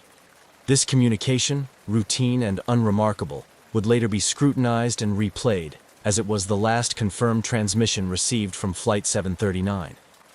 At the time, however, there was no indication of anything amiss. The aircraft continued on its path, the autopilot maintaining a steady course, the engine's steady drone a testament to their reliability. But as the minutes ticked by, an unseen and escalating issue was unfolding. Unbeknownst to the crew and passengers, a critical situation was developing that would soon culminate in the mysterious disappearance of Flight 739. The aircraft, now a mere speck against the vastness of the Pacific, was heading towards an uncertain fate. The last radar contact with the aircraft showed it continuing along its intended flight path. Then, inexplicably, the blip that represented the mighty constellation faded from the radar screens, vanishing without a trace. The disappearance was so sudden, so complete, that air traffic controllers initially doubted their equipment, frantically adjusting settings and calling out to the aircraft with growing urgency. "Flight 739, this is Control. Please come in," crackled over the radio, the controller's voice betraying a hint of concern. There was no response, only static filled the airwaves. Repeated calls, each more desperate than the last, met with the same eerie silence. As the realization set in that the aircraft was no longer on radar and not responding to communications, a chill ran through the control room. Emergency protocols were swiftly enacted. The disappearance of a military-chartered aircraft, especially one carrying over 100 souls, was a critical incident. The U.S. military, along with local aviation authorities, began coordinating an immediate response. Search and rescue operations were mobilized, with aircraft and ships directed to the last known location of Flight 739. As the news of the disappearance began to spread, the families of those on board, the military community, and the aviation world held their breath, hoping for any news of the aircraft. The mystery of what happened to Flight 739 in those final moments before it vanished would soon captivate the world, sparking questions, theories, and a massive search effort that sought in vain to uncover traces of the missing plane. The disappearance of Flight 739 triggered one of the largest search and rescue operations of the time, as the U.S. military, alongside international and local forces, launched an extensive effort to locate the missing aircraft and its passengers. Given the flight's last known position over the expansive Pacific Ocean, the area to be searched was vast and daunting, presenting significant logistical challenges.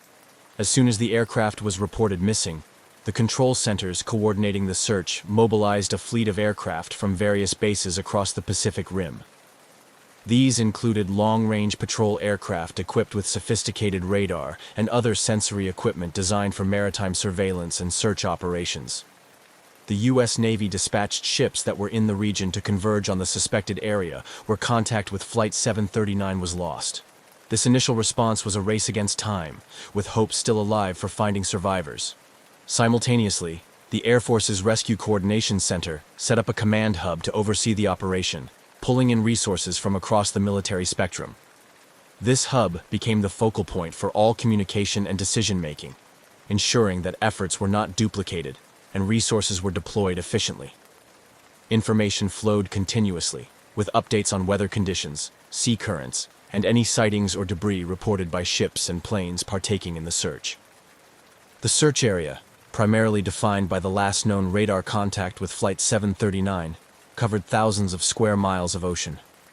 The area was known for its deep waters and challenging weather conditions, which could change swiftly and dramatically, complicating search efforts. The operation used a grid pattern, with each ship and aircraft assigned specific sectors to scour. The systematic approach was designed to cover as much area as possible, but the vastness of the Pacific Ocean and its deceptive tranquility made the task daunting. As days passed, the intensity of the search increased, but no trace of the aircraft or its passengers was found. The lack of debris or any sign of the aircraft was perplexing, leading to growing frustration and anxiety among the search teams and the families waiting for news. The operation continued round the clock, with search teams working in shifts, battling fatigue, and the emotional toll of the fruitless search. Meanwhile, speculation about the fate of Flight 739 began to mount.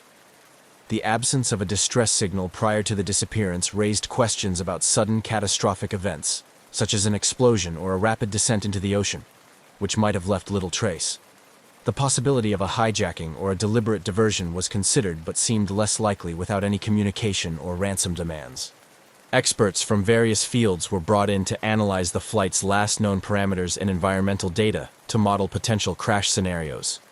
These models were used to adjust search patterns, taking into account ocean currents and wind conditions that might have moved debris away from the initial impact site.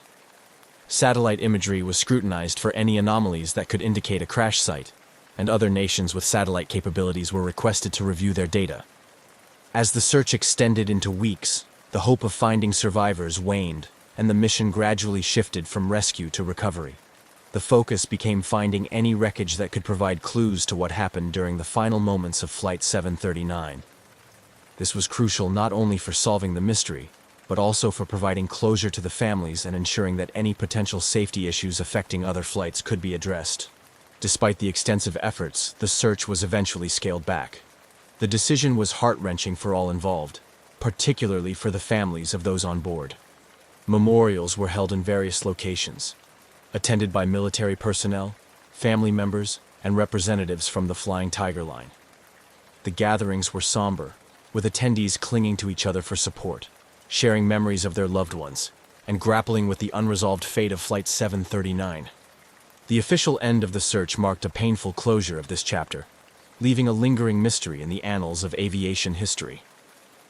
The disappearance of Flight 739 remained a topic of fascination and speculation, inspiring investigative reports, documentaries, and continued amateur sleuthing.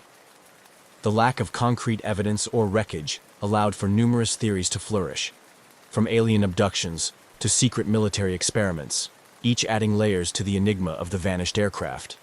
Yet, the most significant impact was undoubtedly on the families and the aviation community, who continued to feel the absence of closure and the haunting presence of those 107 souls lost somewhere over the vast, inscrutable Pacific Ocean. The vanishing of Flying Tiger Line Flight 739 in 1962 continued to haunt the aviation community and the families of the missing. Without any wreckage or clues to provide closure, the mystery seemed destined to remain unsolved. But behind the scenes, various theories were actively being explored, each proposing a different scenario that might explain the sudden disappearance. One prevailing theory was a catastrophic mechanical failure. The Lockheed L-1049 Super Constellation was a reliable aircraft, but it was not immune to the intense demands of long-haul flights across vast oceanic expanses. Experts pondered the possibility of a structural failure that could have led to an in-flight breakup. This type of disaster could explain the lack of distress signals if the aircraft was destroyed rapidly and completely above deep waters. Another theory suggested sabotage or an explosion. Given the Cold War context and the military nature of the flight, speculations arose about the involvement of espionage or a targeted attack. Some relatives of the crew and passengers theorized that the plane might have been brought down by a bomb, perhaps planted to intercept the sensitive military cargo purportedly on board. This theory was bolstered by scattered reports from sailors who claimed to have seen a bright light in the sky that could have been an explosion. However, these accounts were never officially confirmed, and no physical evidence supported the explosion theory. Further complicating the mystery were the extensive military communications and radar networks spanning the Pacific, which astonishingly failed to track the aircraft beyond its last known position. The lack of radar evidence puzzled investigators and fueled conspiracy theories. Some suggested that the flight might have veered off course, entering an area where it was either captured or brought down by foreign military forces. Yet, without traces or credible reports from international or enemy states, this scenario remained speculative. As time passed, the intense focus of the initial search efforts waned, but the determination for answers did not. The military's initial response had been robust, reflecting the urgency and gravity of losing a plane carrying over 100 service members and civilians. When the official search operations were concluded, many felt a profound sense of incompleteness, driving them to continue seeking answers independently. This ongoing quest for clarity led to a resurgence of interest in the case among amateur sleuths and investigative journalists.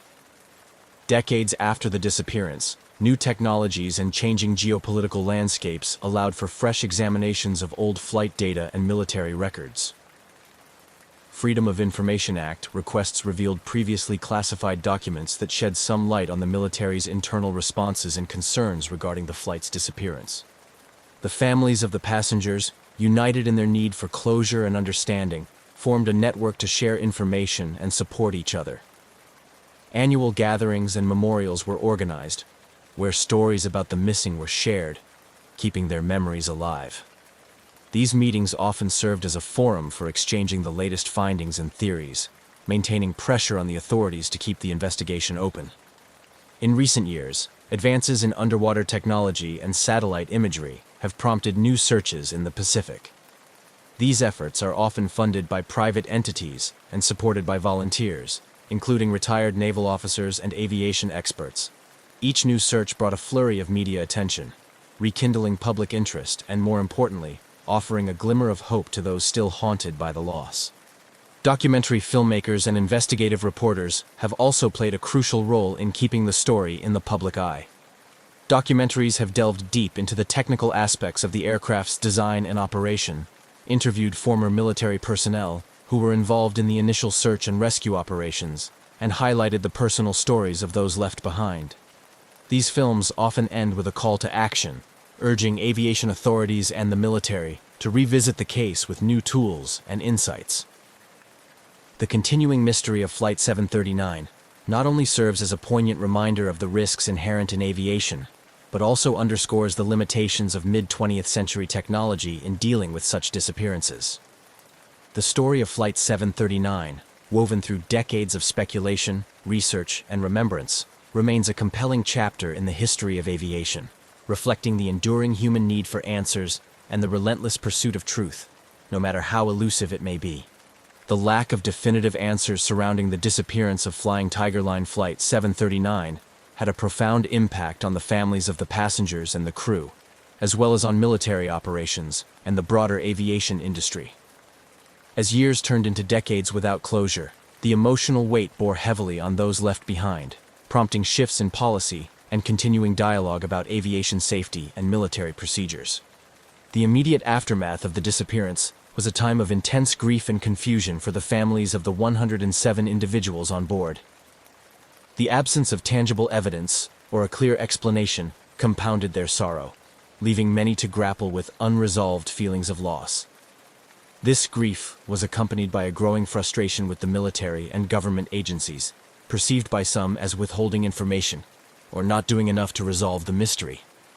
This sentiment spurred some family members to become advocates for change in how military-related aviation incidents were handled, particularly regarding transparency and communication with victims' families. Their efforts led to more structured policies on providing timely and clear information to families, which has since been adopted in other areas of military and civilian aviation. In addition to the emotional and procedural impacts, the disappearance prompted a re-evaluation of flight safety protocols and emergency response strategies. The military, heavily reliant on chartered flights for transporting personnel and equipment, particularly during the Vietnam War, began to implement more rigorous checks on aircraft and operators, including stricter standards for maintenance and crew training. This shift was mirrored in the civilian aviation sector, where the incident underscored the need for robust tracking and communication technologies. It catalyzed advancements in flight monitoring systems, including the development and eventual mandate of more sophisticated transponders and satellite-based tracking systems that could maintain contact with aircraft over vast and remote areas like the Pacific Ocean. The ongoing mystery also influenced public perceptions and policies regarding military secrecy and accountability. The initial secrecy surrounding the flight's mission and cargo fueled conspiracy theories and public speculation, leading to calls for greater transparency in military operations involving civilian contractors and equipment. As the decades passed, the families of those lost on Flight 739 found various ways to honor their memories. Memorials were established, and annual remembrances were organized, allowing relatives, friends, and former military colleagues to gather and share memories of their loved ones. These events also served as platforms for continuing advocacy for improvements in aviation safety and military accountability. The unresolved nature of the disappearance continued to inspire investigative journalists, researchers, and filmmakers, leading to periodic resurgences of interest in the case. Each new article, documentary, or book prompted public discussions and occasionally brought forward new information or theories, though none sufficient to solve the mystery. Most recently, technological advances in underwater exploration and satellite imaging have given new hope to those seeking answers. These technologies have the potential to explore and map the ocean floor at depths and with accuracy previously unattainable. Inspired by successful searches for other lost aircraft, such as Air France Flight 447, some family members and independent researchers have called for new searches in the areas where Flight 739 might have gone down. Despite the tragedy and the many years that have passed, the legacy of Flying Tiger Line Flight 739 remains a powerful catalyst for change and a poignant reminder of the enduring human spirit's quest for answers and justice. The story of Flight 739 continues to resonate, a mysterious chapter in aviation history that still captures the imagination and determination of many around the world. As the years turned into decades, the unresolved mystery of Flying Tiger Line Flight 739 continued to cast a long shadow over all who were touched by its disappearance. With neither wreckage nor definitive answers, the enigma remained a persistent reminder of the limitations faced in the search for truth within the vast, unyielding expanses of the ocean. The story of Flight 739, fraught with its enduring mystery, has transcended its era to become a symbol of unresolved loss and the pursuit of closure. Families of the missing, united by their shared grief, formed a close-knit community, bound together by the need to keep the memory of their loved ones alive and to seek answers. This community often gathered on anniversaries of the disappearance, creating a space not only to mourn, but also to share updates and continue pressing for action. Despite the passage of time, the call for new searches never completely died down. Advances in technology, particularly in satellite imaging and deep-sea exploration, rekindled hope among the families and the aviation community that someday the site of the crash might be discovered. Inspired by successful recoveries of other lost aircraft, such as the finding of the Titanic and the wreckage of Air France Flight 447 decades after their disappearances, advocates for reopening the case of Flight 739 argued that modern technology could finally offer the means to locate the remains of the aircraft. Efforts to leverage new technologies led to proposals for targeted searches using sophisticated sonar equipment capable of deep-sea mapping, as well as drones that could scan large areas of the ocean floor more efficiently than manned vessels. These proposals garnered attention not only from the families, but also from governmental and private entities that could provide the necessary resources. In the realm of public engagement and media, the story of Flight 739 maintained a captivating allure. Documentaries produced in recent years brought the case back into the public eye, featuring interviews with former military personnel, aviation experts, and family members. These documentaries often explored not just the facts of the case, but also the broader implications of such disappearances on aviation safety and military transparency. Additionally, the mystery inspired authors and filmmakers, leading to the creation of various fictional accounts and conspiracy theories that, while often speculative, kept the conversation alive. These narratives explored themes of Cold War espionage, alien encounters, and even experimental military technology, reflecting the human fascination with unresolved mysteries. Academically, the disappearance of Flight 739 became a case study in international relations and military studies programs, where it was examined in the context of U.S. military logistics during the Vietnam War era and the geopolitical tensions of the time. This scholarly interest helped to maintain a degree of academic attention on the case, ensuring that it remained a part of the discourse on aviation history and military operations. Legal and political advocacy also became a significant part of the legacy of Flight 739. Family members and their supporters often lobbied for changes in laws regarding the military's accountability to civilian families and the transparency of information concerning accidents involving military personnel and equipment. These efforts sometimes led to legislative changes and improved policies regarding family briefings and access to records. As the 60th anniversary of the disappearance approached, the U.S. government released several formally classified documents related to the flight. While much of the information had been redacted, the release of these documents represented a small victory for those who had long advocated for greater transparency. For some families, the documents provided new details that, while not solving the mystery, offered insights into the military's handling of the incident. The ongoing quest for answers about Flight 739 also highlighted broader issues related to the recognition of service personnel and civilians involved in covert or classified operations. This led to discussions about the ways in which such individuals are memorialized and honored, culminating in more inclusive memorials that acknowledge their contributions and sacrifices. Today, the legacy of Flying Tiger Line Flight 739 is multifaceted. It is remembered as a poignant story of loss and the relentless pursuit of truth, a narrative that has impacted aviation safety regulations, military accountability, and the technologies used in search and rescue operations. For the families of those who vanished along with the aircraft, it remains a deeply personal story of waiting and hoping for closure.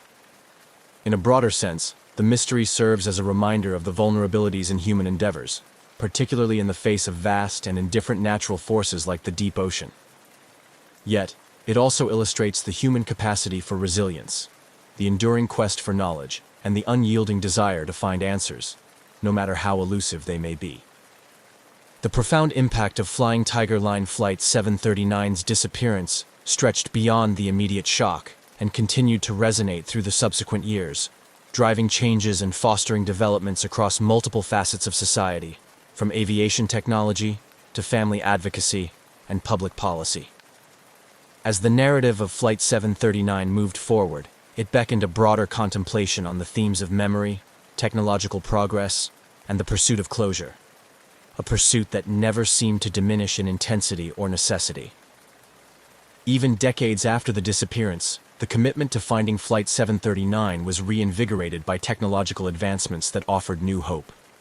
The introduction of autonomous underwater vehicles, AUVs, and more sophisticated side-scan sonar technology provided tools capable of exploring the ocean depths with unprecedented detail and efficiency. Proposals for new search initiatives were drafted, with input from oceanographers, former naval officers, and aviation experts who believed that the aircraft's final resting place could be pinpointed with the right resources and a targeted approach. Family members and advocacy groups, empowered by these technological promises, renewed their calls for action. They organized conferences and engaged with experts in maritime search and recovery to outline feasible search plans. These plans were then presented to governmental and private agencies capable of funding and executing such ambitious undertakings. The dialogue between these families and potential supporters became a testament to the enduring hope that modern technology could finally unravel the mystery that time had not forgotten. The story of Flight 739 also found its way into educational curriculums and cultural reflections, influencing how future generations understood and interacted with the past's unresolved mysteries. Universities and educational institutions developed courses that dealt not only with the technical aspects of aviation, but also with crisis management, historical analysis, and the psychological impact of unresolved tragedies. These academic discussions often used Flight 739 as a case study to explore the complex interplay between technology, human factors, and nature. Culturally, the disappearance influenced artistic expressions across mediums. Playwrights, novelists, and filmmakers drew upon the emotional and mysterious elements of the story to craft works that question the nature of truth, the reliability of memory, and the human response to the unknown. These works contributed to a broader societal engagement with the themes of loss and resolution, illustrating how a single event can continue to inspire and provoke thought across generations. On a more practical level, the ongoing discussions around Flight 739 spurred further enhancements in aviation safety standards and search and rescue operations. The incident underscored the need for robust international cooperation in aviation incidents, leading to stronger protocols for sharing information and resources during multinational search operations. The global aviation community took to heart the lessons learned, or rather, the questions raised, by Flight 739's disappearance. Policymakers, influenced by the advocacy of families and communities connected to the flight, worked to refine laws regarding the military's responsibility to keep families informed and involved in the aftermath of accidents involving military personnel on non-combat missions. These policy changes aim to ensure transparency and accountability, preventing any future family from experiencing the same prolonged anguish of not knowing. As the years turned into a full circle of commemorations, various memorials and events were established to honor the memories of those lost on Flight 739. These acts of remembrance served as poignant reminders of the individuals behind the mystery, highlighting their lives and legacies rather than allowing them to be overshadowed by the circumstances of their disappearance.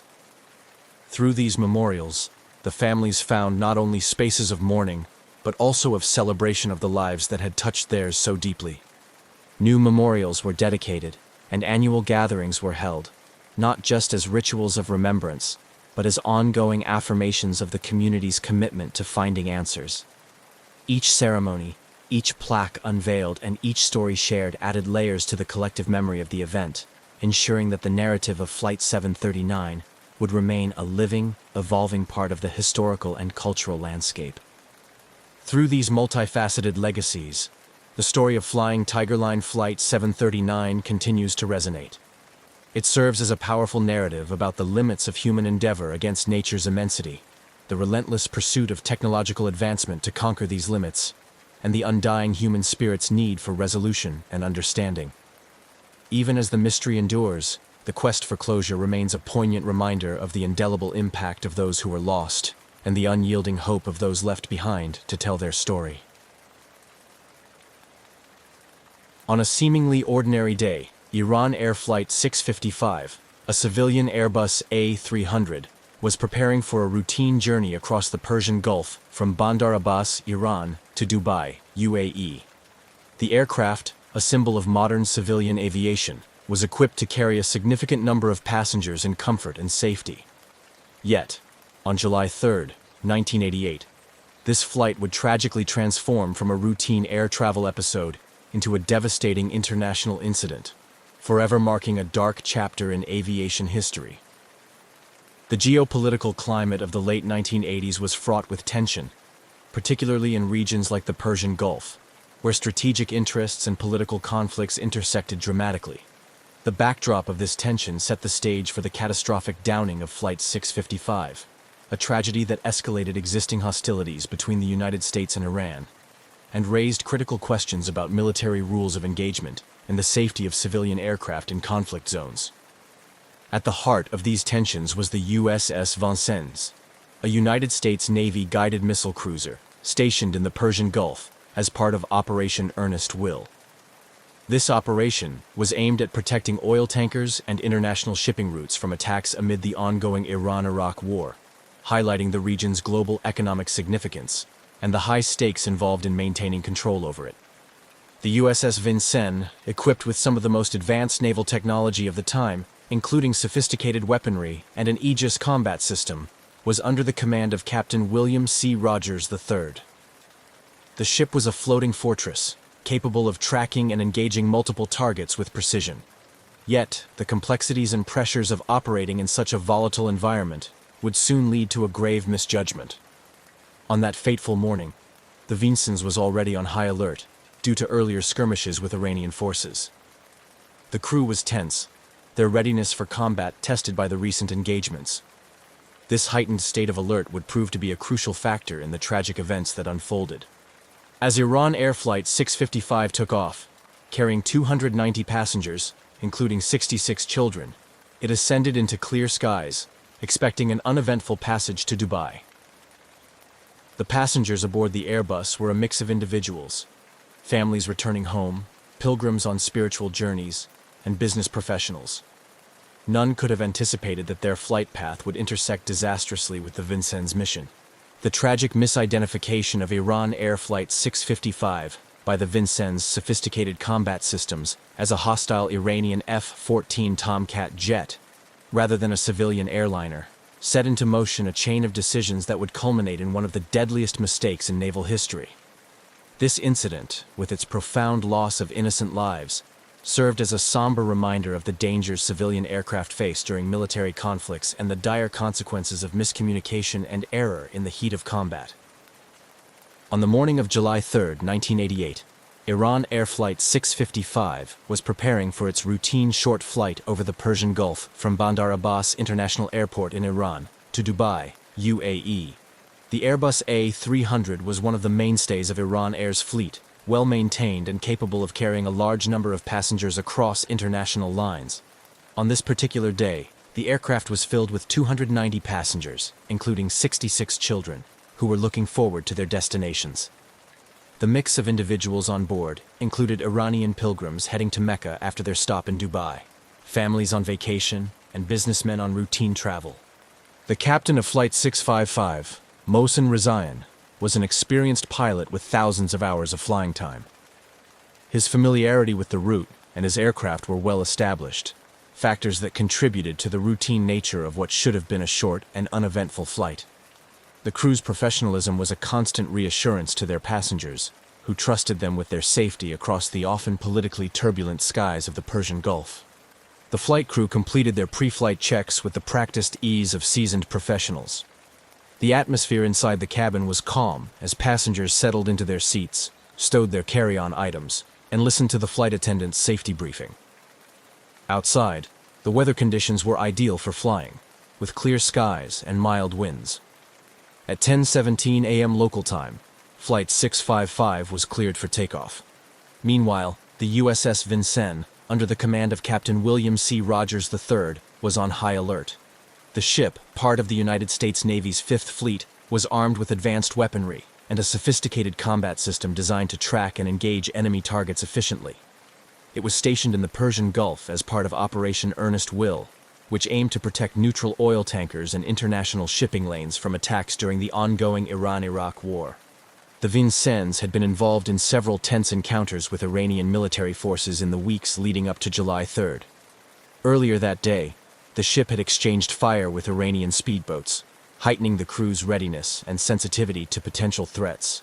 The psychological pressure of continuous engagement and the perceived constant threat from Iranian forces colored the crew's judgment, setting the stage for the tragic events that would unfold.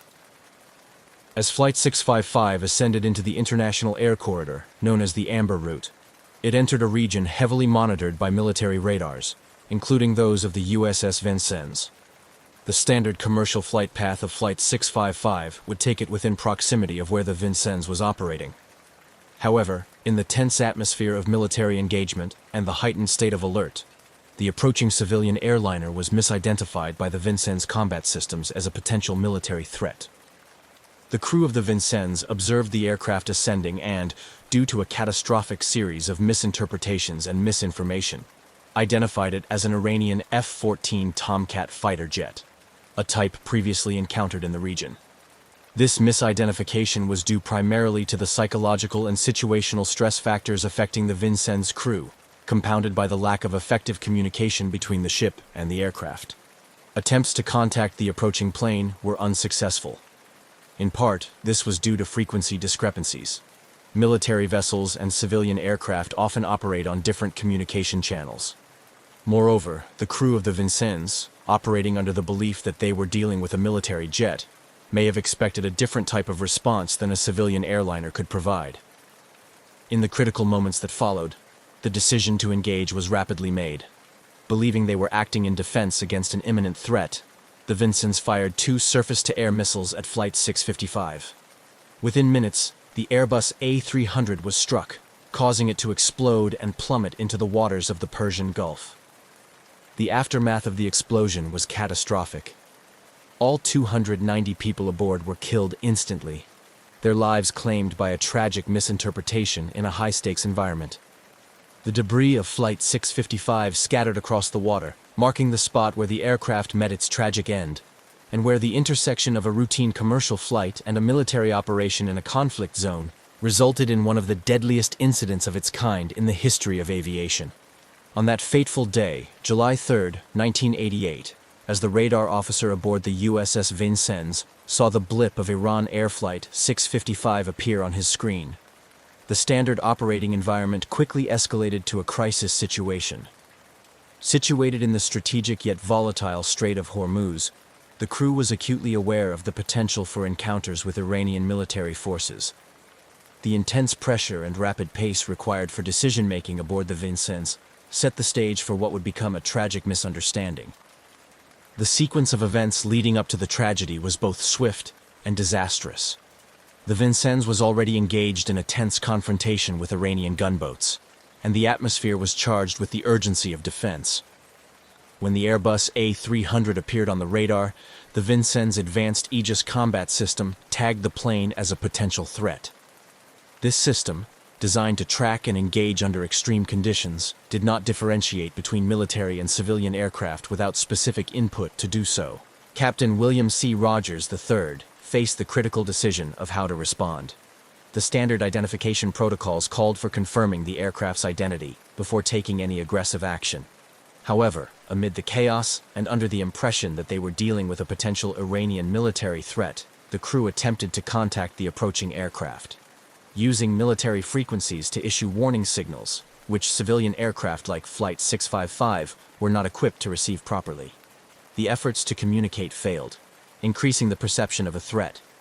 As the aircraft continued its normal flight path towards Dubai, unaware of the unfolding situation, the crew of the Vincennes interpreted its silence and the maintained flight trajectory as confirmation of hostile intent. This misinterpretation was compounded by the psychological strain on the crew, who were operating under the assumption that any delay in response could be catastrophic given the high tensions in the region. In the critical moments that followed, the decision to engage was made. Captain Rogers, weighing the perceived imminent threat against the rules of engagement, authorized the launch of 2 SM-2MR surface-to-air missiles. The decision, made under the duress of active defense during perceived wartime conditions, was aimed at neutralizing what they thought was a military threat. The missiles were launched and tracked until they struck Iran Air Flight 655, causing a catastrophic explosion. The plane disintegrated in mid-air, killing all 290 passengers and crew aboard instantly. Debris scattered across the water as the reality of the situation began to dawn on the crew of the Vincennes. The immediate aftermath was one of confusion and horror. The U.S. Navy, realizing the magnitude of the error, scrambled to assess the situation. However, the damage was irreversible, and the grim task of accounting for the civilian lives lost began. This tragic incident highlighted the dire consequences of miscommunication and the devastating impact of military engagements on civilian lives.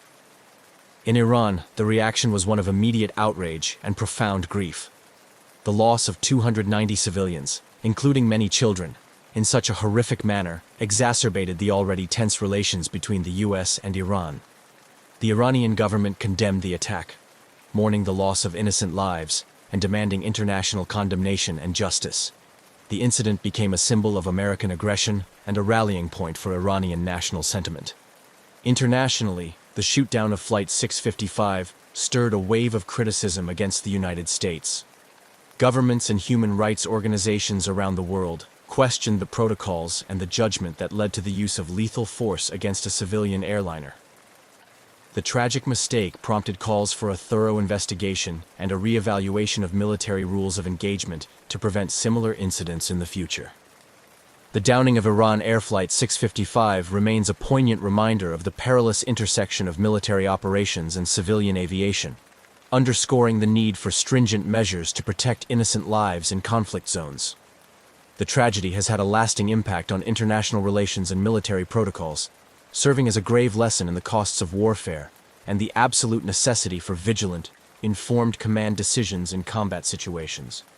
The destruction of Iran Air Flight 655 by the USS Vincennes reverberated through the corridors of power in Washington and Tehran, sparking a complex aftermath characterized by political turmoil, international outrage, and profound grief.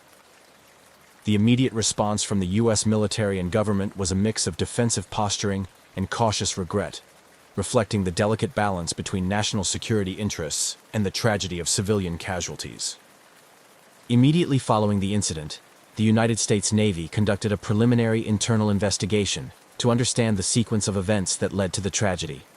The initial statements from the U.S. government were carefully worded, emphasizing the tense situation in the Persian Gulf and the Vincennes crew's belief that they were engaging a hostile Iranian military aircraft. Captain Rogers, commanding officer of the Vincennes, and his crew were initially defended by U.S. officials who highlighted the challenging conditions under which they operated. However, as details of the shootdown became clearer, the U.S. administration faced increasing pressure to address the incident more fully. President Ronald Reagan expressed deep regret over the loss of life, but stopped short of a formal apology, citing the need for further investigation. The administration's stance was seen by many as an attempt to mitigate diplomatic fallout, without fully acknowledging the extent of the error. In Iran, the reaction was one of immediate and profound indignation. The Iranian government condemned the downing of Flight 655 as a barbaric act and a gross violation of international law. The incident was portrayed in the Iranian media as a deliberate attack, exacerbating anti-American sentiment and rallying public support against the U.S. Mourning turned into anger as thousands took to the streets in Tehran and other cities to protest against what they saw as an act of aggression. The Iranian leadership used the tragedy to reinforce their narrative of victimization by Western powers, particularly the United States, which served to strengthen the regime's domestic standing at a time when it was still recovering from the prolonged and bloody Iran-Iraq war. Ayatollah Khomeini, the supreme leader of Iran, described the incident as an example of American savagery and declared that it exposed the true face of the United States to the world. Internationally, the incident drew widespread condemnation. The United Nations Security Council convened to discuss the shootdown, and while a resolution explicitly condemning the United States was not passed due to diplomatic maneuverings, the incident led to a series of debates about military engagement and the protection of civilian lives in conflict zones. Numerous countries expressed their condolences to Iran and called for comprehensive measures to prevent such tragedies in the future. In the months following the disaster, the International Civil Aviation Organization, ICAO, and other international bodies scrutinized the incident, leading to discussions about improving communication channels between military and civilian aircraft. This dialogue highlighted the need for enhanced identification protocols to distinguish military from civilian aircraft, a key factor that could have prevented the downing of Flight 655. The U.S. Congress also held hearings to examine the circumstances that led to the tragedy, questioning the rules of engagement and the use of force in crowded international waters. These hearings were often contentious, reflecting the deep divisions within the United States about the appropriate use of military power and the need to protect civilian lives. In 1996, 8 years after the incident, the United States and Iran reached a settlement at the International Court of Justice, where the U.S. agreed to pay $61.8 million in compensation to the families of the victims, though without admitting legal liability or formally apologizing. The settlement was part of a broader attempt to thaw relations between the two nations, although deep-seated mistrust and unresolved issues continued to plague U.S.-Iran interactions. The downing of Iran Air Flight 655 remains a significant event in the history of U.S.-Iran relations, embodying the tragic potential for misunderstanding and unintended consequences in high-stakes military operations. The political, legal, and diplomatic efforts to address the aftermath of the incident have shaped international aviation and military engagement rules, serving as a somber reminder of the importance of rigor, caution, and clarity in military operations around the world. The investigation into the downing of Iran Air Flight 655 was a complex and contentious process, involving multiple international stakeholders and fraught with geopolitical implications. The aftermath of the incident necessitated a thorough inquiry to determine the causes and contributing factors that led to such a catastrophic error by the USS Vincennes. The U.S. Navy conducted its initial investigation shortly after the incident. This inquiry aimed to piece together the events leading up to the missile strike and evaluate the decision-making processes of Captain Rogers and his crew. The investigation acknowledged that the crew had misidentified the civilian airliner as a military threat, specifically an Iranian F-14 Tomcat jet. However, the findings also highlighted the high-pressure environment under which the crew operated, citing the perceived threat of Iranian attacks and the intense psychological strain of their mission in the Gulf. Simultaneously, the International Civil Aviation Organization, ICAO, launched its own independent investigation, focusing on the safety protocols and communication failures that contributed to the tragedy. This investigation scrutinized the radar systems and the protocols used by the USS Vincennes, examining how a sophisticated Aegis combat system could mistake a large climbing Airbus A300 for a descending fighter jet. The ICAO's findings were critical in understanding the technical limitations and human errors in complex combat systems. These investigations revealed a series of critical missteps and misunderstandings. The USS Vincennes had been operating in a declared war zone and was on high alert due to previous skirmishes with Iranian forces earlier that day. This context contributed to the crew's heightened defensive posture and readiness to engage perceived threats rapidly. Furthermore, the investigation found that the Vincennes radar operators had misinterpreted the standard commercial airliner's flight profile, mistaking its larger radar signature and steady ascent as aggressive maneuvers. Compounding these errors were failures in communication. Flight 655 was transmitting on a civilian air traffic control frequency, not the military frequencies monitored by the Vincennes. Attempts by the Vincennes to warn the aircraft used military channels, which the civilian plane was not equipped to receive. Additionally, psychological factors such as confirmation bias and tunnel vision exacerbated the crew's misjudgment, as they interpreted incoming data through the lens of an expected military confrontation. The findings of these investigations led to significant controversies and debates. In Iran, the U.S. Navy's explanation was met with skepticism and outrage, perceived as an inadequate response to the loss of 290 civilian lives. Many Iranians saw the incident not as an error, but as an intentional act, reinforcing deep-seated animosity and distrust towards the United States. Internationally, the incident sparked a broader discussion about the rules of engagement and the protection of civilian lives in conflict zones. The tragedy highlighted the need for clearer differentiation between military and civilian air traffic, leading to calls for enhanced identification protocols and improved communication systems to prevent similar incidents in the future. In response to the global outcry and the internal reviews suggesting procedural failures, the U.S. military took steps to revise its rules of engagement and bolster the training of its personnel, especially in the identification and engagement of air targets. These changes aim to reduce the likelihood of such tragic errors in future conflicts, emphasizing the importance of verifying targets before engagement. The U.S. government also faced legal and diplomatic repercussions. Iran filed a case against the United States at the International Court of Justice, ICJ, claiming that the shootdown was not only unlawful but also a deliberate act of aggression. The proceedings at the ICJ were closely watched worldwide as they dealt with critical issues of international law and state responsibility. In 1996, the United States agreed to settle the case by compensating the families of the victims, though it continued to avoid admitting legal liability or formally apologizing, maintaining that the incident was a tragic mistake. The settlement, while providing some financial compensation to the bereaved families, did little to heal the deep wounds inflicted by the tragedy.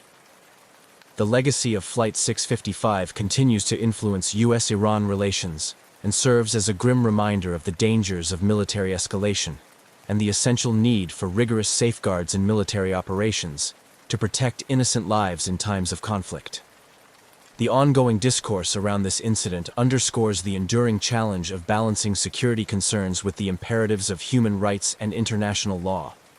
The political and military implications of the downing of Iran Air Flight 655 were profound, shaping the dynamics of U.S.-Iran relations for years and influencing global military and aviation policies. The incident became a significant point of contention, affecting diplomatic interactions and international perceptions of military engagement rules. In the immediate aftermath, the incident drastically exacerbated the already strained relations between the United States and Iran. It deepened the chasm of mistrust and hostility, complicating any efforts toward rapprochement. For Iran, the incident was perceived not just as a tragedy, but as a deliberate attack, reinforcing its narrative of victimization by Western powers.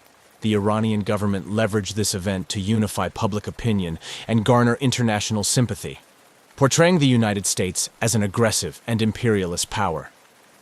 On the American side, the incident prompted a re-evaluation of military engagement rules, particularly concerning the identification and engagement of non-combatant aircraft in conflict zones. The U.S. military faced intense scrutiny both domestically and internationally, prompting discussions about the safeguards needed to prevent such incidents. In response, the Pentagon reviewed and tightened its rules of engagement and command protocols, particularly around areas with high civilian activity. One of the significant changes was the enhancement of the military's identification processes to distinguish between civilian and military aircraft more effectively. This involved improving radar systems capabilities and ensuring that personnel were better trained in interpreting radar data under pressure. The military also increased its emphasis on using multiple sources of information to confirm the identities of potential targets before engaging them. These changes were partly influenced by the broader shift towards more stringent standards for accountability within military operations worldwide. The incident underscored the necessity for robust checks and balances in military decision-making processes, especially in scenarios where the risk of civilian casualties is high. Internationally, the shootdown had ramifications for global aviation safety. It highlighted the vulnerability of civilian aircraft flying in or near conflict zones, and led to calls for improved communication between civilian and military entities. This led to increased cooperation between the International Civil Aviation Organization, ICAO, and various military organizations to enhance civilian aircraft safety during military conflicts. Procedures and technologies for better tracking and communication were developed, aimed at preventing similar tragedies.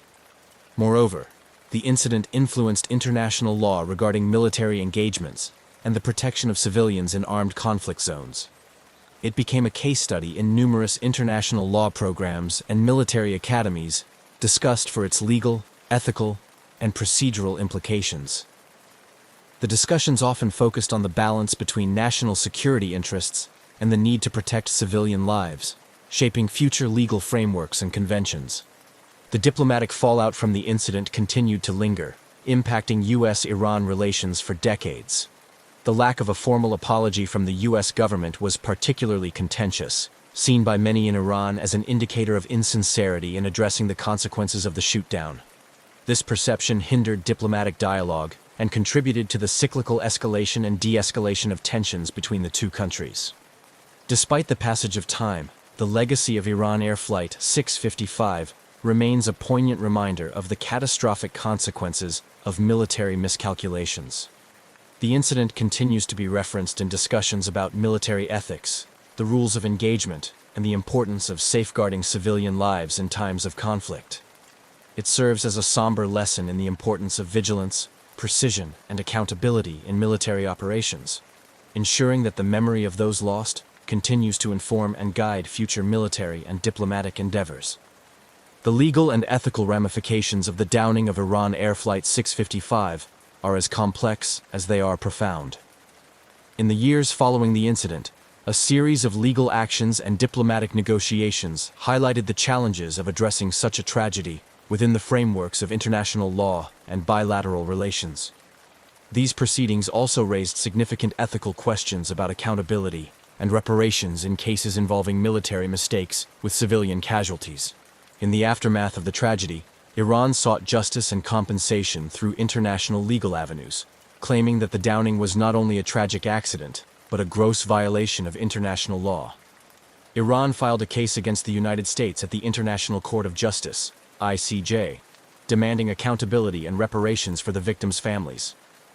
This legal move was part of Tehran's broader strategy to internationalize the issue, seeking global condemnation of the United States and reinforcing its narrative of victimization by Western powers. The United States, while expressing regret over the loss of innocent lives, maintained that the incident was a tragic mistake during a complex combat situation. Initially, the U.S. government resisted admitting legal liability, framing the event as an unfortunate consequence of wartime operations in a high-threat environment. This stance was heavily criticized, both domestically and internationally, as it seemed to sidestep the broader issues of military accountability and the importance of safeguarding civilian lives.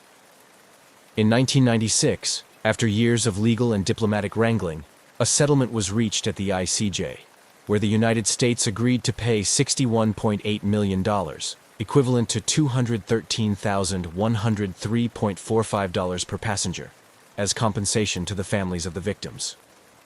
This settlement, while significant, did not include an admission of legal liability or a formal apology from the U.S. government, which continued to impact the perception of the U.S. response both in Iran and among the international community. This resolution raised numerous ethical questions about the value of human life and the extent to which monetary compensation can serve as reparation for the loss of loved ones. It also highlighted the limitations of international law in dealing with incidents where military actions lead to civilian casualties. Many argued that the settlement, while providing some form of compensation, did little to address the underlying issues of military engagement rules and the protection of civilians in conflict zones. The ethical considerations surrounding the incident also extended to discussions about the rules of engagement and the responsibilities of military forces operating in civilian-populated areas or international airspaces. The tragedy underscored the need for clear guidelines that prioritize the protection of civilian lives and stricter controls on military responses to perceived threats. Furthermore, the incident has been a case study in ethics courses and military training programs, often discussed in the context of moral decision-making under pressure. It serves as a grim reminder of the high stakes involved in military operations and the profound ethical obligations of military personnel to make decisions that minimize harm to civilians. Reflecting on the legal and ethical implications of the Iran Air Flight 655 tragedy reveals a complex tapestry of human rights, international law, military ethics, and diplomatic relations. It highlights the ongoing challenges in achieving true accountability and justice in international incidents, and underscores the importance of ethical leadership and rigorous training in preventing similar tragedies in the future. The downing of Iran Air Flight 655 remains a poignant reminder of the tragic intersections between military operations and civilian aviation, a historical event that continues to evoke pain, provoke thought, and stir debates decades after the incident. The memories of the 290 lives lost on that fateful day have been immortalized through various memorials and remembrance ceremonies, both in Iran and around the world, serving as somber tributes to the victims and constant reminders of the need for vigilance in military engagements. In Iran, the tragedy of Flight 655 is commemorated annually with ceremonies that pay homage to the victims. These events are not only moments of mourning, but also of collective reflection on the broader implications of the incident for Iranian society and international relations. The crash site in the Persian Gulf has become a sacred space, marked by memorials that stand as a testament to the lives lost.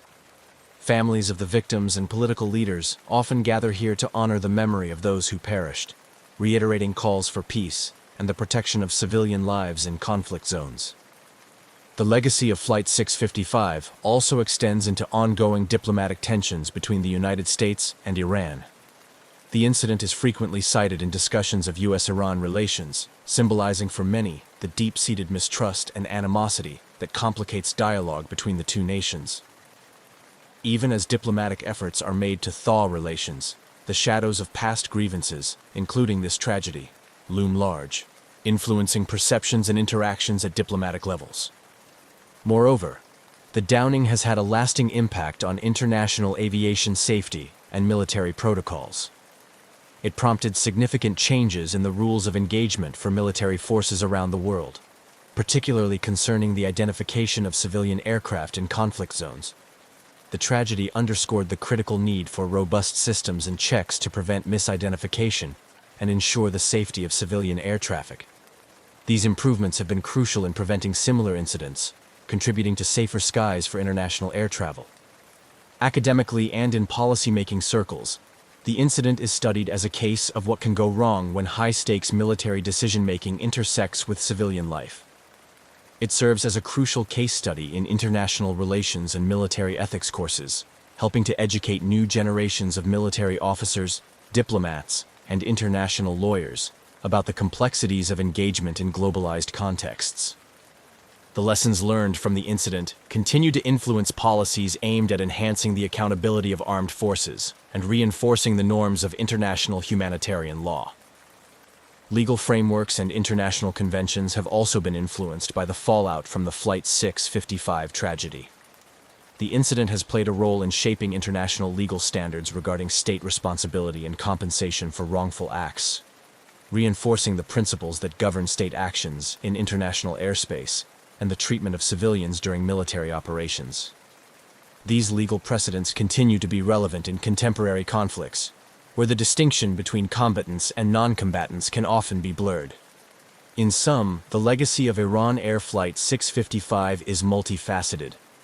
It is remembered as a painful incident that resulted in unnecessary loss of life, but also as a catalyst for change in international military and aviation protocols. The tragedy remains a critical reference point in discussions about the moral and legal dimensions of military actions, serving as a somber reminder of the need for perpetual vigilance, rigorous training, and the moral courage to make decisions that prioritize human life.